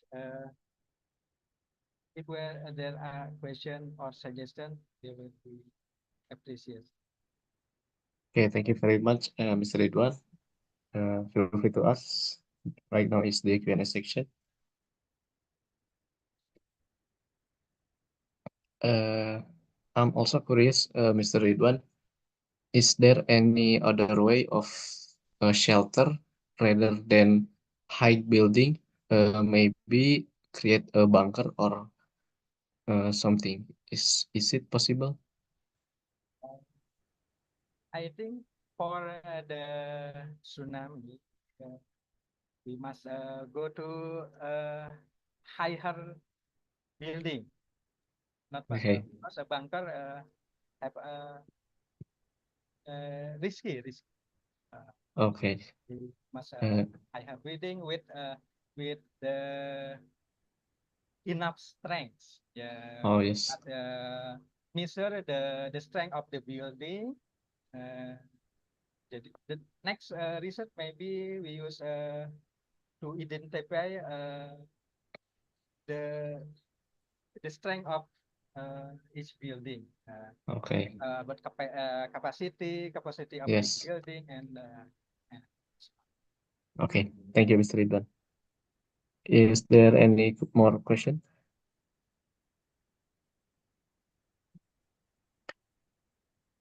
Okay.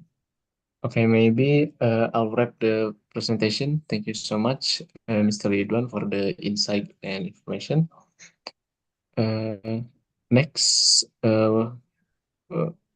it's Mr. Vicky Anggara from Telu to present. Okay, thank you, Mr. Randy, as a moderator. Maybe I will to present my slides first. Can you see my slides, Mr. Randy? It's still loading. Okay, I can see it. Oh, thank you. Before I start the presentations, I want to introduce myself first. My name is Vicky Anggara. I'm a magister student at Telkom University. And today I want to present about my research topic. The title is Improved Myocardial Fraction Detection using Hybrid CNN BSTM with morphological feature expressions on ECG signal. Okay, for the background of my research study, in 2019, have 70.9 million people who are lost their life because cardiovascular disease, especially in myocardial infarctions. This data is by the Heart World Organization, or WHO, and for the data, people did statistics highlight the critical management of early detection and management of heart disease to mitigate serious health impact in the future. And for the ones procedural examinations for the heart disease, like myocardial infarction is obtained by recorded the heart electrical activity, use electrocardiogram or maybe like ECG signal. Due to their non-invasive nature, efficiency, and ease of use this signal. And next, in the previous studies, there takes a lot of efforts to read and analyze electrocardiogram significant results. There is have immense data volume and noisy data to common challenge. If the HGC methods such as deep learning and hybrid deep learning for the previous study, model often struggle to capture the nonlinear and complex patterns of myocardial fractions, limiting their messages on accuracy metrics. For the recommendations from the Godfellow, according to Godfellow books, there is computer-aided diagnosis book, data balancing, downsizing, and feature extractions can help to improving model performance. And also in the paper of Mandala in 2023, there is says hyperparameter optimizations plays a key role for the improving, especially accuracy metrics for the myocardial infarction detection. And then to identify, there is using the grid search CP to search talk, specific hyperparameter values. And next for the in this previous study on myocardial infarction detection have the deep learning and also hybrid deep learning, but the highest research have 93% in using CNN-based TM on the Hasbulo et al. This concludes this has room for the improvements in especially in accuracy metrics for the ME detection. Next, for the hardware in this research, I use Intel Core i3 processor, 8 GB of RAM, and USD graphics, and 5,012 gigabytes hard drive. And also for the software, I use Windows 11, Office 365 for the writing books, and Python 30.11 versions, Google Chrome, and Google Collaboratory. And next, there is a design process, have the raw ECG signal, have the through to the pre-processing in the data balancing, signal denoising, and then through to feature extractions for the have extract more polygonal feature extractions. And then the third step is the classification using hybrid deep learning, and the result is classifications in the normal ones class and then 9 for the subclass for myocardial infarctions. For the data, this research is used from the PationNet's websites. There is a public datasets and have a normal ones class and then 9 subclass for myocardial infarctions. There is the step 1 is the data balancing. This research is using the synthetic minorities oversampling techniques for nominal and continuous, or especially the smooth NC is employed to balance the datasets. For the imbalanced dataset is figure 12 in the left, and after using the smooth NC, there is a to sample the minority to remove the minority classes that have fewer than 1,000 intents. You can see and fix the 13. Next step for the Butterworth filter, there is using Butterworth filters to remove frequency noise below 0.5 Hz and above 40 Hz. And in the left, in figure 1 is the normal before the using the Butterworth filter, and the right in figure 14 is the noise normal after using the Butterworth filter. And next for the morphological feature extractions, the first step is key wave amplitude extractions. The key wave crucial for diagnosis key wave infractions is detected using the discrete wave transfer or DWT to identify the Kier's complex. The amplitude is measured from the isoelectric electric lines for the key wave and the air peak detections using the Hall-meter segmenter. This effective to identify abnormal key wave for the independent of feature of myocardial infarctions. And in the figure 15 is example for a visualization from the noise key wave amplitude extractions, and then purple ones in this key wave amplitude. And next for the second is ST segments division extractions. Extracted from the end of the Kier's complex and to the T wave can indicate myocardial injury if abnormal. In the study, ST elevation and depression are quantified by the G point and measuring ST depression from the isoelectric line. And ST elevation measure 60 until 80 milliseconds at after the G point. This indicator is except threshold. Maybe example is 1 millimeter above the baseline. So for the visualization in the figure 6 is the green one. The visualizes about the ST deviation measure amplitude. For the second, for the third amplitude is T wave. For the T wave a peak where the derivative is a 0, mark the transitions between the ascending and descending portions of the wave. And then for the visualization of the T wave is figure 70, and for the and the purple ones to T wave amplitude visualization. So after the three extract feature, there is a key wave amplitudes, static deviations, and T wave amplitudes are combined from the 12 leads from the ECG signal. Example, leads 1, leads 2, lead 3, leads AVR, and SRSI. Itu have a 36 dimensional feature vector. This vector is used to the classification tasks to detect ME with the helpfully high accuracy, which is feature providing key information for comprehensive ECG analysis. And for the method, I'm using CNN-based TM.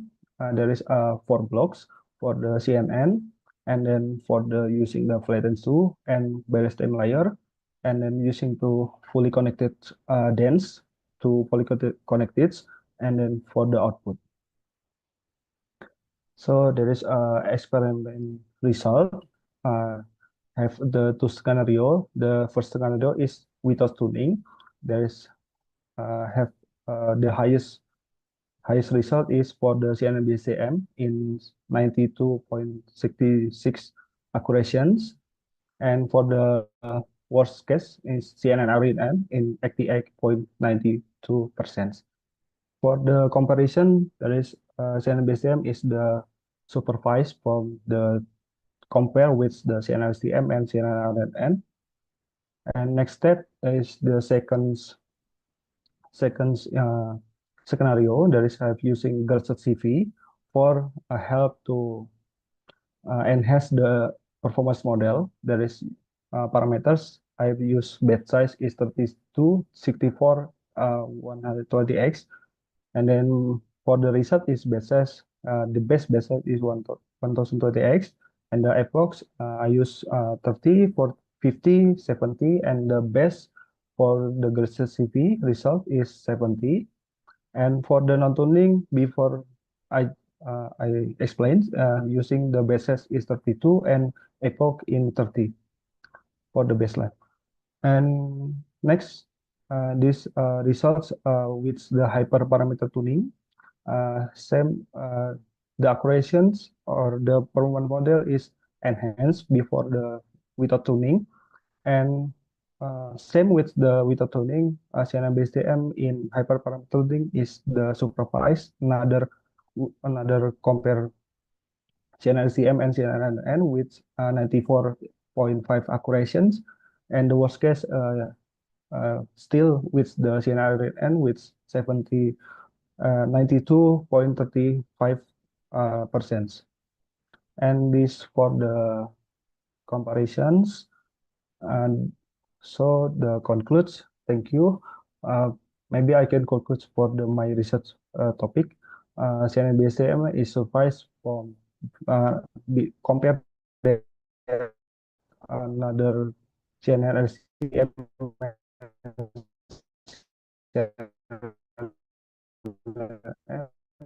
is 94.5 performance for that. Thank you for at the end in my presentation. Thank you very much. Okay, thank you very much, Miss. Back to Mr. Andi as moderator. Thank you very much, Mr. Vicky. Now we go to the Q&A session. If there are any questions, feel free to ask.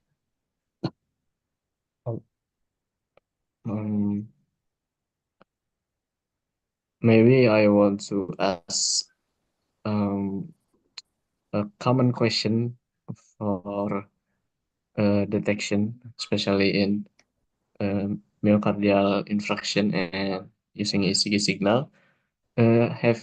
Is there any reason to use CNN by LSTM rather than maybe VGG16 or another CNN architecture?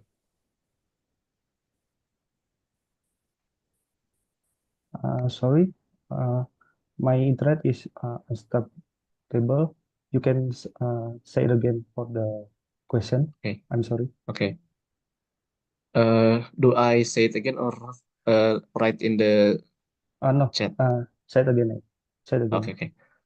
Okay. Is there any advantage or maybe difference between using CNN by LSTM model, especially in MI detection from ECG signal, rather than maybe different CNN architecture like VGG16 or RNN or other. Is there any advantage or differences? Okay. Maybe for the I choose CNBCM was the best model for this research because in the was selected for its CNBCM is ability to capture, integrate spatial and temporal differences in ECG signal. And for the rather than compare with the CNL and CNLSTM, I in this result is experiment based result. For the compare with the VGG, because the data is for the VTBXL, then also previous study is using a CNL-BSTM and get best result in this there is result. Maybe there's my answer for the question. Okay, thank you very much for the answer. If there are any more question, feel free to ask.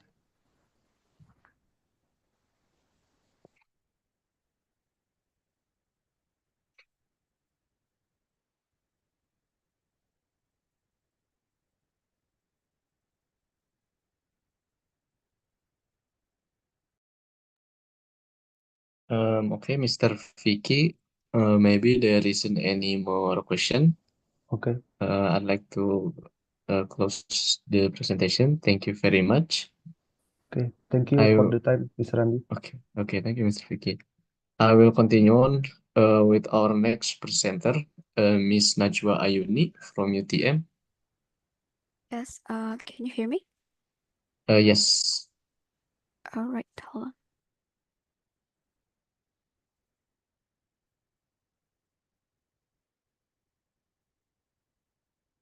Can you see my screen? It's still loading. Okay, we can see it.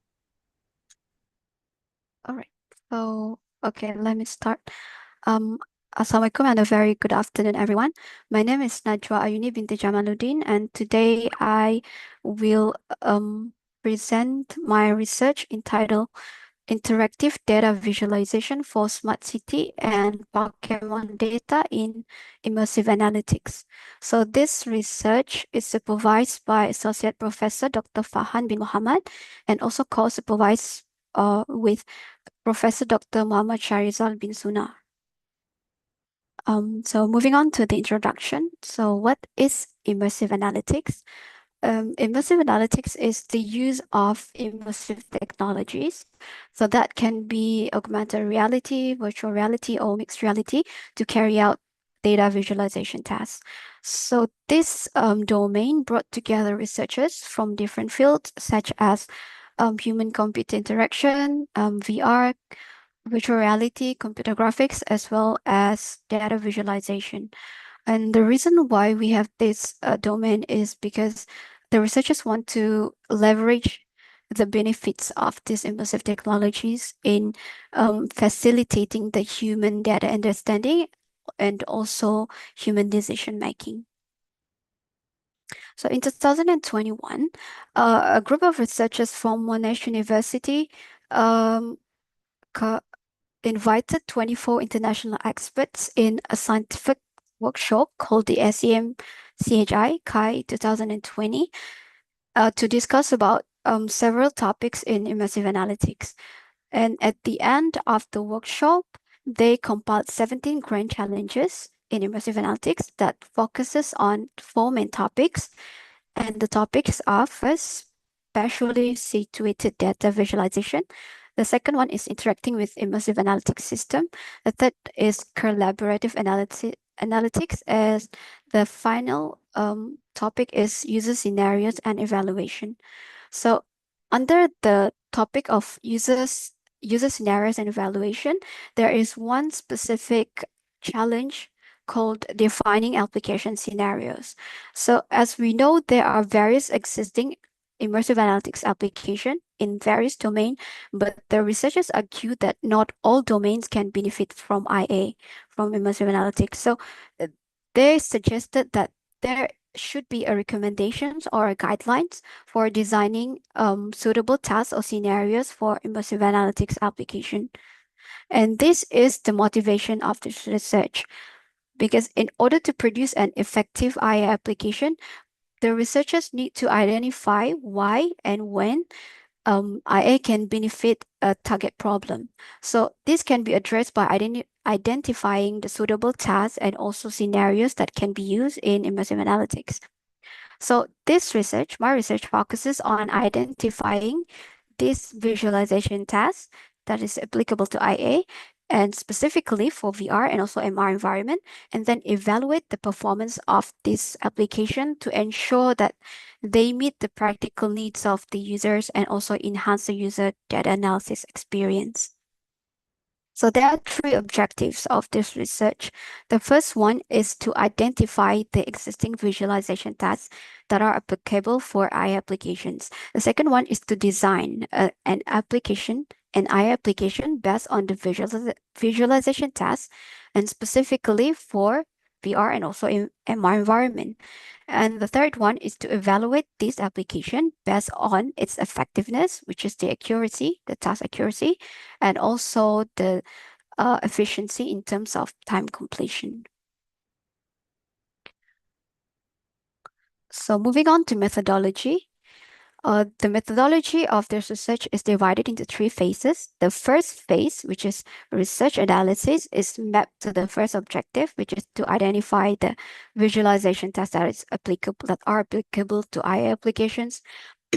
This includes several activities, such as doing a review on relevant topics, and the relevant topics are immersive analytics, extended reality technologies, data analytics and visualization, and also some theoretical frameworks. So by reviewing all this relevant topic, we were able to identify the research gap. And we're also able to identify the tasks that we're going to use, that were going to be used in the implementation of the IA application. So the second phase is design and implementation. So now that we know the visualization tasks that are going to be used, we want to design an immersive analytics application. So this requires activities such as defining the requirements of the application, such as what are the kind of the interaction techniques that we're going to use, what are the data set that we're going to use, and also the hardware and software requirements. And after defining all of those requirements, we move on to developing the application. So this includes implementing the core features, integrating the data set, and creating the user interface, and also integrating with the hardware. So at the end of this phase, we were able to get one immersive analytics application, which is an immersive 3D bubble chart in both VR and so MR environment. So the third phase is evaluation and analysis. And after implementing the AI applications, we want to evaluate in terms of its effectiveness and also efficiency. So this includes conducting a user study, which includes recruiting the participants, executing the task, and collecting the data. And after the data collections, we go to the data analysis phase, in which we interpret the result and discuss using qualitative and quantitative analysis. So to explain more on the visualization framework and how we were able to identify the tasks that we need, it was based on the work of Primer and Masner, in which they introduced a multi-level typology of abstract visualization tasks, which is also known as the why, what, how framework. So this is the framework in which, as you can see, there are three sections, which is the why section, the what section, and the how section. So the what section investigates the data abstraction and its representation. The why analyzes the user task and associated with the action and a target. And then the how examines the visual encoding and interaction approach. So as you can see in the why section, there are another layer, which is actually divided into 3 layers. The high level task is the consume is the high level task. The search task is called low level task. So that is what I mean by the low level task. It is referring to the task of identifying, comparing, and also summarizing. And then the previous framework was further extended by Marriott et al. In 2018.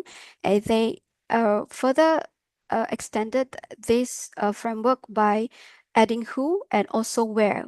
Who describes the types of users, and also where investigates the platform and the technologies to be used. So our previous work explored the question of when to integrate IA in the analytical applications. And we were able to identify the application domain in which IA has been successfully implemented. This includes domains such as engineering, healthcare, geographical information system, and many more. And we also synthesized several guiding scenarios based on Krauss et al.'s work that addresses when should we integrate the IA. So it can be in situated analysis in virtual environment. It can also be special data and special tasks, collaboration, and also presentation. So these two are illustration of a VR system architecture. So the one you can see on the left is a work by Burdia and Kofit and Station et al. on the right.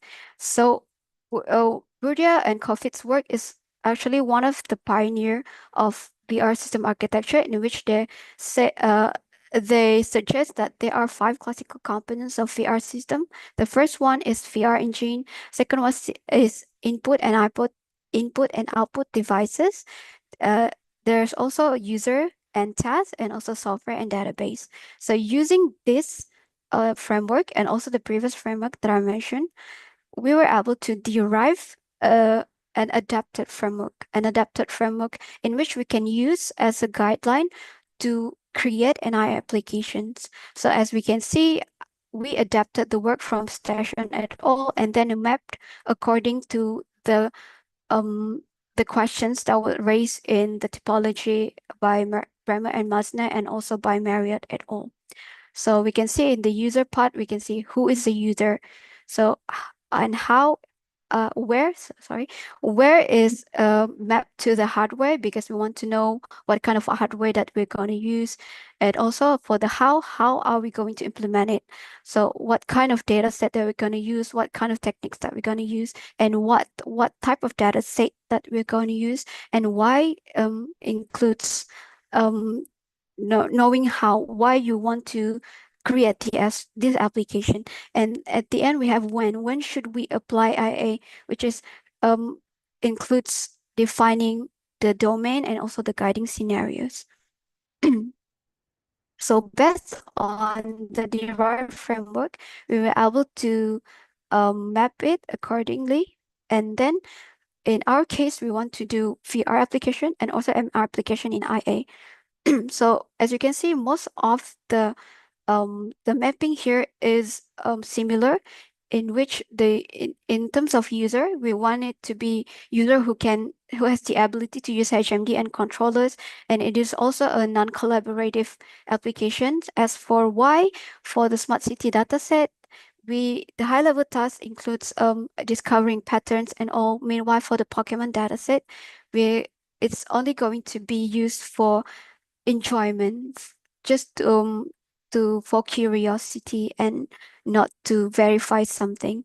And as for when, for smart city dataset, it is the domain is in geographical information system. Meanwhile, for Pokemon dataset, it is in general domain, and the guiding scenario is both presentations. So the dataset that we use is a 2-dimensional tabular data. It is a static data, not a dynamic data, and it was pre-processed. to be able to filter out the columns and the rows that we want to use. And where, in terms of where, we are using MetaQuest and MetaQuest controllers, and the environment is in indoor. And as you can see in the how, the encoding means encoding is we are using 3D bubble charts, and it is implemented using an immersive analytics toolkit. And then the manipulation involves direct manipulations using handheld controllers, and it was implemented using XR interaction toolkit. And for the VR application, it is a low realism. It is low realism, and it is created in a fully immersive environment. Meanwhile, for the Pokemon dataset in mixed reality, it is medium to low realisms. So this is how, in general, the implementation was done. First, we set up the environment, which is one for virtual reality, another one is for mixed reality. So we are using Unity Pro Builder to create the replica of the real room using Unity Pro Builder, and for mixed reality, we're using MetaQuest space setup. As for the data visualization setup, the data sets are sourced from Smart City from Kaggle.com, and there are the Smart City dataset and also the Pokemon dataset. And then after that, we did some data cleanup, preprocessing, and then we use the preprocessed data in IATK, Immersive Analytic Toolkit. This is an open source toolkit by Monash, a group of researchers from Monash University. And then for interaction setup, it was done using XR interaction toolkit. It is the same for virtual reality and mixed reality, but for mixed reality, we are using AR Foundation to enable the pass-through functionality. And then at the end, we have the user interface setup so that user can move between one session to another. And then at the end, this is compiled and deployed in MetaQuest. So this is the result. So this is the VR environment, the Smart City dataset in VR environment. Okay, so we have the 3D bubble chart in front, and then there are questions that will be used in the user study. So user can move and manipulate, rotate, and also grab the 3D bubble chart. And then answer the questions. So this is for VR environment. Sorry. So this is the same. It's just that it is in MR and also it is in fully virtual or a mixed reality. Oh, I mean, you can see the real world while having some virtual elements in front of you. So the user study involved 30 participants. So the user study was done to evaluate the performance of the application in terms of task accuracy and also time completion. The participant consisted of 30 students, undergraduates and postgraduate students from UTM, and it was conducted at a VCube lab in Faculty of Computing UTM. So this is the procedure. First, when the participant come, they have to answer a pre-questionnaire, and then the first be initiated, and it will be initiated with a practice. And then the first session involves the first dataset, which is Smart City or Pokemon dataset. And then they will have to answer 6 questions in VR. And then the second dataset is Smart City. And Smart City, another 6 questions, and then there will be a post questionnaire in which the data will be collected. And then there will be a session break for 5 minutes, and then it will be proceeded with the second session, which is the same. It's just that if the participants started with VR, they will start with MR in the second round, and if they started with MR, they will start VR in the second round. So these are the participants, some of the participants that would do.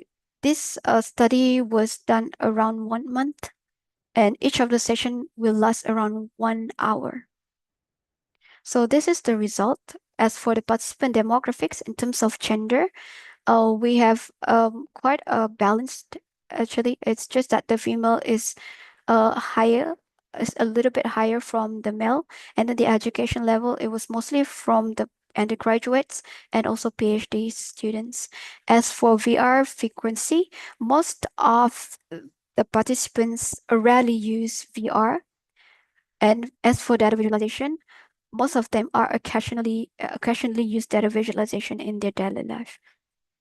And for task accuracy, we want to compare the task accuracy in terms of the task type.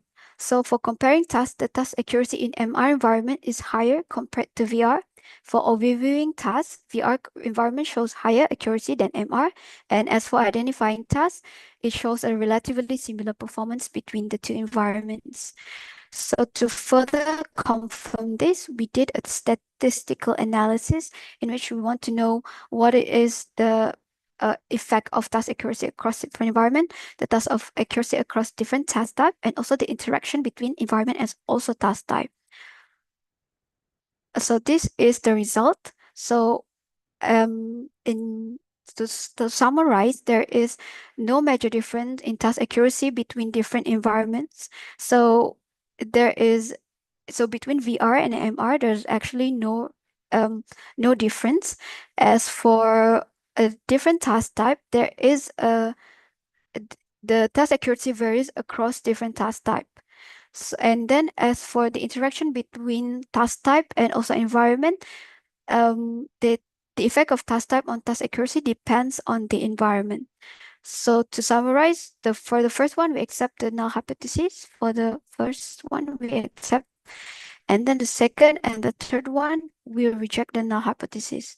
And as for the time completion, for identifying tasks, the time completion is slightly higher in MR compared to VR, although the difference is very minimal. For comparing tasks, there's more noticeable difference, with participants taking longer to complete the task in VR as compared to MR. And for overviewing tasks, both environments show reduced completion times compared to the comparing task, with the MR environment showing shorter times than the VR. But as we can see here, like generally we can see that there is not much difference between the result. And to further confirm this, we did a statistical analysis in which it's the same as the task accuracy. We measure it across different environments, different task type, and also the interaction between time completion and task type. And we confirm it here that there's no significant difference between different environments. And there's also no significant difference between the time taken to complete the task, and also no significant difference between the relationship between the environment and also the task type. So as for the conclusion, so this research has successfully achieved its objective through the three-phase approach. The research analysis phase provided a foundation by identifying the relevant visualization tasks and research gaps within the IAM domain. The design implementation phase led to the development of the 3D bubble charts, and then the evaluation phase evaluated the effectiveness of these applications, which provide a valuable insight for understanding the user performance and experience in IA. So I think that's all from me. Thank you. Okay, thank you very much, Ms. Najwa, for the presentation of very interesting research. We'll move on to the Q&A session. If there are any questions, feel free to ask.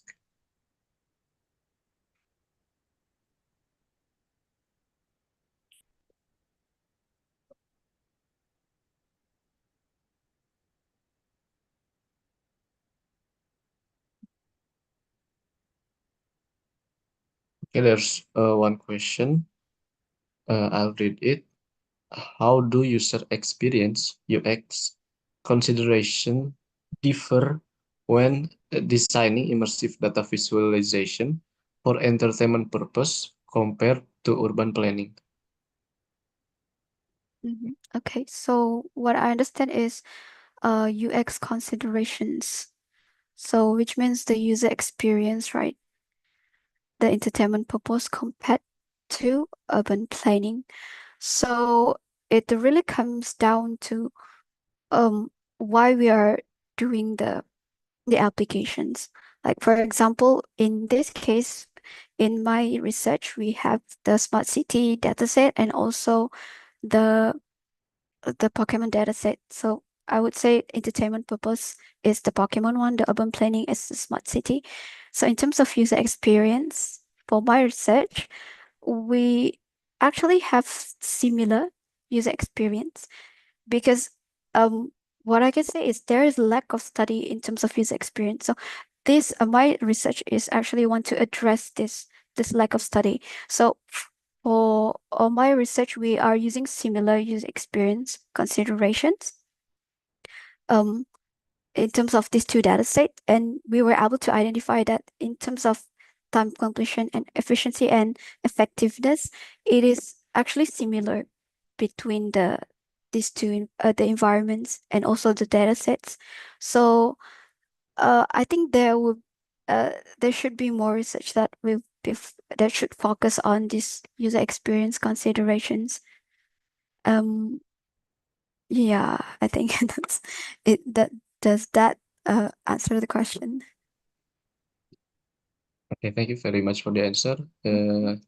Hopefully it answered the questions. Is there any more question?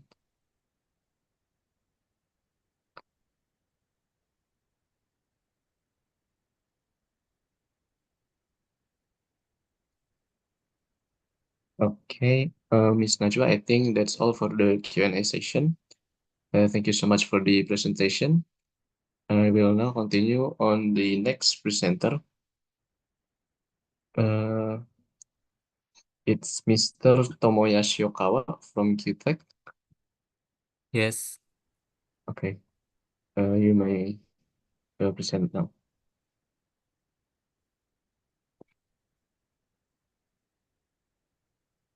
Can you see the slide? Yes.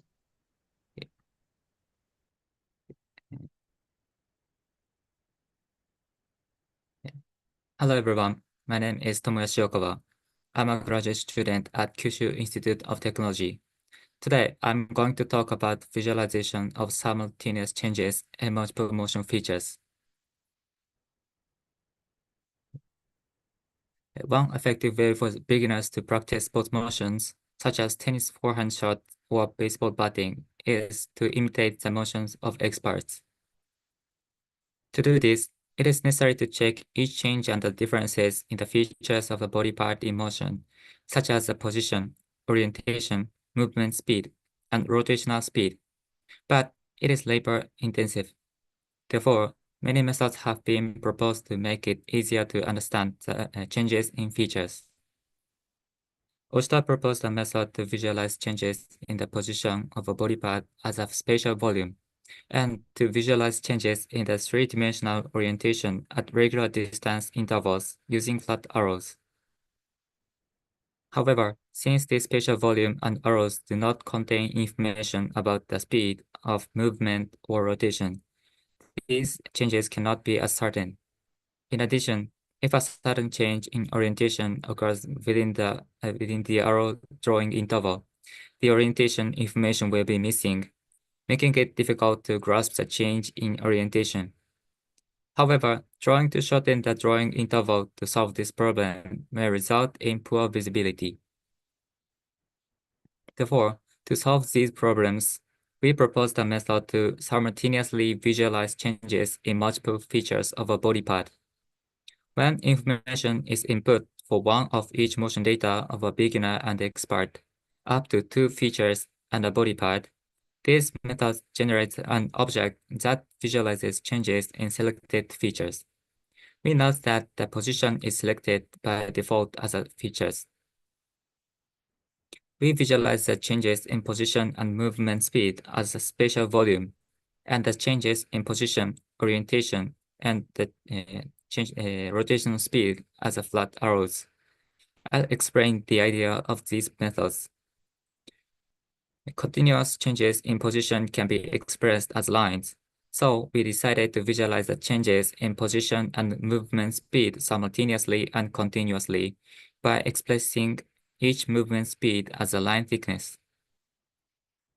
Next, I'll discuss the idea of generation of flat arrow. The three-dimensional position and orientation of body part can be represented by flat arrows. So we thought the rotational speed represent as a size in addition. We note that the rotational speed is calculated from angle of rotation around an arbitrary axis and time interval between frames. Furthermore, in order to eliminate the deterioration of visibility caused by the spacing between arrows, we'll make the spacing between arrows wider when the amount of rotation is small and narrower when the amount of rotation is large. Motion data is got by using motion capture equipment. In this study, we used optical and inertial devices. We note that the input motion data is assumed to be that of a person of similar physique and cannot be applied to cases where the physique differs greatly. Here's an additional explanation of posture. Motion data is represented as a series of posture data. The posture is represented as a waist position, waist orientation, and rotation of all joints. In this study, the waist orientation and rotation of all joints are represented by 3x3 rotation matrix. From now, I explain our method. First, I'll discuss the generation of spatial volume. In order to visualize changes in the position and the movement speed, this method generates a spatial volume along the trajectory, the radius of which changes with the movement speed. In this study, we restricted the areas that generate this volume to the main body parts, hands, feet, chest, waist, and knees. The point cloud P to generate the surface of the volume is generated in this way. The sides of the volume are composed of triangular or positive P angular. Next, I'll discuss the generation of flat arrow. In order to visualize changes in the position, orientation, and the rotational speed, this method generates flat arrows that change in size according to the rotational speed and can respond to sudden changes in direction. We generate this arrow for the same body parts as the volume. The arrow tip, front, and left side of the front represent the top, front, top, and left orientations of the body part in the initial T-stance pose, respectively. The drawing interval is determined based on the travel distance and the amount of rotation. As an overview, arrows are generated when the total amount of rotation for several frames reaches the threshold value, and until then, arrows are generated every time the travel distance reaches the threshold value. In addition, to show time variation, the colors of the volume and arrows are changed at regular time intervals, as shown here. Next, I'll describe the result of the verification.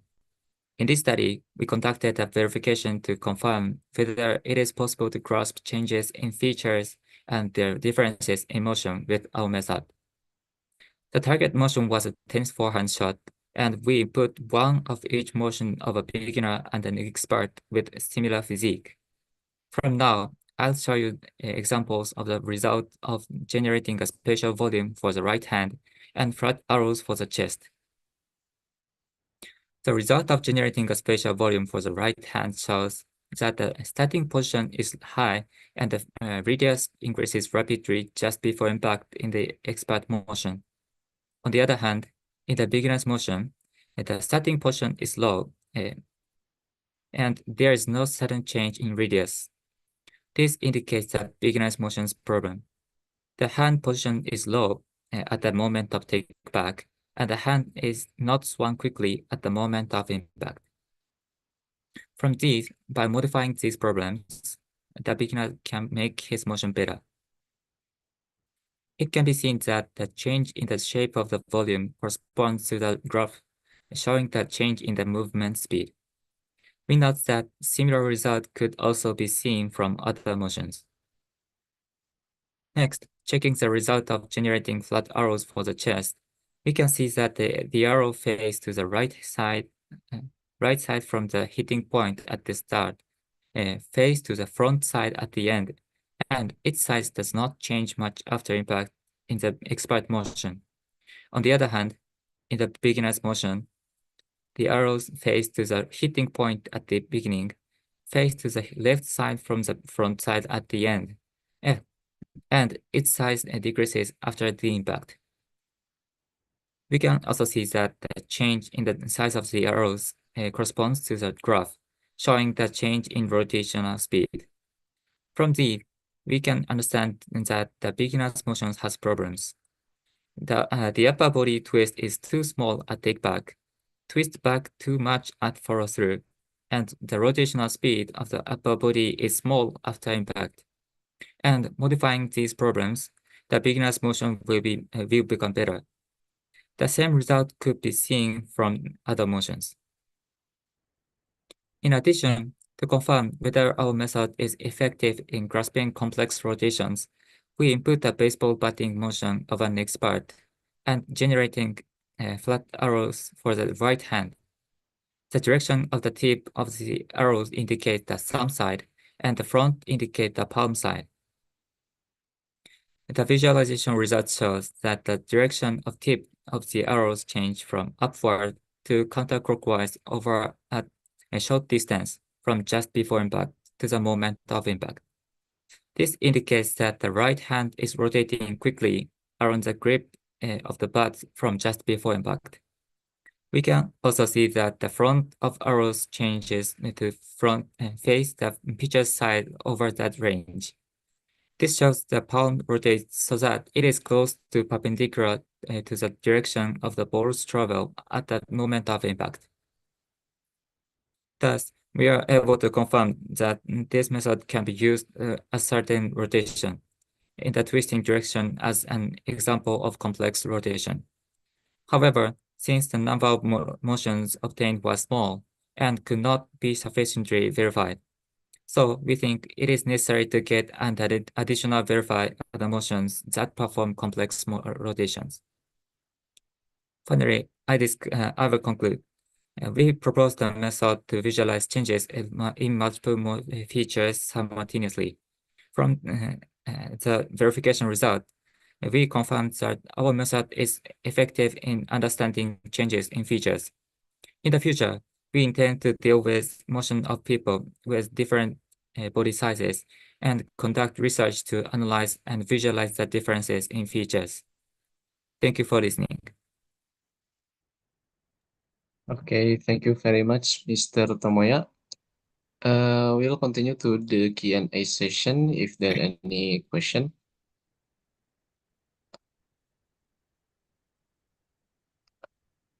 Maybe I would like to ask Mr. Tomoya too.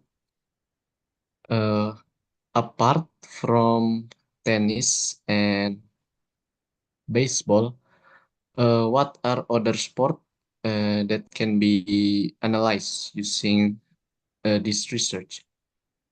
In this research, I used only a tennis forehand shot and a baseball batting motion. Yes. So other motions, sports motions, are not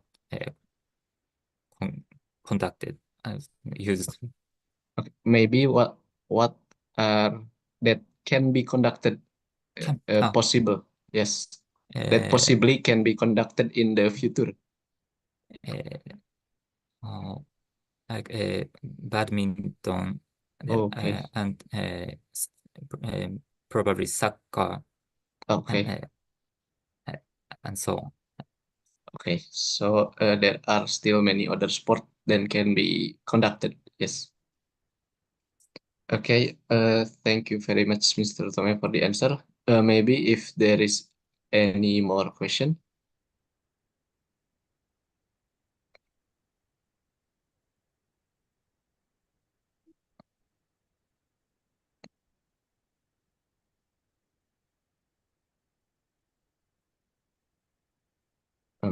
Okay, Mr. Tomoya, I think you can close the presentation.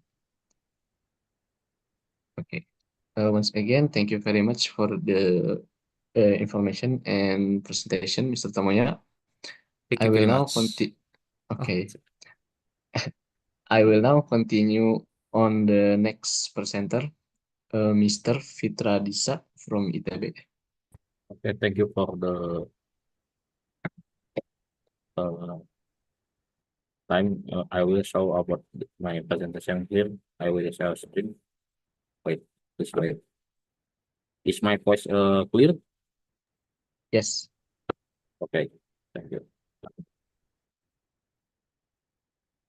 Okay. My presentation about the mixed reality with Microsoft HoloLens. So for this presentation, I will show some of our work on this Microsoft HoloLens platform. Okay, at first, we need to know about the digital reality,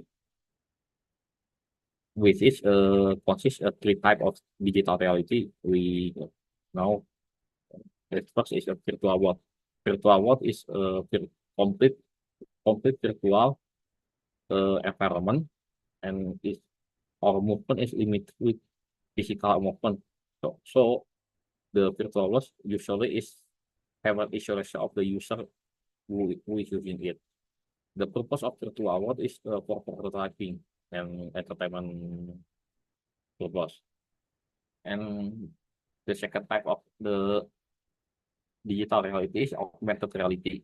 Augmented reality works with overlays data or hologram in virtual world to the real world. Often augmented reality using in mobile device, and at some point smart glasses and etc. is using the augmented reality. The purposes for augmented reality is simple and light integration between virtual world and real world. Now we move to the mixed reality. So mixed reality is exists before the Metaverse is exists in 2017. Mixed reality is seamless integration of real and digital world. The interaction on mixed reality is natural interaction, usually use gesture and use any room and any surface. So for this spectrum, we can see augmented reality is closer to the physical reality because we only overlay the hologram to the real world. And virtual reality is closest to the virtual digital reality because the complete isolation. Mixed reality is combine of the augmented reality and virtual reality, with both closer to physical reality and closer to digital reality. And the mixed reality is have two types, which is a holographic device, which is closer than physical reality, but have approach to digital reality. So we interact with the hologram. For the second type of mixed reality is immersive device. Immersive device is a completely virtual reality, but blending with the physical reality, such as Metaverse and etc. So the device now we have as many manufacturers to move. In 2017 is only HoloLens at the first, but now we have a Metaverse and etc. What experience exists in the mixed reality realm? For the example is for closer to physical reality or augmented reality is Pokemon Go, or and then to closer to virtual reality is, for example, is 360 virtual tour. But in the mixed reality, we can see the example here, the example application like Skype, Segment, Follow Tour, or Follow is on Microsoft HoloLens. So what is the mixed reality we talk about? Mixed reality is a combination of interaction with human, computer, and environment. So in human and computer interaction, we know so far is interaction with human and computer. So what happened with us human interact with environment or surrounding environment. This is a conventional reality in here. So if computer read temperature, read computer vision and etc. with environment, we call it perception.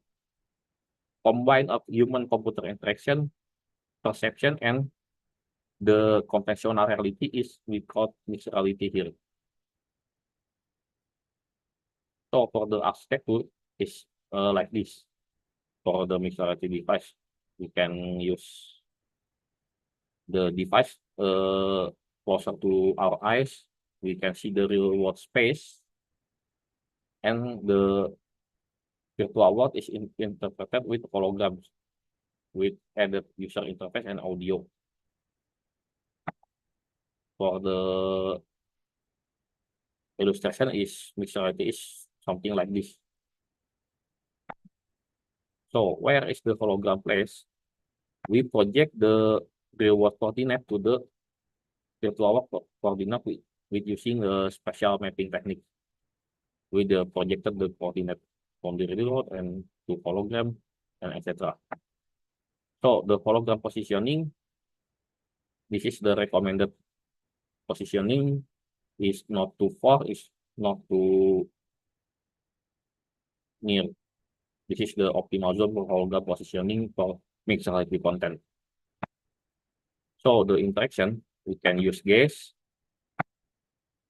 bloom, or in Windows with operating Windows is open Windows, voice command, air tap, and drag or tap and hold. This is example of the gesture here. Okay. After we introduce the what is the mixed reality, we show some of our works. This is a example of the spatial recognition. If you can see here, we place the bucket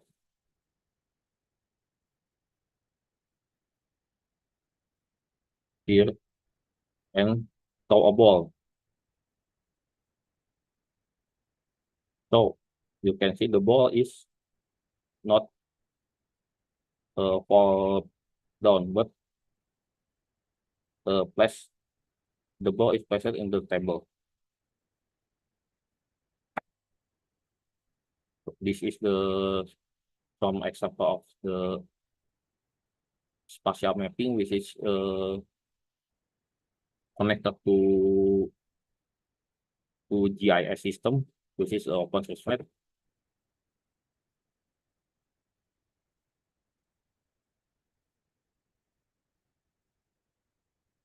So is the projection of the buildings.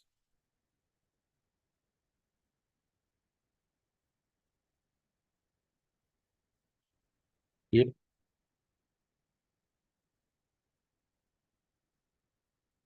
As we can see,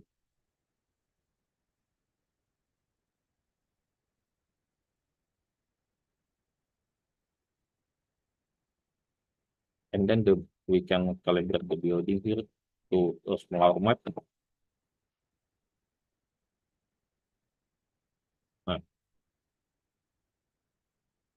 So we can tell the building is smaller to have a closer look.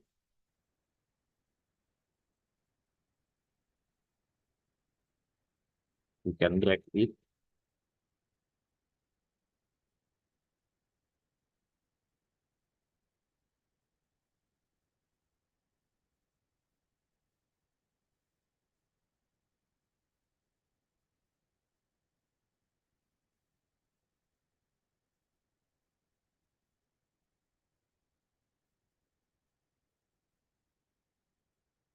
The purpose of this projection is to project the 3D map into our real world, and we can see in much detail.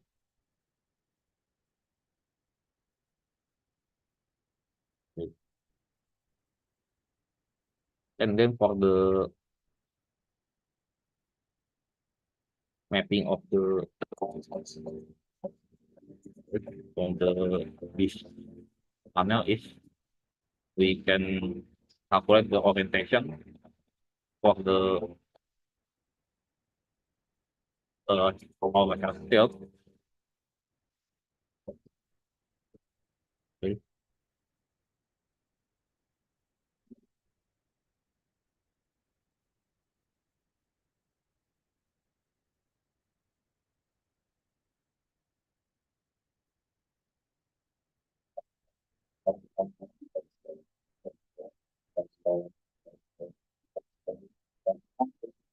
So this will share the positioning about the plan position and any plan position in our chapter to the HoloLens device.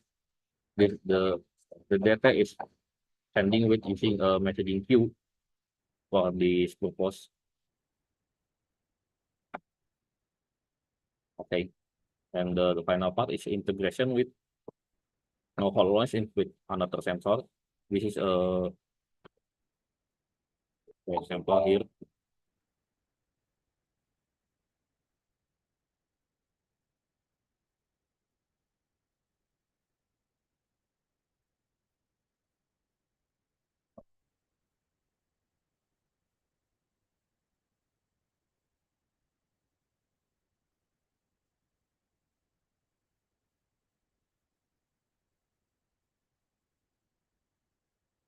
So in this video, we can see the ordinary situation in classroom.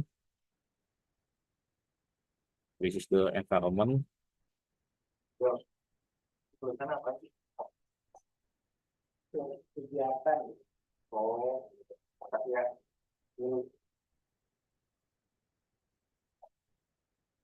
So in ordinary situation, we need some of many remote for one device, but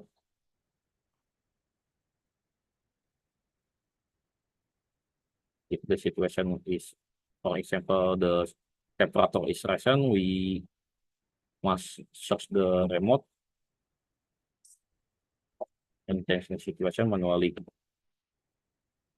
Itulah kondisi kegiatan belajar mengajar saat ini. Pemantauan terhadap parameter suhu, kelembaban, intensitas cahaya, dan pengisian ruang masih dilakukan dengan menggunakan instrumen tradisional, juga observasi langsung oleh pengajar.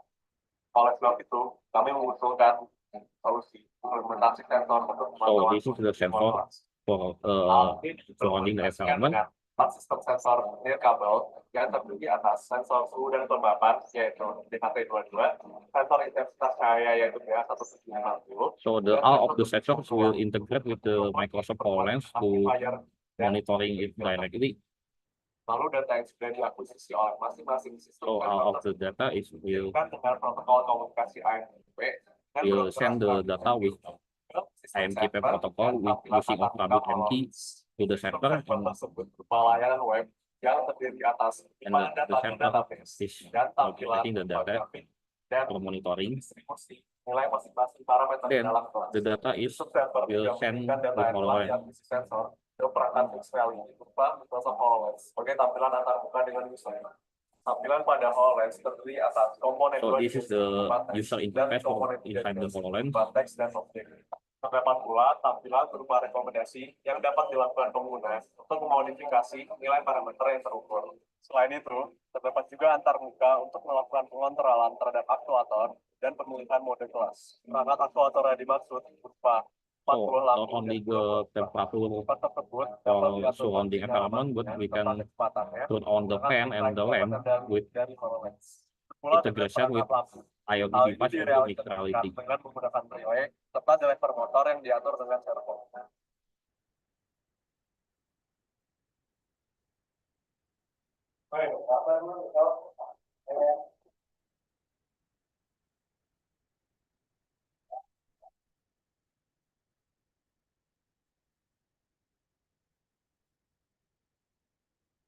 So this is the implementation after integrating the many sensor with the messaging queue and integrate with the mixed reality and Microsoft HoloLens port surrounding the class. fast monitoring. This is the operation.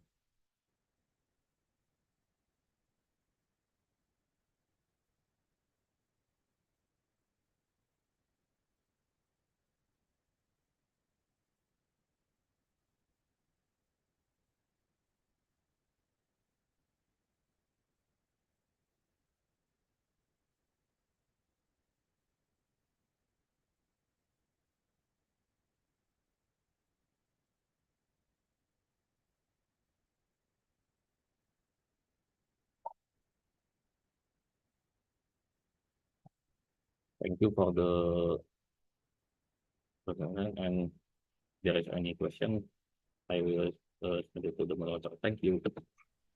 Okay, thank you very much, Mr. Fitra. There's already one question in the chat box. I will read it.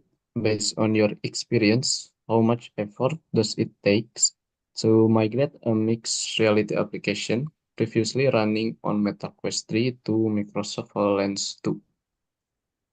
Okay, I will answer about that. If the mixed reality and MetaQuest 3 can build with any method, from the one time I know is both of mixed reality and MetaQuest can both build with Unity. If your application is built on Unity, there is not too much effort to migrate, because the application is built on the same engine Unity, and Unity both have a plugin to mixed reality and the MetaQuest. So depending on the engine to build, the application to build, we can say if the application or engine you use to build a mixed reality application is support both of MetaQuest and HoloLens, the effort is not too high. But if the engine to use is only exclusive to MetaQuest, or the engine is exclusive to mixed reality, there is so much effort to convert them because the engine is different. Okay, there's the answer. Thank you. Okay, thank you very much for the answer. I hope it satisfied the questions. Okay, maybe for the last question, I'm also curious, Mr. Fitra, is there any reason or advantage in using Microsoft HoloLens rather than different mixed reality such as Apple Vision maybe, or other mixed reality headset? What are the key advantage of Microsoft HoloLens? Okay, thank you for the question. Maybe the one of advantages Microsoft HoloLens and then any other mixed reality headset is, or platform, is the spatial mapping capability is much better than the others maybe. So if you see my video there is a trash can and people throw a ball, the ball is not physically stored to the table, not Yes. thrown down. So Yes. there is some of the capability. By the way, the device using is HoloLens 1, so HoloLens 2 will Okay. have a better spatial mapping capability. Okay. Okay. Thank you very much for the answer. Maybe that's all for the Q&A session, Mr. Fitra. Thank you. I'll wrap the presentation. Thank you very much. Okay, we are now entering our last session of our workshop. We are originally we're planning of a discussion. We're entering a discussion place discussion time, but I think all of the question has been answered. and we can conclude our discussion time. But if there any other maybe topics or still unanswered question, maybe we can continue on the discussion on that topic. Does anyone wants to discuss something or raise a topic? If not, then I will conclude our workshop for today.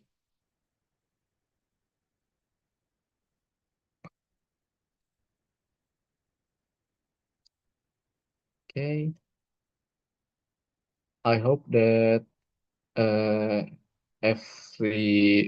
everyone's question has been answered satisfactorily, and there aren't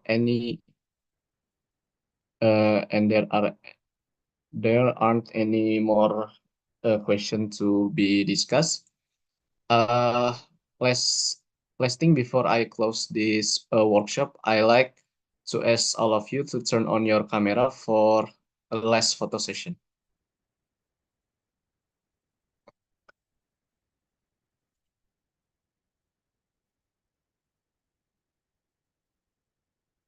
Okay, I will wait a bit more.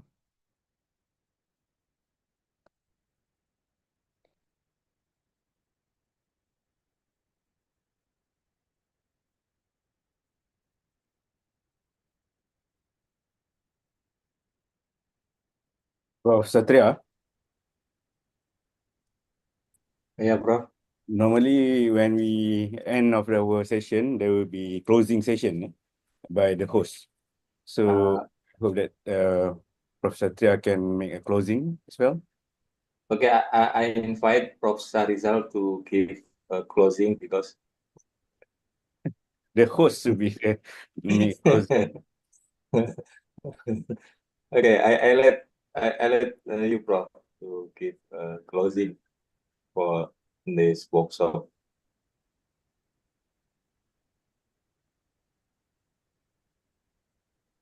Okay, before closing, I will take the photo session now, starting from the first slide. 1, 2, 3. Okay, on to the next slide. 1, 2, 3. Okay, for the rest of the slide.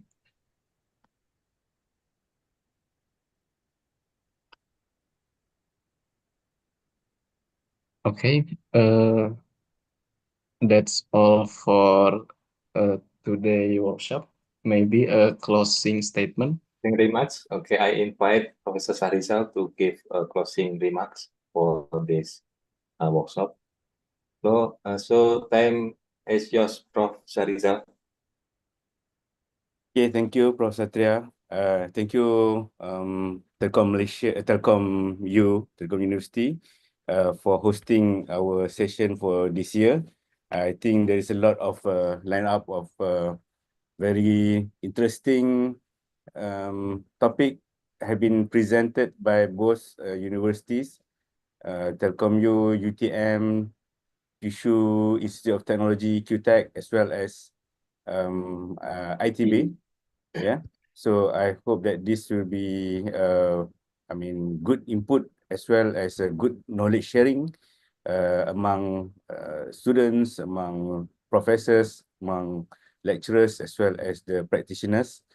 And I would also like to invite for those who want to,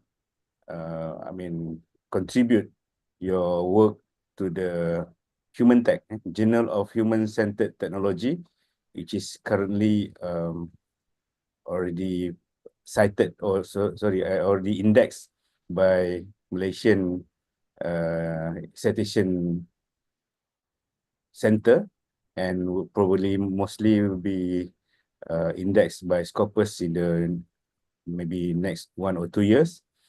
And hopefully, we also would like to welcome everyone to join our collaboration with something related to the metaverse, AR, VR, extended reality, digital reality, and digital twin, whatever terms that we use.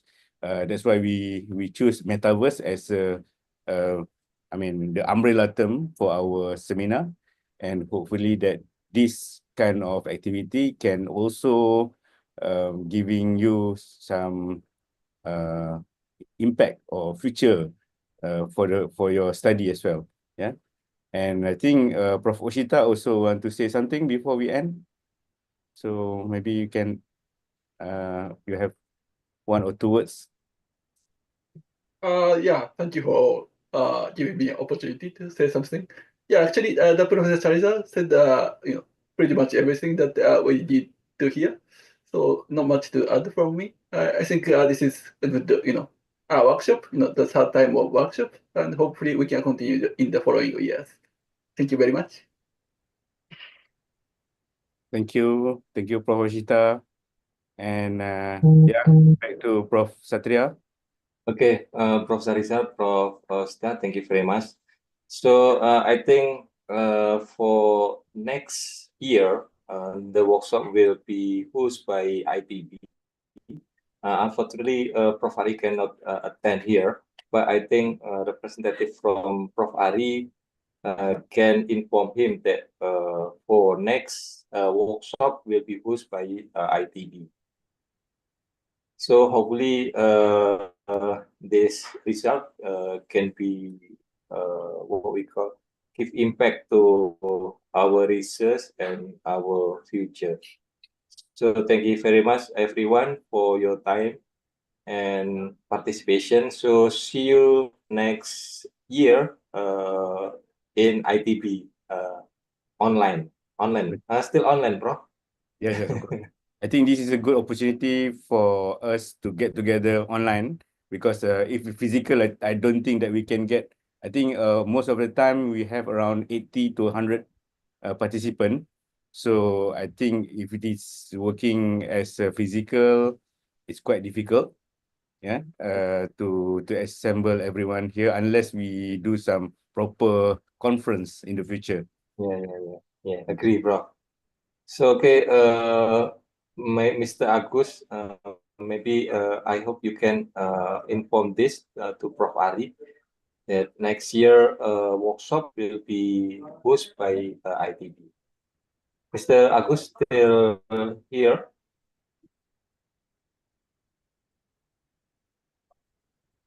Okay, maybe Fitra Fitra Disa can inform that next year to Dr. Ari ya. Yeah. That next year workshop will be hosted by ITB. Thank you, Fitra ya. Hopefully we can collaborate further for next year workshop. Thank you very much. Yeah, thank you very much. Hey everyone, thank you. See you soon. Bye-bye. Everyone, thank you. Okay, thank you everyone. Bye-bye. Thank you. For Bye-bye. for the recording, there's on YouTube if anyone want to see it again. And for all the certification, it will be sent via WhatsApp group, or for those who didn't join, it will be sent via email. Thank you everyone once again, and have a nice day. Thank you. Bye-bye. Assalamualaikum. Bye-bye. Thank you everyone. Thank you all.